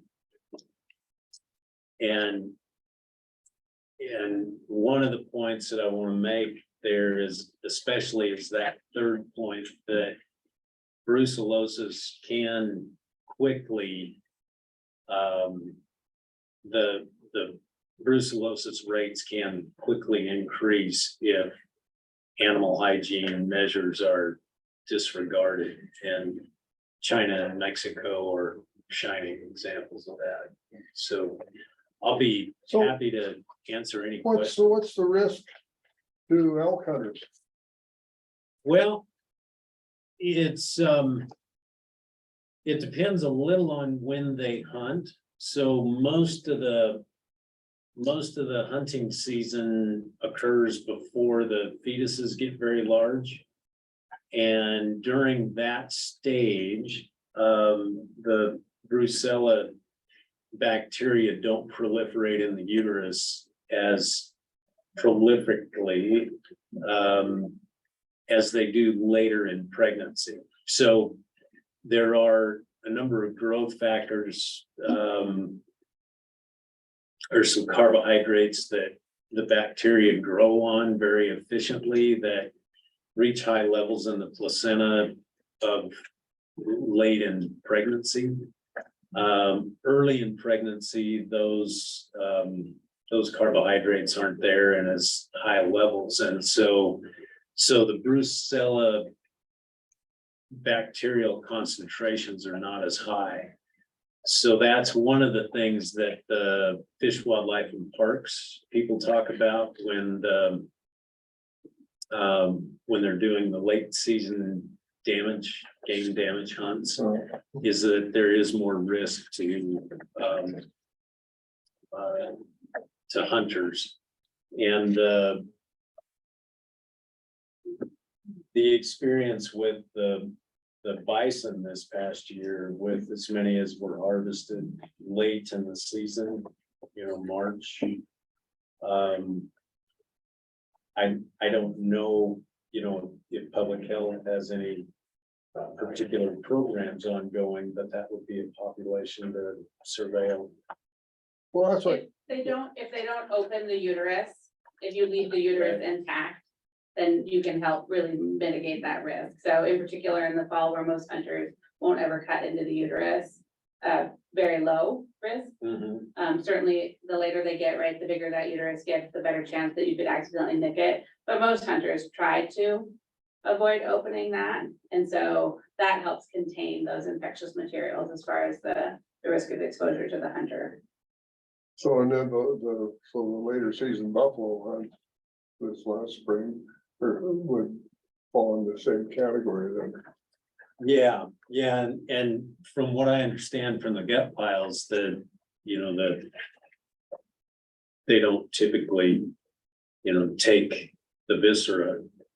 And so from what I understand, the uteruses were typically intact in those gut piles.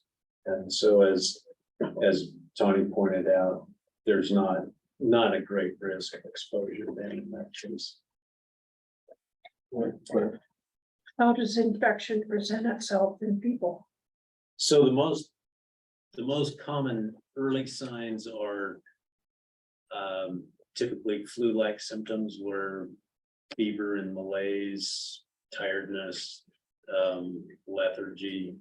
And so one of the things that distinguishes human brucellosis undulant fever is that people don't tend to develop respiratory signs. They get achy and joint ill, joint sore, but don't develop respiratory signs, and then it tends to recur every month to 6 weeks. So you have a bad week, feel a little better. 6 to 8 weeks later, they get to feeling poorly again. Mayo Clinic talks about potential heart disease. Yeah, there's a number of different, and I'm not very familiar with all those different signs. Like I've noticed that keratitis, so infection of the cornea, can be one of the signs. There are, some other minor things, and so I'm not sure what would be interested to know more about the myocardial heart disease. I think, I can't give the reason for it, but strain 19, a lot of those past strain 19 exposures seem to be really associated with some cardiac problems in veterinarians long-term, and I think that's where some of that, originates from. Huh. I wasn't aware of that. And I think some of the eye, it really affected the eyes, because I know for one vet I know that he said, soon he started vaccinated again, that he'd get it. I mean, I saw him one day and his eyes are all just red, puffy, and I said, Oh, "What's really? wrong with you?" And he said, "I've been vaccinated again." He said, "Every time I do it, and then it just blows up," because he'd gotten it through the strain 19. Okay. He's probably 80 years old now. Every time he went to vaccinate it, every fall, he would have some symptoms. Wasn't there somebody just a few months ago that died from it somewhere? Where are they? I don't know. I hadn't heard about that. I'll have to look. I saw it on Fox News or something Yeah, it here sounds familiar. in the last 3 or 4 months. From brucellosis? Yeah, Oh, interesting. Really? yeah. Huh? I'll see if I can find it. I thought I saw it. I could be wrong. Could be. I did run across an account that Edsel Ford was killed by undulant fever, and Ford's namesake of that, so. I hadn't heard that. My grandpa's right in Mexico. Is that where it was? I think so. I think it was in Wyoming. I'll see if I can find it. Just now I'm curious. What about, I always thought, and maybe, years back, that employees in slaughter plants Mhm. had a great exposure. Right. And so the gutters typically were the ones that most commonly got it. And that was, so they were, So how would the transmittal happen from the offal to the human? Aerobic? Is that, or? yeah, so it can be aerosolized, and that for laboratory transmissions, and I don't know why Brucella cultures tend to aerosolize, but that's one of the things laboratory safety protocols specify, that all Brucella work needs to be done under a hood.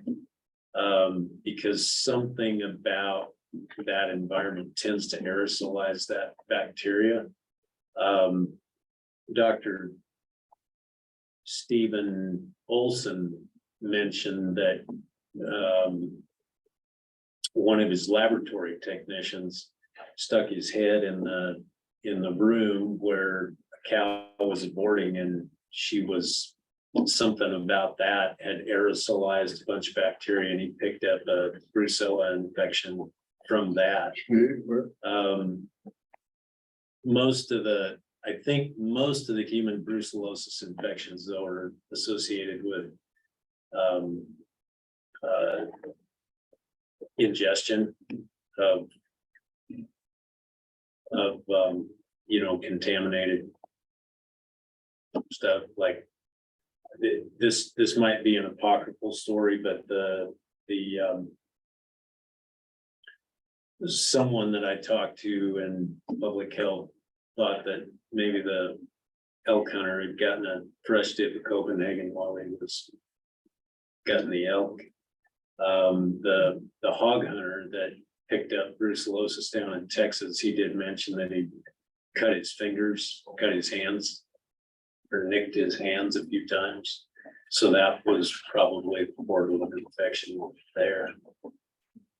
What about the hunting, Mr. Chairman? Yes. The hunting tradition, you shot your first animal, young kids, so they rub blood all over your face. Which is, that's a little stupid, but I know people that do it, but it's like. if it's an infected animal, is that a potential? Right, right. Although the brucella are carried in the blood, but not at nearly as high levels as what's in the urines. So that's probably fortunate for that tradition. I would think spring bear hunting would be not a good thing, because the animals are having their young, and the bears are eating fetuses of brand new little babies, and also I wonder about the what do they call them? The elk hunts, the damage hunts, Right. because that's later in the season. Yeah, and actually, we find a number of the ranchers that really don't want to be involved in the damage hunts because they don't want the gut piles left on their pastures. So that was one thing we had, 6 or 7 years ago, a big snow. In the Gallup Canyon pushed that, and the wolves pushed a lot of dead Turner's elk out into the Gallup Valley, and we had a whole bunch. There's about 1,500 that ended up in the hills just west of Churchill, Amsterdam, Manhattan. And then 1,500 of them ended up on the CA in the Madison. Fishing Game and Bozeman called me up and asked that we get rid of as many as possible, because they were off the Turners, and Turner had quit his late season cow hunt that he had an agreement with Fish and Game on, and his populations were just getting too high. And so what we did is we ended up in 10 days, there was 400 elk harvested in 10 days. And it was the 1st of February. And Fishing Game had told me by the 14th, they wanted all those elk away from the cattle, because that's when the fetus is big enough that if they abort, they actually slough the fetus out. Prior to the middle of February, they reabsorb it. So we made a deal with big grain farmer, they don't have any cattle in their place at all, to give us a draw where all those elk would be taken and they'd all be gutted in one place, so that we didn't have the potential of a uterus getting broken open where there would be cattle. And it worked out pretty well, but that was about the only way we could get anyone to agree to let those elk be shot on their property, is to get rid of those gut piles altogether. So it was interesting, but we did get a lot of them harvested in a very short amount of time. And the ones that went to the CA went back to the Y&D. Well, they didn't, as far as I know, they didn't let anybody go in there and hunt them. So they ended up going back to the Flying D, but the concern is the herd we tested north of Manhattan in those hills, that they would intermingle, because so far that herd is clean. And if they intermingle, we have a really big problem, because then they go all the way to White Sulphur Springs, and our DSA is gonna expand dramatically. So that's the big push in that area, is to keep that herd north of the interstate clean and keep everything south. Just gonna be their thing. That was pretty laudable action on the part of. They were, say it this way, they were very good to work with in that situation. They were very agreeable to let us harvest as many as possible. Huh. Wow, Never heard about it. Mhm. Probably a good thing. probably very good. Well, There might have been billboards. You're a good recruiter. You got a lot of people together there. Yeah. Got it handled. So, Mr. Chair, Yes, just to follow up on her question, I couldn't find a recent I like story, to, yeah. but at least according to USDA APHIS, they 2% of cases roughly can be fatal. It's very rare, but it's not impossible, or fatalities. And I think a lot of times they'll talk about those will be like comorbidities, like they have some other associated disease process that makes it. Underlying conditions, we all know what that means these days, right? Mr. Chair, if I might just comment briefly on the public health aspect of this. We work really closely with our counterparts over at DPHHS. And so if they have a detection in a human, they will notify us and we can find out if there's any associated contact between that human and livestock in our state so that we could do associated follow-up. If we detect it in a cattle herd, or any sort of domestic livestock, then we notify public health and they'll circle back around and do the necessary follow-up with those producers to make sure that any concerns about them being exposed are addressed. In addition, the hunters aren't necessarily under our jurisdiction, but certainly we're all concerned about public health. And so DPHS also does some messaging and they work with Fish, Wildlife and Parks on dialing in that messaging just in general for things that people can be exposed to. And then we also work on messaging that goes out to veterinarians and to physicians in Montana, who may not deal with anthrax or zoonotic parasites or tuberculosis on a regular basis, just to put some baseline information in their ear so that when these kind of odd things crop up, they've got at least a place to start on where to investigate them. okay. Any other questions? Well, thank you very much. Thank the you. people didn't want to listen to my disease side of it. They did. I made them listen to, but they didn't want to hear it. It wasn't in their agenda, obviously, Well, it's good thing. but I didn't let it go. Good thing you were beating the drum. Appreciate it. Thank you very much. Yes, thank you. Thank you.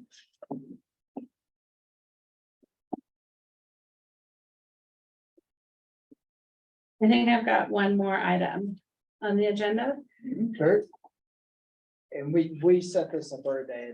I think it's pretty simple. We've had the assistant state vet job out for a while. There are a few applicants in the pool, but as we move forward with filling that position, we had started with board involvement in that, and we just wanted to clarify before we would move forward that the board still wished to be involved in that. The same two individuals want to be involved in that, and just make sure we get you included in what moving forward. And I think that's really all we wanted to make sure of. We have a timeline. Mr. Chair, Mr. Richmond, I was hoping to leave it open maybe for the rest of the duration of this week. I got it into a couple different, hopefully national forums over the last week or so. And so see if that will pique any additional applications, and then we would potentially start review next week. And so interviews maybe 2-3 weeks out. so it was just interesting here, a week or so ago, Cheryl looked it up last night, but there was a news story on, it was on KRTV about the Montana vet shortage and the nationwide vet shortage. And it's quite acute, it sounded like, by that news story. Of course, you never know for sure what, but there apparently is a veterinarian shortage nationwide and in Montana, and the gist of the story was that a lot of our vets, just like a lot of the rural population, are getting toward retirement, and there may not be replacements for a lot of the local vets that we have now, so and that sure seemed to show up in amount of applications that we had as opposed to what we were hoping to get for. Yeah, absolutely, Mr. Chair. The conversation about the veterinary shortage nationwide is really, there's a lot of different factors that come into play for that and somewhat different depending on the field. The small animal conversation is slightly different than the food animal conversation.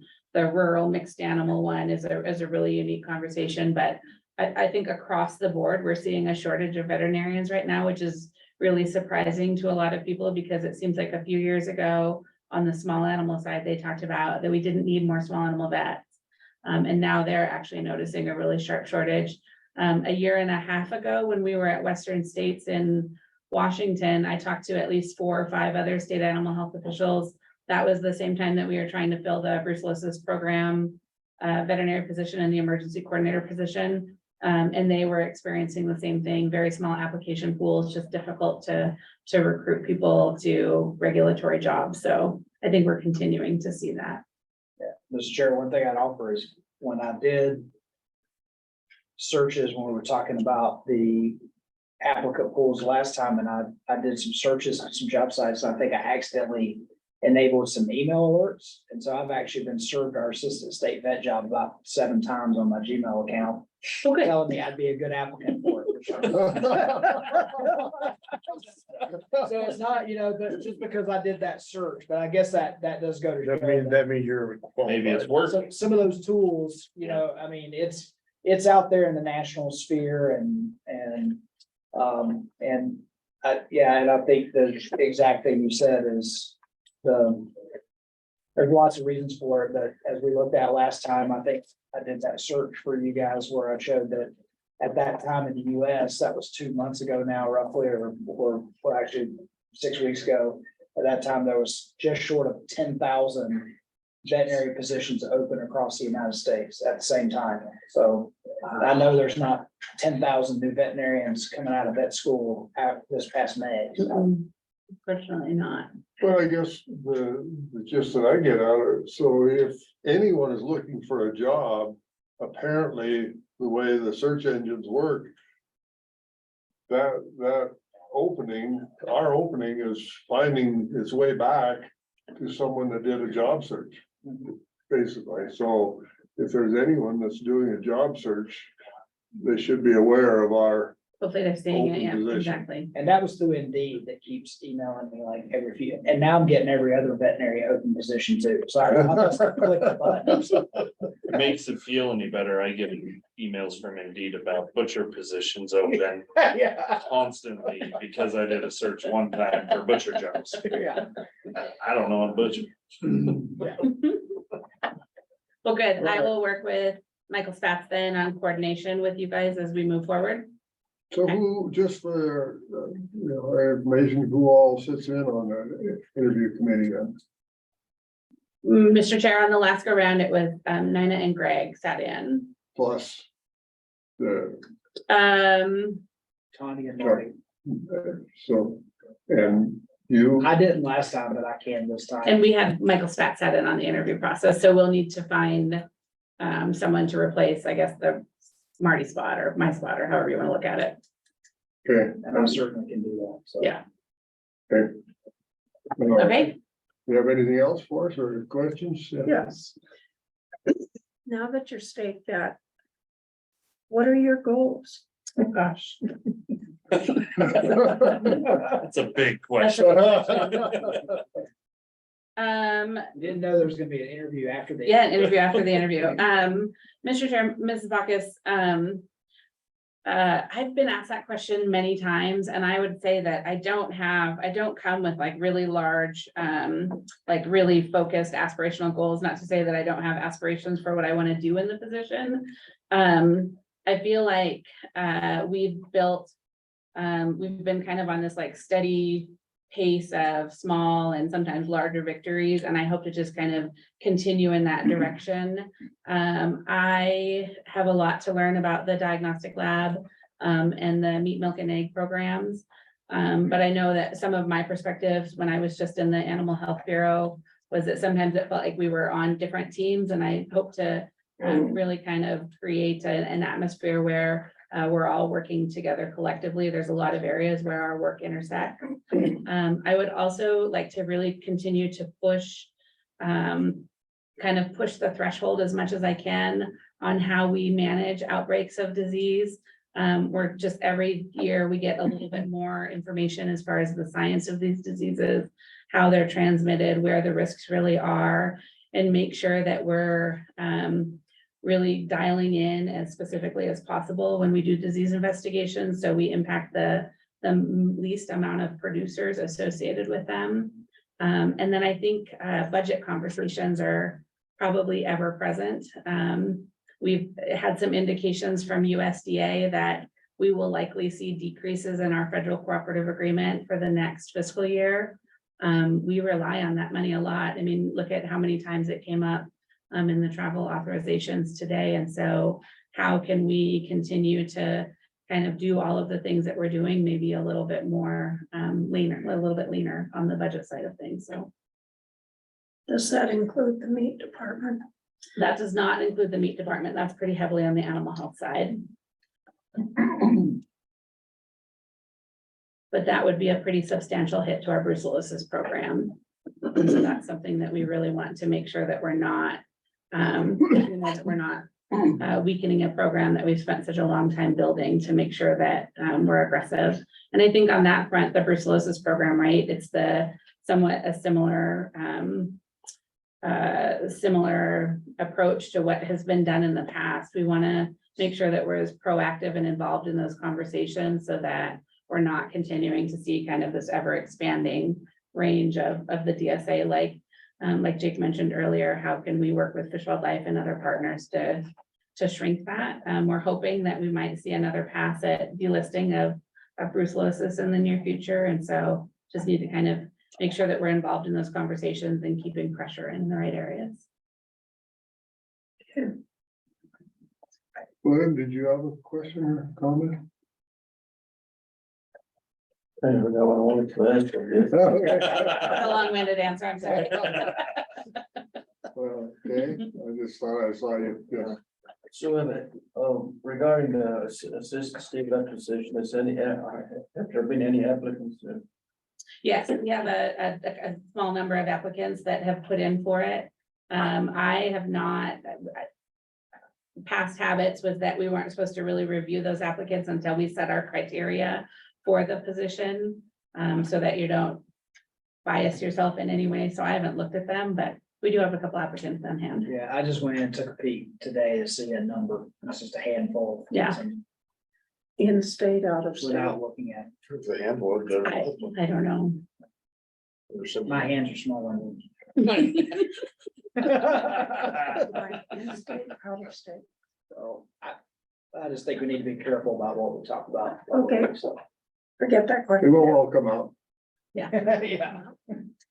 Couple of weeks we'll know. Is there other questions for Dr. Samansky? Well, we have her.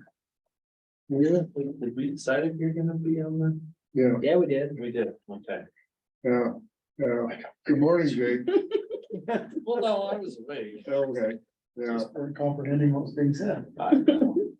All right. Excellent. Well, thank you, Dr. All right. Samansky. Thank you, board. Thank you. I'll go find Greg. And I think, I don't know whether we officially welcomed you last time to the position, but I don't think so. I don't think so. I don't think it was So- officially yet. Well, thank you for taking that position. We appreciate having you on board and look forward to working with you. Absolutely. I'm very excited to be here. Thank you. All right. I think your hair's better. Oh, man. So the stage is set, Dr. Julia, so I got one too, just for you. There you go. Looks good. Well, you have a really nice mullet. But none of you got to see except for me. Indeed. Can I hop in real quick before we get started on the next item? I have to go milk, so I'm gonna switch you guys to my phone, but I'm still listening. Just so you know, I'll still be here. Thank you for the warning. We won't Yeah. say anything about you then. Okay, good. Thank you. All right. But I think Mike may have to let me in again on my phone app, so I'll try to do that in a second here. All right, well, we'll hold up then until, Mike can make sure that, you know, her. Yeah. What is the meeting ID? Is it on here somewhere? Do you know? Well, didn't ask me for one this morning, but Let me see if it does it a different way.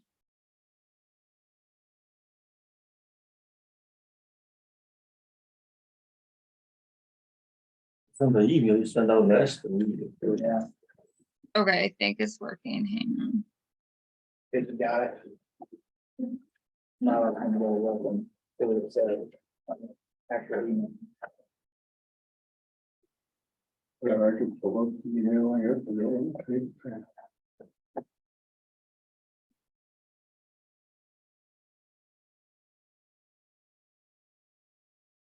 It says it's letting you know that I'm here.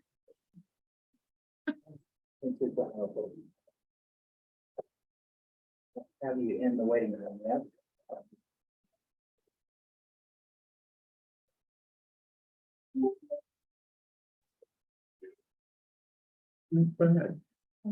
Good. Doing a little camping this summer. Are you? Yeah, I'm just looking, she should be popping into the waiting room. Okay, here we go. Yep, Then I have to. there's something to be said. Don't think about it. Yeah, it's warning her. Okay. I'm on two things. Thank you. Yeah, you're echoing now, so you must be on two. Yeah. There we go. All right, Very good, thank you. Oh, he's- make sure it gets the other device muted, 40. or I can mute it. Circuit breakers or whatever. Maybe shut her off. So, Lily, did you mute your laptop or whatever? Yep, I'm off the laptop. I'm on the phone. I can see you guys and hear you guys, so Very good. Excellent. All I'll be right, listening in. okay. All right, well, we're gonna continue with our agenda, and Dr. Judah, if you'd like to introduce yourself for the record, please. Absolutely. Mr. Chairman, members of the board, for the record, I'm Greg Judah, Lab Director of the Montana Veterinary Diagnostic Lab. This should be short and sweet, and then I'm going to turn the reins over to Max, who's going to provide Nina's building update. It's not. You guys laugh, but I've been on this lots longer than all of you. Except Mike. Yeah. So, I don't know if you would, prefer to go through these one at a time or just look at the summary spreadsheet that I provided for the travel. And we could look at them all at once. Put them all at once. Is there a preference? All at once. Okay, the first request is a rabies workshop, for Brian Eilers, who's in the virology section. I do believe that there is, we typically receive CDC grant money to help subsidize the travel costs for this. I don't know when that funding comes in, so I didn't list that as current grant funding as part of this table. The second request is the AABLD annual meeting, which most of us have done virtually for the last 2 years. The meeting this year is in Maryland. And I'm requesting travel for 4, basically our management team at the lab, quality manager, and then the 2 section heads and myself. I did include grant funding as part of the Nolan financial plan to subsidize that travel. And then the final request is this CRWAD meeting in Chicago for Erica, which is part of her board certification duties, where she'll need to present. And that should be covered by Nolan funding as well. So I listed the grand total for the travel, or I guess it's my grant estimate. And then we do have $11,000 in non-grant funding to go towards this. So my request from the board is $3,790. To complete this out-of-state travel. And so all your increases in lab fees just over the last couple of years will take care of that in your budget. Hopefully, I do believe we have about 8,000 in travel budget. I would have to confirm that with Evan, but I think that sounds about right. And that's specific to the lab. And I also know there are 2 milk workshops that are not listed here that I'll just come back once the details are known as far as where they're at and who will be traveling. So I believe they take place in the spring of 2024. So basically, you think you're still gonna be, even with those, you'll still be under budget. Hopefully, and I think there's some additional funding for the milk program, but it also has to cover the sanitarians that will be attending some of those workshops. So we'll see how that shakes out, but every nickel helps. Okay, yep. So, I entertain a motion that sounds like we are willing to do them all with one motion, is that correct? Mr. Chairman, I move we approve the travel for the debt lab. Okay, do I have a second? All right, I have a motion by Alan, second by William. Discussion? Hearing none, all in favor, say aye. Aye. Opposed, same sign. Motion carried. Thank you, board. So that's all, you just came here wanting, Effortless.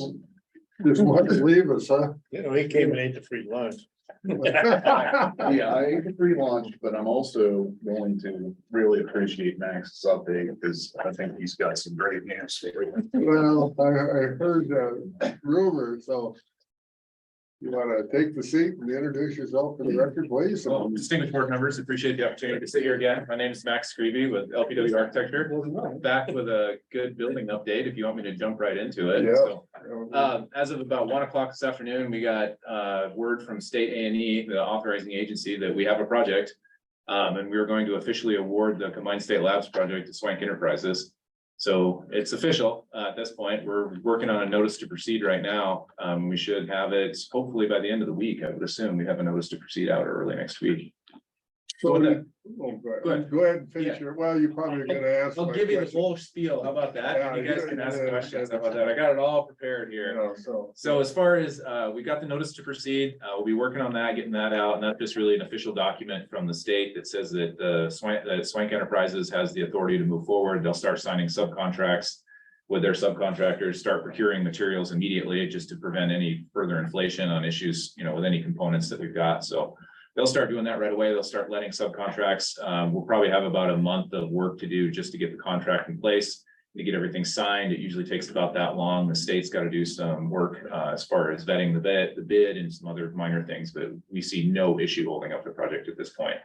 So what does that mean? That's always the question on everybody's plate. So what we're anticipating is we've already submitted the drawings to the city of Bozeman several months ago, actually.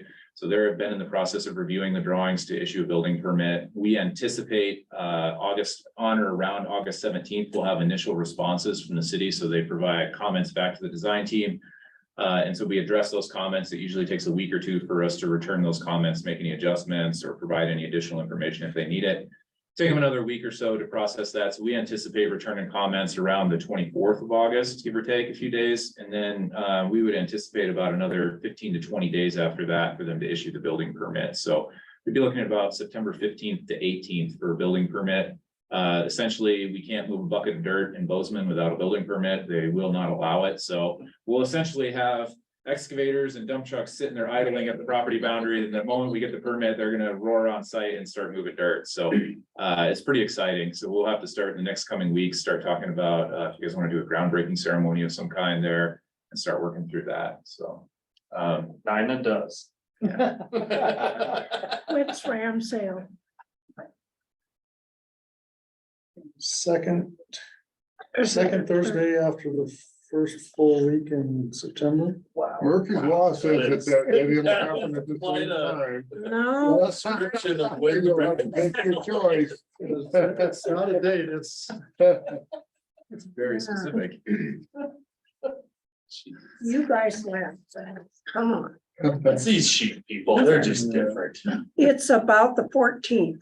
Yeah. You're right, that's right in the middle of. So now, are we gonna schedule a groundbreaking around the ground? Oh, I shouldn't say. No, I want to have it on a Saturday. so we can do a Gene football Curry. game after we break ground. I will be there for the football game. I will be too.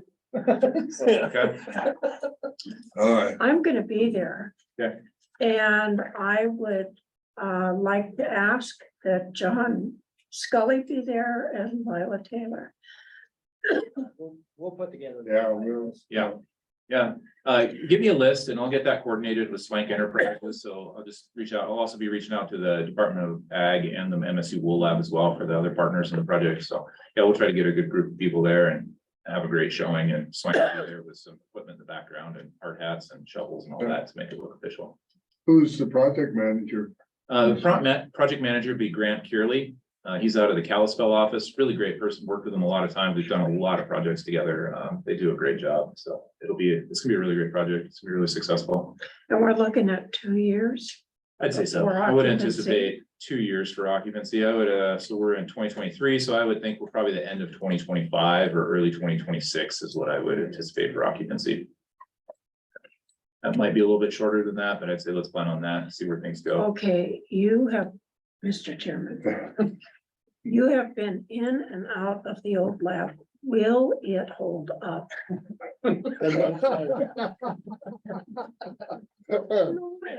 So what, It has, so the footprint is where in associated old route, so the footprint is Just next down to it, so we don't Directly have to. north. no, it's Yeah, just straight down. north on the corner there. So it's, we can, It'll be a nice move. You'll just walk right out the incinerator door and walk right into the new facility. So it should be there's no issue with, I mean, access probably is gonna be a little problem. I don't think so. You know, our construction site is really, if you remember, there's on the north end of Marsh Lab, there's a fence that runs across there and there's a controlled access gate that goes up to that service drive. All of the construction activity is on the north side of that fence. So for 99%, we will have a water line extension that has to come out of Lincoln. So there'll be some disruption there along the side of the site, but really, for the most part, it's all just gonna happen right outside of Steve and Greg's back door. And it really won't have any disruption overall. Yeah. So just for the record, Dean Swank, the owner of Swank Enterprises, grew up across the alley from me. Really? Yeah. So yeah, it's been, so Dewey Swank, his son, Yeah. and then Grant have been the two people working primarily on this to get it into budget. So it's been a lot of work, but we've gotten it there. So that's the good news side of it. You know, we still got some work to do there on the budget side, but would you like to give me I'd like to give you a brief Yes. breakdown of the budget. Mr. Honeycutt, I just sent you a quick PDF. I don't know if you saw it, if you want to pull it up or not for everyone else to look at it, but I put together a brief one-page summary. Just kind of where the project landed, what we had to do to get it there, and then some of the items that still have to be made up between now and the project opening. So I just wanted to do that briefly. So So you're going to Your summer explain to comes us, out at some point. you're going to explain to us now So they didn't steal if your things thunder had to earlier be cut, today. what had to. yeah, so I'll run through that. I'll kind of give a general overview. I'm not going to go through every single line item just because it's boring and not that interesting, but the ones that I want to hit on affect you guys. So I've got it summarized. You sure? So folks watching out there can see it. if they Yeah. want to. So just like I said, I have a real brief summary here. The project, I want to give you a budget overview of the project. So the legislature authorized, after we went back for our second request, 52.8 million essentially for the project. We had estimated a construction cost of 42.5 million. Our low bid was 54.9 million, so it exceeded the project budget. So what we did is we reworked the project budget and were able to come up with an additional $3 million to redirect out of the soft costs into the hard costs. And that gave us a construction budget of 45.5 million essentially. The state went back to the Office of Budget and asked for an additional $5 million. They received approval on that. So that brought our revised construction budget up to 50.5 million. So that means that we needed to remove essentially $4.5 million worth of scope out of the project. And so we went through a bunch of different things to do that. And one of the areas where we landed, so there was, we didn't cut any scope of the project. So all of the lab facilities are still there. All of the square footage is still there. All of the site amenities are essentially there. We were able to keep all of the project as designed throughout. What we did do is we went through and made a bunch of adjustments to a lot of mechanical and electrical systems throughout the project. We substituted alternative products and materials in some of the areas, which was a significant part of our savings. We reworked some of the site to have the same number of parking spaces, but have significantly less square footage of asphalt. There was other site features as well. We removed some landscaping. We changed some grading around so that we were able to keep more material on site and not have to pay trucking costs to move it off site. And there was a lot of mechanical and electrical components throughout that we just adjusted and changed manufacturers and brands to come up with equally comparable components, but that would just realize savings to the project. So we got about $3 million, $4 million worth of savings just in those features alone. That was kind of the end of where we were able to get to without starting to cut square footage or start to talk about not building parts of the building. So what we looked at doing was one of the big components of the project was lab casework. So that's all of the furniture and fixtures and components that go within the actual lab spaces. So it's the lab countertops, it's the sinks, it's all of the specialty lab equipment. That was about $2.1 million across the entire facility. So we figured we'd get the project in budget if we could remove about $1 million worth of lab casework out of the project, along with some of these other items in here. So what we've been working on is the possibility of removing that $1 million worth of lab casework and asking each of the 3 departments to purchase a percentage of that casework on their own. So we're working on right now, trying to figure out what percentage of the casework belongs to each individual department. And then we're going to assign them of that. So let's say I estimated about 40% of the lab casework is VDL related casework. So that would mean that VDL would be responsible for purchasing about $400,000 worth of casework, supplying it to the contractor and having them install it. So we went through that. There's some other items within the other district, within the other 2 lab facilities that they're going to purchase on their own as well and provide that to the contractor. So I won't talk about any of those items, but the items that we talked about here, I'm just going to run through this table that you see here. The incinerator was about a little over $500,000. The VDL, Mr. Duda and his team, they have a grant that's available that would allow them to pay for that incinerator. So what we talked about doing was using some of that grant funding to buy that new incinerator and have it installed by the contractor. There was a doubling up of the tissue trimming stations. We had it in the contract. It turns out that VDL already had set aside money to purchase those units. So we were able to remove that. A couple smaller items, the roller shades, there's some storage systems in there that is going to be able to be purchased by the VDL, and the lab casework that I talked about, and then the moving cost. We did have line items within the project budget for each of the 3 facilities to be able to move. And what we decided is that that was not going to be a possibility, and we would redirect that moving cost into the construction budget. So that was what we did there. So any costs associated with moving lab equipment will be up to each individual department to do that. So that was how we managed to get the project into budget and cut essentially that $5 million out, that last million of the $5 million. And for clarity, there's several options there for the things that we need to purchase, and it depends on what we foresee as an occupancy date. So if we foresee 2026 as an occupancy date, we certainly can go through the House Bill 2 process in 2025 to get this authority into our budget as EPP items.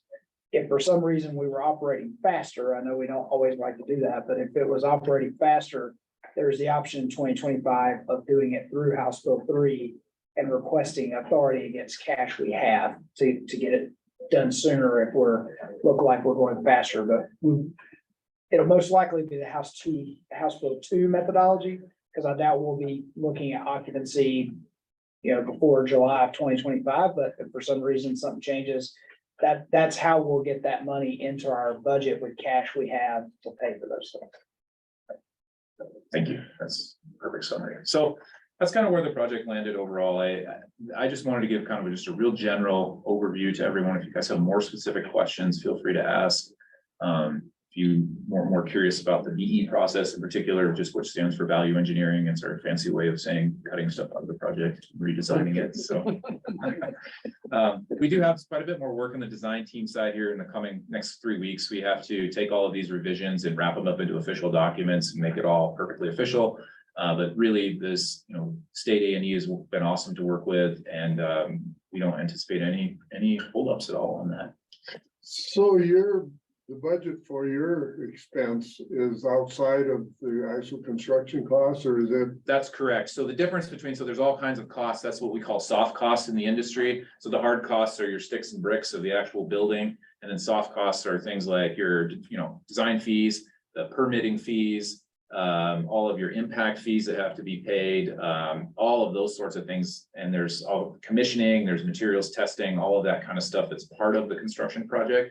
But that's the difference between the 45 million and the 52 million. Well, now we're at 57 million because we have $5 million from the state. So our project budget's now 57 million. So yeah, that difference that you see there is all. Because I assume, all of these changes, someone spent some time doing it. Yeah, and so time, money. Yep, so LPW's contract that we have is we are required to deliver the project on budget. That's part of the contract that we signed. So all the work that we have to do is just contractually up to us to do it. So that's just part of it. That's, our fee does not change because the project came in over budget. That's just up to us to make it right. So that's what we have to do. Thank you. Well, that's, Thank you. I guess we've all been anticipating this day Yeah. when someone would tell us that there's gonna be So- excavator in the ground or Yeah, shovel or well, whatever. now we have a date, really. I mean, that's, that could change by a couple of weeks, but there's essentially there's no chance at this point that the project's gonna be delayed any further that I could see more than a few weeks, so. And just out of curiosity, just out of, I guess, perspective, it's that this project, when we look at the cost per square foot is a common metric that we use in the industry to kind of analyze how expensive or how inexpensive a project is.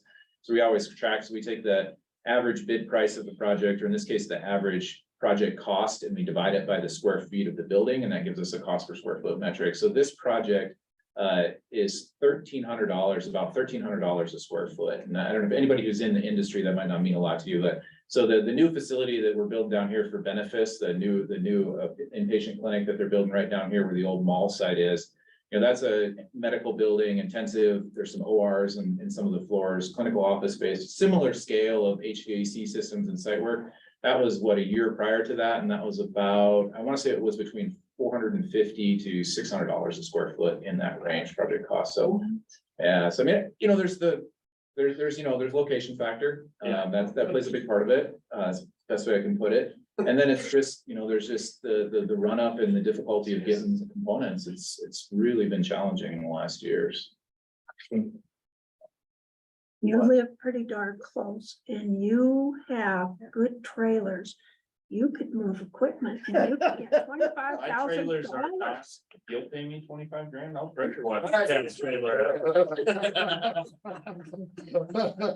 Just to be clear, I don't do any moving. All I do is move lines around on paper. That's all I do. Let's get make great help. Okay. Yeah. I'd be willing to come out. This is so exciting. It is. It's just 6 years. At least Longer, because because of that. We Longer started than talking about it. About the time I got in the legislature. 2014, when I took over as. No, it's not. Well, yeah. The cyclers, we were talking about it, and I with Fred, who was the second vice president, because I knew it wasn't gonna happen in my tenure, and it wasn't gonna probably happen in Brian's tenure. So I thought 6 years, maybe we would see something. Well, Fred's long since moved out of that position too, so. John Scully took the board. And he was only vice chair, and he drug us with heels dug in into, I don't remember where the office was. And said, okay, we're either gonna have a lab or we're not, and make a decision. And it's been ever since then, and it's had its setbacks. But it has moved forward, and we're gonna get there. Blow growers was, their meeting was at the Billings Hotel. And we went over there and I think John was there giving it. And I'm trying to think who else was Dave working. McEwen was the start of trying to get the combined complex. Yeah, I think someone was ahead of Dave. But yeah, progression was Dave and me, and before me was Randy Tunby and Dave Hendelman, John Helly, Betty Samsel. So yeah, it's been a while. yeah, it's, Well, and you know, from my perspective, it really was the vision of this board that actually made this project happen, because if you remember, we finished the study of the combined labs in 2018. After, you know, you spent so much time working on it, and then it was this board's decision to go ahead and do some preliminary design work, and that preliminary design work, I think, is really what got the ball rolling on this project and really turned it into the combined state labs. So. I think we Well, and should- our first request in 2021 was a loan. Yeah. So we made the 2021 legislative request by ourselves, and then others came along. To hire you. They gave us, what, $100,000 to start. Yeah, start the project. Yeah, and that was 2019 that we asked the legislature for the $100,000 Yeah, to continue design work off the back of the work that the legislative interim committee had done. Yeah, from 15. Probably could have built it for 40 million. Or less than. 15 instead of the legislature you're study. trying to think about that. And that's why I say, like, yeah, we need to put our heads together about, because Just have to forget. there's several Just realize it is what it is. legislators that turned out over time that certainly need to be a part of any celebration we have as well, because without them starting that committee, we wouldn't be here either, so. Gordy and Terry. It's exciting for us, but it's more exciting for the producers. Yeah. Yeah, I mean, I think the state as a whole, I mean, you look at the facility and you compare us to any adjacent state and it's overdue. I made the comment a few years ago that I had classes in there. And Jake can tell you when I graduated college, but it was a little before him. Oh. A little before he was born. Well, I remember, I went there for classes too, and I was after you. Yeah, but I walked into that lab, oh, it would have been maybe 10 years ago, with my vets dropping off some trick samples. And it was just like, I've been here before. 40 years ago or 45 years ago, this thing looked identical to what it looked that day I walked into it. I thought, I mean, you know, and it was, well, I walked into it first time in 67 probably, so it was not that old a building then. When was it built? Do you know? I think it's 60 or 59. I'm gonna say 50. 59, I think. Yeah, so, well, 8 years old. I mean, it was still one of the newer buildings on campus. And, then I walked into it in the late 90s probably, or early 2010s, and thought, wow, it changed. The only thing I could see, there was a lot more stuff piled around because everything had grown except the building. There are not piles. Bill, what was Bill's last name? Layton. Then there were piles. And there were extension cords everywhere. And Greg has gotten it all I straightened haven't been out. there since Greg's. Oh, Greg has done miracles. We still have the extension cord. There's no way around that. Yeah, we're just using heavier ones now, so it looks better, huh? Well, they won't triple them. And the bunny rabbits probably are not chewing on the wires in your vehicles. Oh, I'm so excited. No. Well, thank you for the update. We, Absolutely. I'd gotten a little word earlier that you were gonna be here, because we talked about it last night, that we were hoping that maybe there would be a breakthrough, and I was concerned when Mike and I were talking about it, and talking about trying to find savings, that maybe the footprint would have to be changed, and then you start downsizing, then where do you downsize? How does it work? Where do you downsize? And then you change the architecture, and it's just Yeah, I think we really, you know, we really preserved the building as it is, and I really want to give a lot of credit to state A&E too, and they put a lot of work into making it happen, and really were committed to finding that additional funding and making it work, and that really made the difference, that extra 5 million. Yeah, it's a good day. exciting. It's a pretty bad bid day, I'll be honest. It was not much fun, but we got through it. So that was the low bid. What was the high bid? The next one wasn't much more, there was less than a 10% spread, which, you know, in our industry is a really good sign. You know, the closer your bids are, then it means that everybody's looking at the same things. It was, off the top of my head, I can't remember. I'd have to go back and look at the bid tab, but it was well under 10%. I think it might have even been less than 5%. We only got 2 bids actually on the project, which is, yeah, which is hard to believe as well, considering the size and scope of the project, that there weren't more, but that just goes to show how busy everybody is. Yeah, That's a Yeah, real so- challenge. who was the other? Jackson Contractor Group. So where are they from? I believe their headquarters is Billings, if I remember right. But they do a lot of work in Bozeman. work. Yeah, they have a big presence on campus. And yeah, they're equally as well qualified firm. So it was two great options. When's Ag Appreciation Day? October? Yes, or, late October, I think. It's usually mid-October. Thursday after the second full week of the sixth. Yeah. The first 12 minutes. That'd be a cool. All I know is that last year it snowed because we had to get a ride. We had our gator down there with no doors and we had a windshield but no wipers and it was snowing and, It snowed a lot that day. yeah. Cause it's is it middle October, when you know? You know what? I just looked. End of October, 1st of November, isn't it? I'm just looking it up. Celebrating. It's different this year because of Yeah, it is. Yeah, there's something came out of it. something's going on, so it's. Yeah, it might be earlier this year than normal because of something. I can't remember what it was now. Well, it's November 3rd last year. It's November 4th, Saturday, November 4th. Yeah, Saturday, November 4th, yeah, versus in a year. That's getting pretty late to do a groundbreaking. Yeah, they'll be digging with a big machine by then. You know, it'd be big piles of dirt everywhere at that point. Freezes or. Let's just say it won't. Well, I can tell you from living close to Bozeman, freezing doesn't stop construction in Bozeman.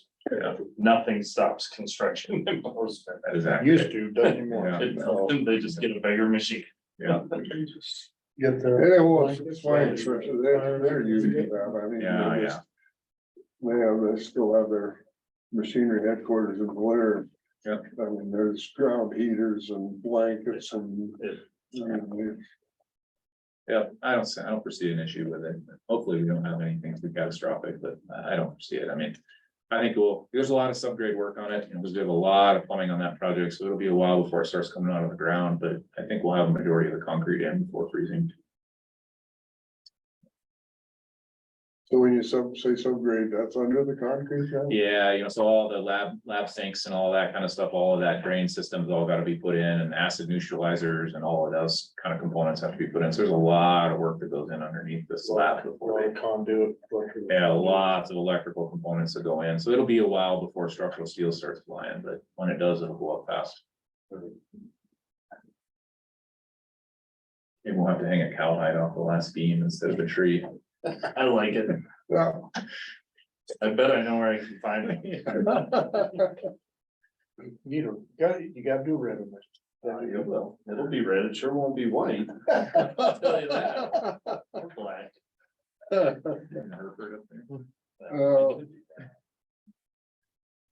Will the architectural school do any tours of this or training class? I'd like to think so. When we first started design, I actually reached out to the CDC, which is the Community Design Center, and tried to set up some classes to work with the project. I thought it'd be a unique opportunity. We just couldn't quite get anything to line up with the design schedule in the CDC, but I'm sure their construction trades class will come over. I mean, I know they do most of the other buildings on campus, so I would sure like to see it happen. I mean, even some of the other departments, I mean, even just seeing the way some of the lab facilities are constructed might be good, even for some of the, whether it's chemistry students or even some of the producers. So, you know, there's a lot of good teaching opportunities during construction.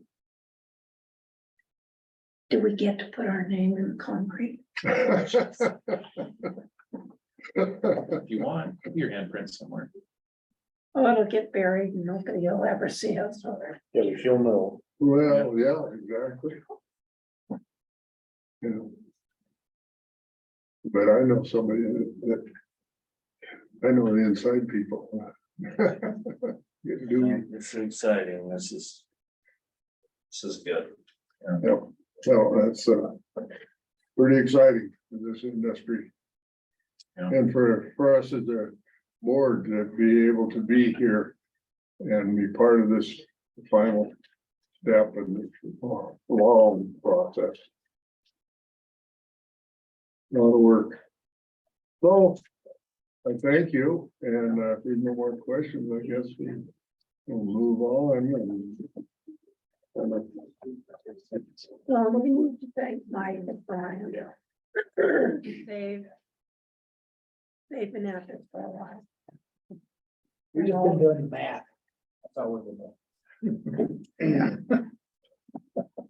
Yeah. Well, and it's really fortunate for the industry that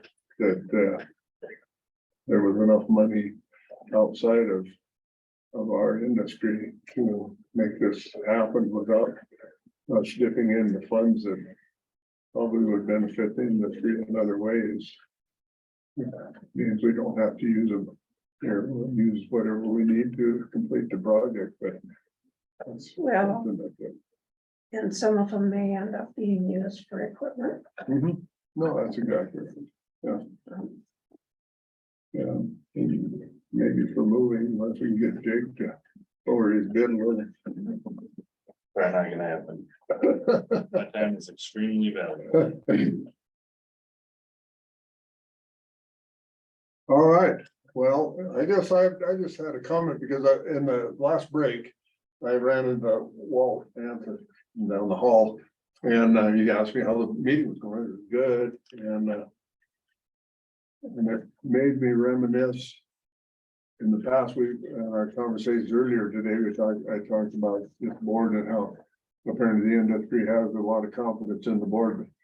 I attended meetings here in the past when you could not get in the room.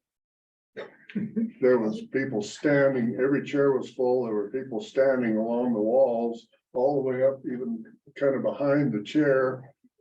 And all of us standing out in the hall. We had a sergeant gal sitting in the corner texting us what was happening in the meeting, because you were so far down the hall, you couldn't even hear what was happening. And it wasn't because they were pleased with the actions of the department and the board. So it just, I guess, when I look back at the audience we have, and the attendees, the one is here because she's waiting for someone to take her home, and the rest of us kind of had to be here. So that tells me that we're listening to the industry, I guess, and hopefully the industry, reach out if we're not listening to them and set us straight. So with that, are there any comments? Yes, Nina. I have two questions whenever you're ready for it. Yeah, I'm ready. Because I'm gonna ask for comments from the public after. There's a CIO now. What does the CIO do? So the CIO will represent us to that roundtable I talked about earlier. So when the state CIO meets with agency CIOs, they'll be representing both Department of Ag and Department of Livestock in that meeting. One of the things that we have intentions to do, that person starts tomorrow. There's a welcome for that person. We'll probably give them 24 hours before we're trying to schedule a meeting with them to get them in contact with Jay on this glide fast implementation, plus schooled up on our House Bill 10. Now that we're in the MOU, there's no reason for us not to use it and abuse it, if that's a fair way to say it. So we will be getting on that person's agenda to close off this glide fast project and get us started on our next House Bill 10 project, which will include USA herds, dads, a number of other things that we need to look at in the next biennium, for them to provide their expertise to us on. And Okay, second question. We had 3 full-time IT people. One of them has left the department, so we now have 2 full-time people Mhm. and a quarter. Or as And, much as we use. and so I did not see anything here for replacing the IT person who left. And I was under the impression all 3 of our IT people were running full gun. So we're short, are we hiring another IT person to fill the one who left? We haven't brought it forward. Our intent was to bring it forward at the next meeting after this person starts to see what is it that we need. Do we need someone more like Buddy? Or do we need another analyst? So I think we have to get ourselves lined out on what the capabilities and of this person is and how much of the plate they're gonna take. We're gonna need to hire that third person. We're just not sure of what type of person we're asking you for yet. We wanted to be sure of that before we brought it forward, Are we, because there is a difference in pay level. okay, so we still have VADs and glide vests and all the rest of the stuff going on. Are the 2 that we have at this point able to keep on top of all of that? Do they need help? They will need help. As I said, we just don't know, is it 3 analysts or is it 2 analysts and someone with a little bit higher capability? What is it we're gonna be looking for? We don't, like I said, that the CIO position starts tomorrow. And we need to vet out how much of our plate they're gonna take. And that'll lead Brian and I to what type of person do we need to ask the board to hire. Okay, thank you. Yes, but we do, that was planned to be at the next meeting. You'll probably see a request to hire somebody. Okay, just don't know who yet. Greg would say we need to hire someone in Bozeman to work at the lab full time. That's, see, he's shaking his head. He needs a full-time IT person down there. Maybe that's not a bad Not when we idea. get the new lab, everything will be I really like. just new and better.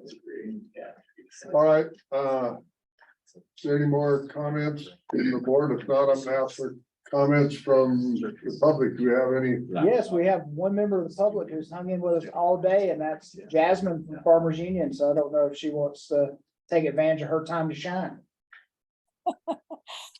I have appreciated hearing all that you guys have to say. I must admit that I've been coming in and out and attending a couple other interim committee meetings at the same time. So I missed some of your presentation, but it's been great hearing about what you're all up to. And so you don't have any words of wisdom for us?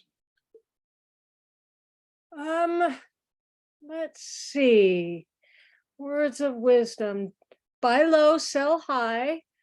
Knew that one.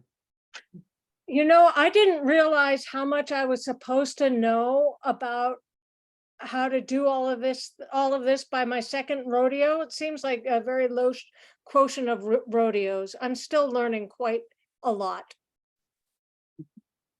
Well, we appreciate your time and your interest in sitting in and listening to us, and you're welcome anytime. And we'd love to have you show up in person if you have the time and are in town.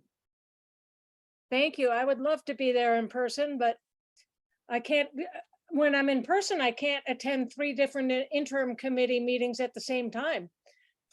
Well, yeah, I guess that should be a problem, but we appreciate your time and effort to join us. So is there any other? Nope, that was the only member of the public we had on with us at this time. Okay.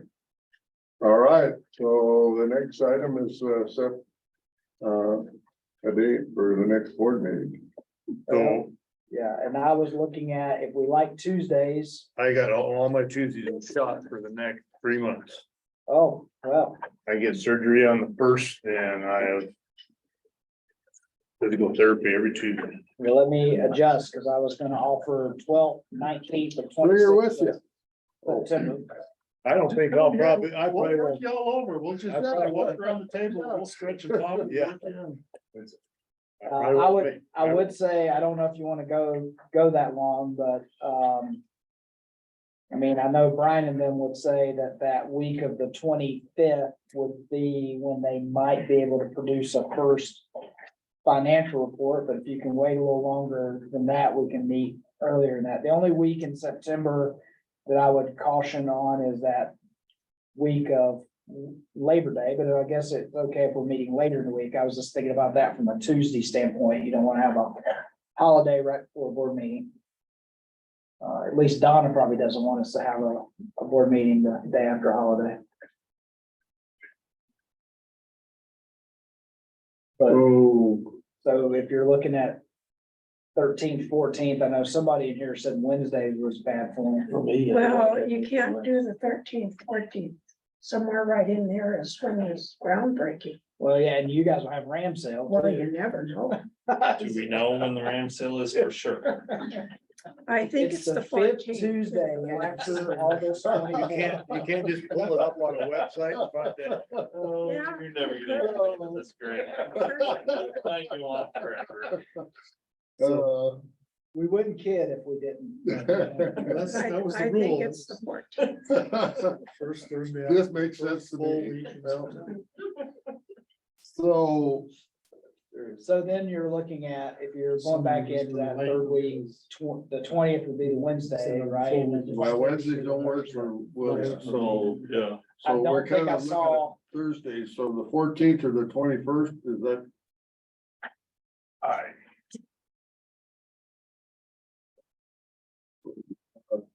We'll clear till the 28th and have a little more information on. But there's still not gonna be a lot of information. no, going. It's just- September 13th and 14th is the ram sale. Lily's trying to talk to us. Yes, Lily. Are you on there? I don't know if you're gonna be able to hear me. Wednesday work. Yeah. You're kind of skipping You're gonna be in. able to hear me. Well, we used to Wednesdays, but then we lost what you said after Wednesdays. But I Can you think, send, Just text her. yeah, yeah, I was gonna say, can you just send Alan or Mike a text? Maybe you can't, if both hands are busy milking.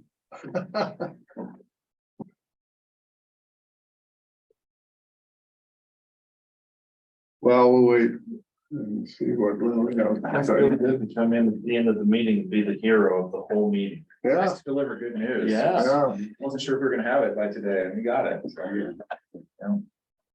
Yeah, that's a good way to, it's End it, yeah. good way to end the board meeting.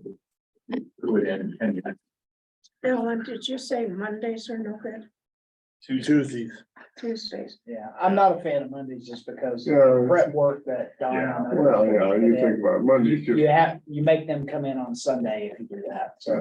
When we get late in September and October, I don't know if I'll be here or not. Well, Here we so go. maybe, and as far as being late for financials, it's not, September's not gonna be No. anything new in the financials No. basically anyway, so. So you do let's- the 6th, 7th, 20th, 20th or 21st, let's see like the days. Yeah, we'll see what, I'll probably be doing it from home anyway, because I'm not gonna feel like going anywhere. oh, come on, buck up That's a the middle little of bit. September and it's only, It's like 5 months like this. I'll try. If I can, I will, but You'll try what? to be here. Well, do you want us to go back to the week of the 28th of August? No, I'm just saying when, after the 15th of September, my shipping schedule is gonna get going and they're through So why don't we just, Thanksgiving. How about the 14th then? No, that's the ram. that's sale. ram, so that's So the 7th, probably- like 6th or I looked it 7th. up. Yeah. And Wednesdays are bad for you, so I'd say Thursday the 7th. Well, a lot of different people. on a lot of And different then we may stretch out after that, depending on what is going on with all of your schedule. So you want Oh, no. it at 7? The 7th override shift, which means you'll potentially be down a board member.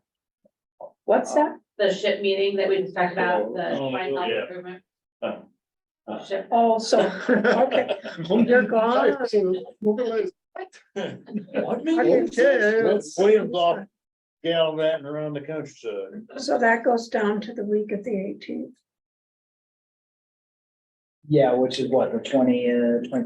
Yeah, 21st. So that'll work 19th. for us. Oh, 21st.